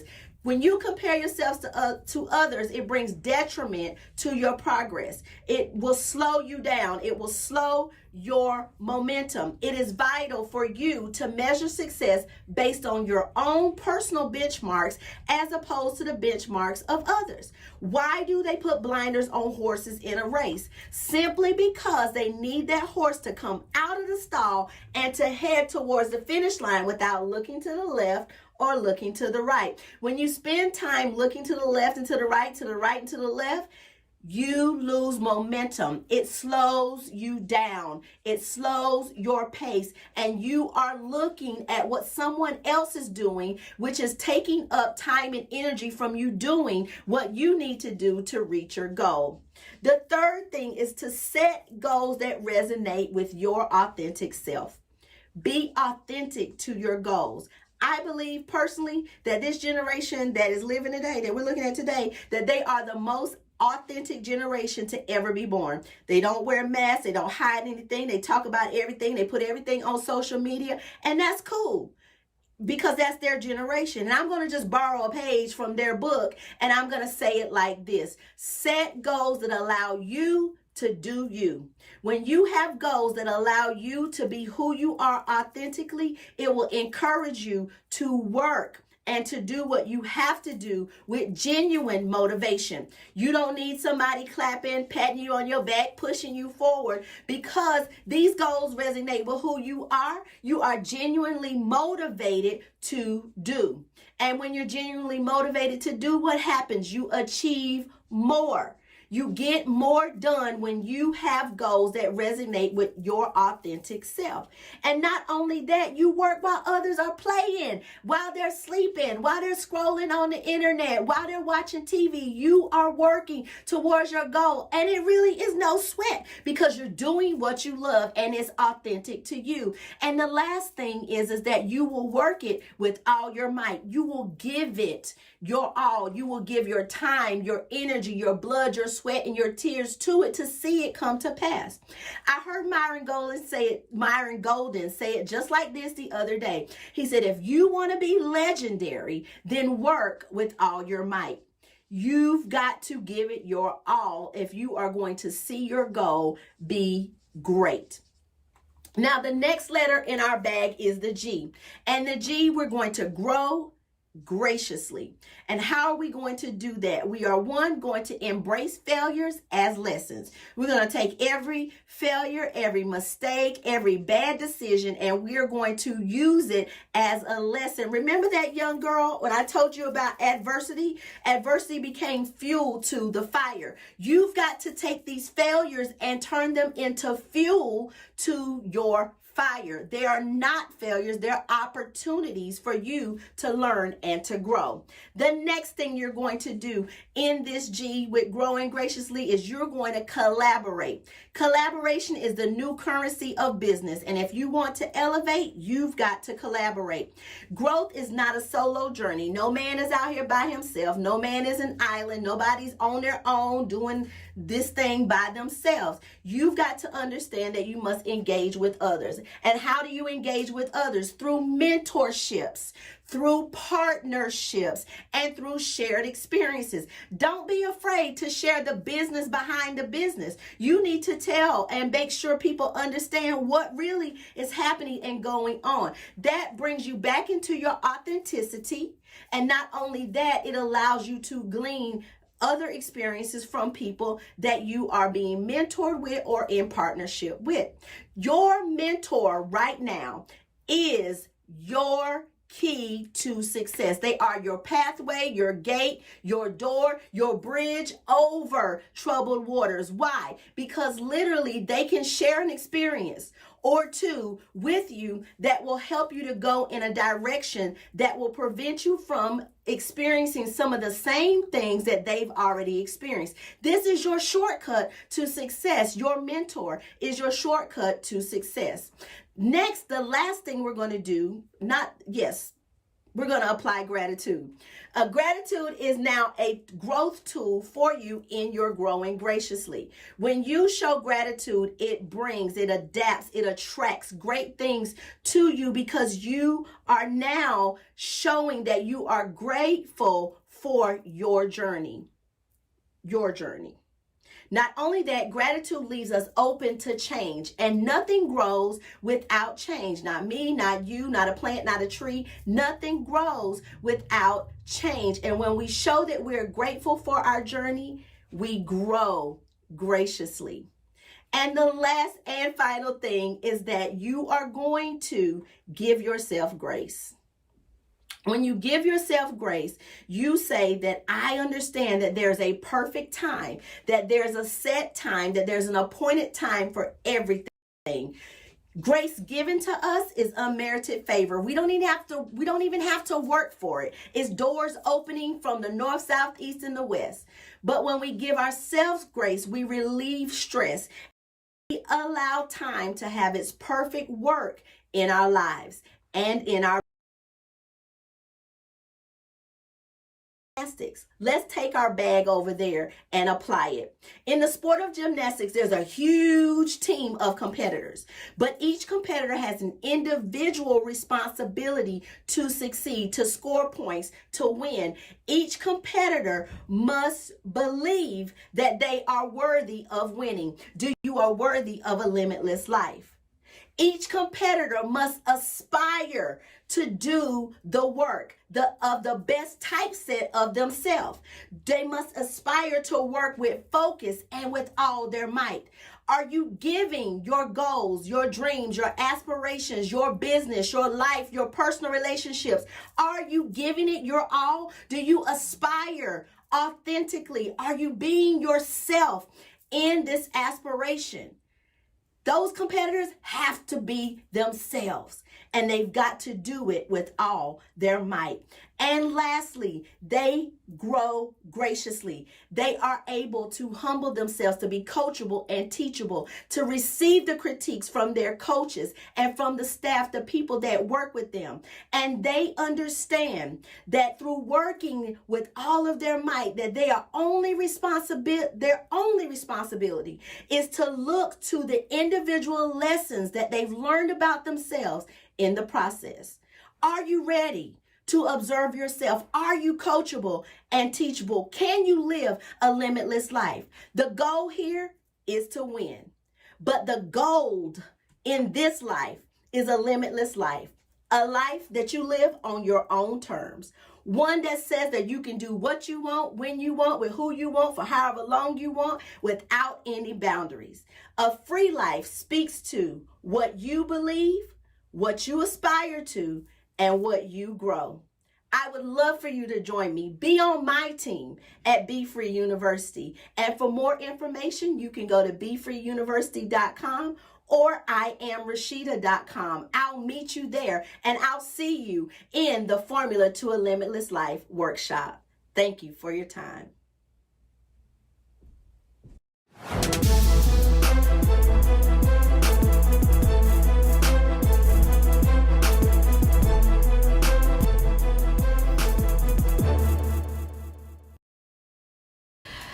Y'all, come on now. This has been on fire. Well, listen, we've got two more speakers, y'all. Two more speakers. If you're still hanging in there, go ahead and type, I'm still hanging in there. I see you guys in the chat. Travita's still here. We've got Nishika is still here. We've got Ernie, Stacy, of course, Dr. Rashida, who just laid it on out. Bruce Hill, Destiny. Welcome everybody in. And for those of you guys watching on social media, this is the deal. Tomorrow, we're not streaming this out to social media. Tomorrow, if you're watching on Facebook, you're watching on LinkedIn, you're watching on YouTube, we're not streaming day 2 out. So you need to go and register. It's really just that easy.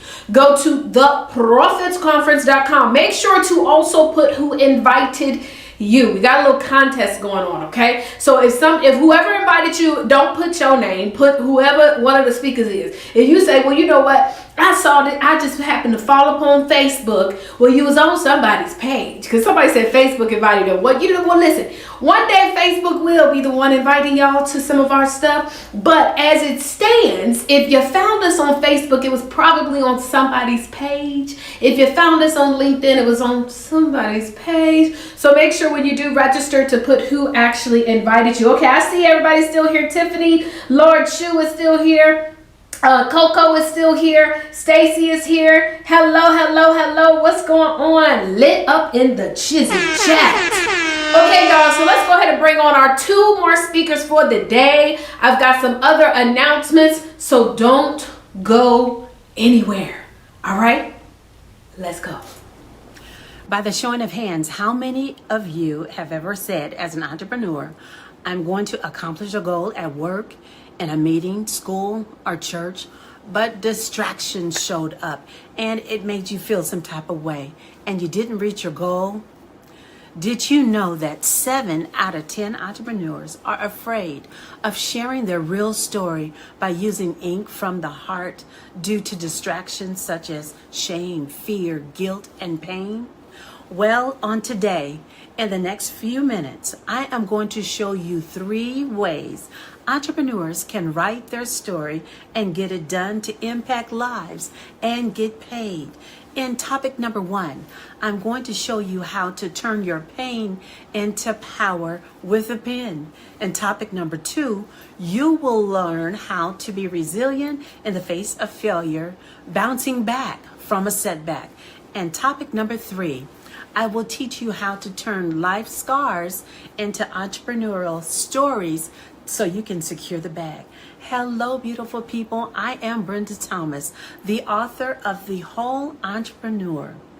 Now, for years, I have been helping professionals, teachers, and ministry leaders to create lasting balance in writing their book to get it done, and to get strategic game success skills to share their stories. Basically, I help clients like yourself to access secret sauce of genuine healing to get game-changing writing skills. Now let me tell you just a little bit about my mess and my success. At the age of 5 years old, I was sexually abused and confused, and unfortunately, it happened ironically in the church behind the altar where my father would preach Sunday after Sunday. Fortunately, I had blessed parents who were amazing, God-fearing, and they nurtured me to the best of their ability. However, I didn't know how to tell my parents. So for decades, I lived inside turmoil and regrets. However, because of the long-term effects of the abuse of pain, I lived in fear, shame, doubt, and I lacked trust. But today, as a successful entrepreneur, I am married to my AKA Black Knight, Pastor Benjamin Thomas, for 39 years. So one day I got a call from my mom, and she said, "Girl, your dad and I are moving to the desert." Well, I became my parents' caregiver for years, and I loved every minute of it. But you know what? It didn't always look this way. Unfortunately, my normal, it changed forever. Because my father, he passed away from COVID-19 on August 25th, 2020. Now, if you can relate or know of anyone who passed away from COVID, just wave your hand. So in the middle of dealing with all of that, with his passing, I was reminded of a quote by Dr. Miles Monroe, and it says, "The wealthiest place on earth is the cemetery." Now, did you know that there are millions upon millions of unread books, untold stories, and unheard voices from people who never took action to share a tip, a tool, or even share a story how they overcame a battle? That's when I had an aha moment that something had to change. Now listen, as a pastor's wife, it ignited a fire on the inside of me, and I didn't want to leave nothing behind. I didn't want to live in no regrets. However, I realized that my life didn't mirror a healed entrepreneur woman, but a woman who was covered in decades of smudge stains, carrying damaged goods, and mutilated by pain. In fact, if you knew me 10 years ago, you would know that in chapters 1 through 10, I was a mess. And then I saw the real Brenda.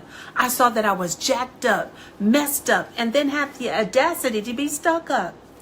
I had to get in the game and do the work. So today at healofaHurt.com, my goal is to reach 1,000 people to give them what I didn't have, so you can write your stories, so you can become the healed and whole entrepreneur. So do me a big favor, since time is so precious, I suggest that you invest in yourself. I need you to be present.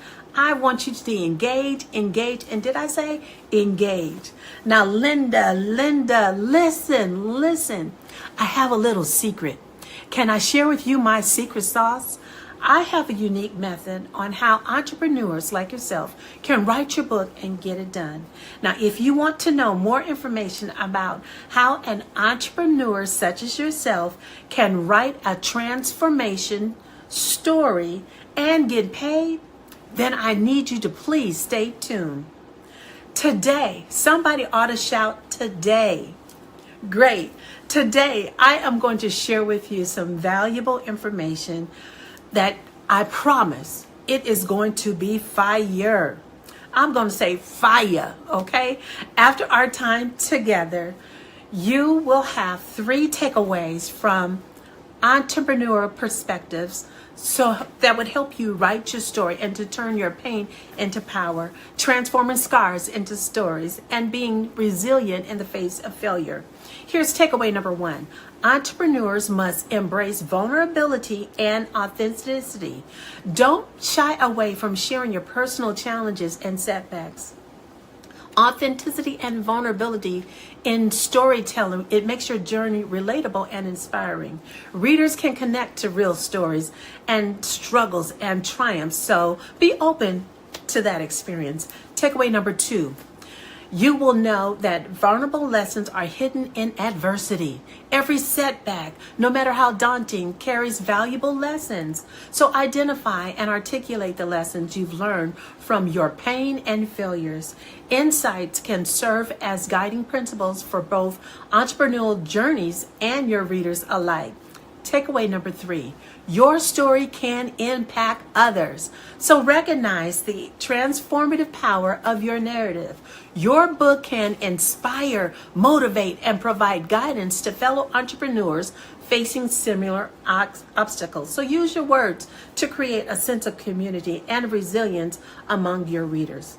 Incorporating these takeaways into your book can help it become a source of empowerment and motivation for both you and your audience. So again, 3 main things you're going to get today to ignite your book with self-healing. As an entrepreneur, you're going to get topic number 1, how to turn your pain into power with a pen. Topic number 2, how to be resilient in the face of failure, bouncing back from a setback. And topic number 3, how to turn your scars into entrepreneurial stories so you can secure the bag. Now listen, as an entrepreneur, you must be resilient to get things done, because others, they just may get tired of cheering for you. And that's why you've got to learn how to cheer and encourage yourself. Because at the root of your entrepreneurial success, you've got to be willing to share your real story. The good, the bad, and the ugly. Share that journey of how you made it through a hard and difficult time to impact other lives. I love this quote. Time waits for no one, so don't waste it. Seize every opportunity that comes your way. Be intentional to join me in the entrepreneurial resilience, igniting your book with self-healing workshop. I cannot wait to see you inside the workshop. See you soon.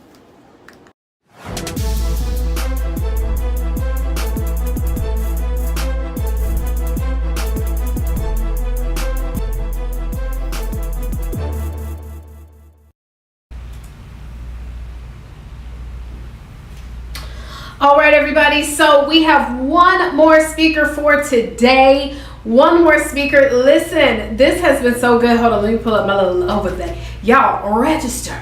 So I've been seeing people in the chat that are just excited and definitely loving this. But if you want to partake in tomorrow's workshops, you're gonna want to go to theprofitsconference.com and register, because you don't want to miss these workshops. And so in just a minute, after we finish with our last speaker, we're gonna have our panel discussion with these amazing speakers, coaches, authors, world changers, and word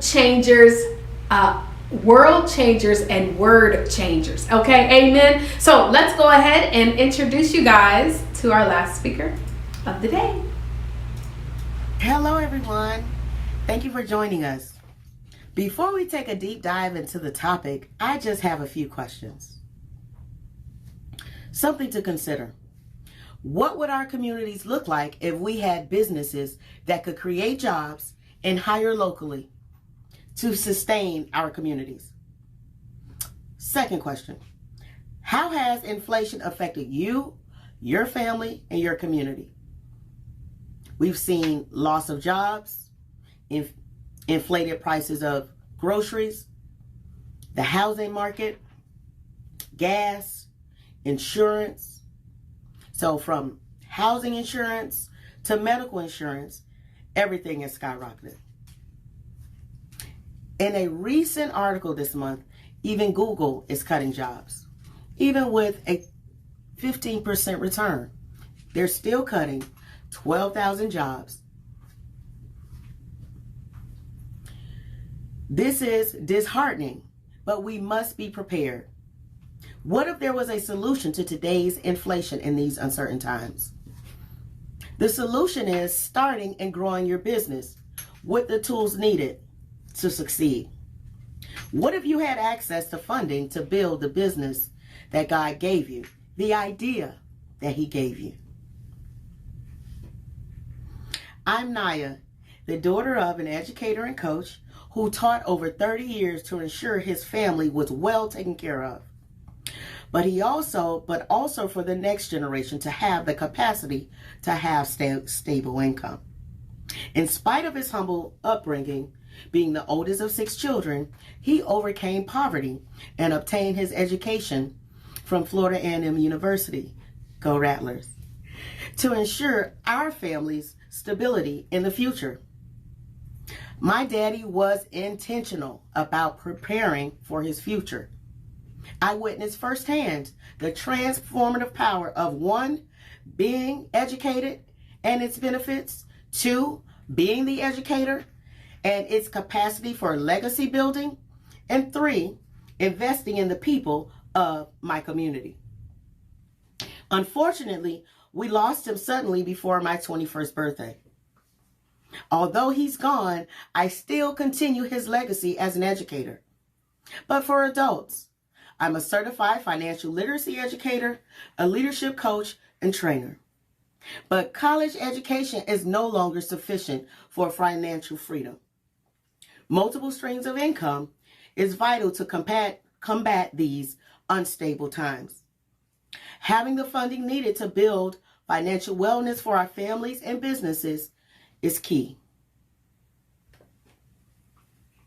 So, how would $25,000, $50,000, $100,000 or more funding help you really give birth to your vision?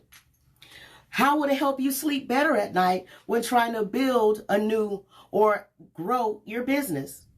What if you had the capacity to fund your life's dream that will not move only your business, but your community forward towards financial freedom? My first question speaks to the ability to access funding. Let's examine this deeper. It defines ability as the possession of a talent, skill, expertise, or proficiency in an area. Access means to obtain, examine, or retrieve information. The only way to improve ability and access is to be properly informed, trained, and educated through financial literacy and business strategy. It was once said, once we know better, we definitely will do better. As serial entrepreneurs, be it established or aspiring, business owners, founders, real estate investors, developers, construction contractors, it's not that we don't lack the skill, the ability. What we lack is the challenge is to access the capital to grow the business where our heart desires, what we know that we can do to bring to the market.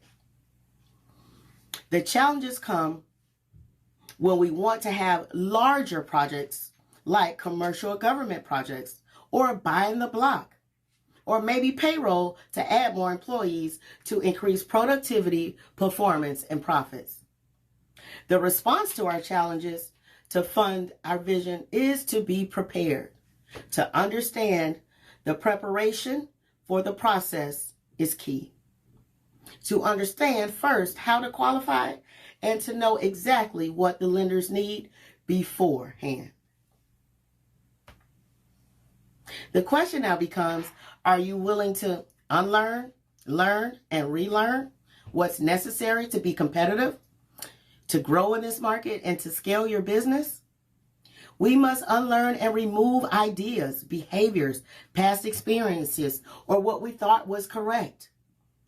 Being totally misinformed because we got only a piece of the information and not every step of the process. 2, we must relearn to get updated knowledge and skills on a continual basis based on our current situations and circumstances. This is a continual process that requires individuals to pivot and become adaptable to growth. This allows us to become empowered, perpetual, lifelong learners as entrepreneurs.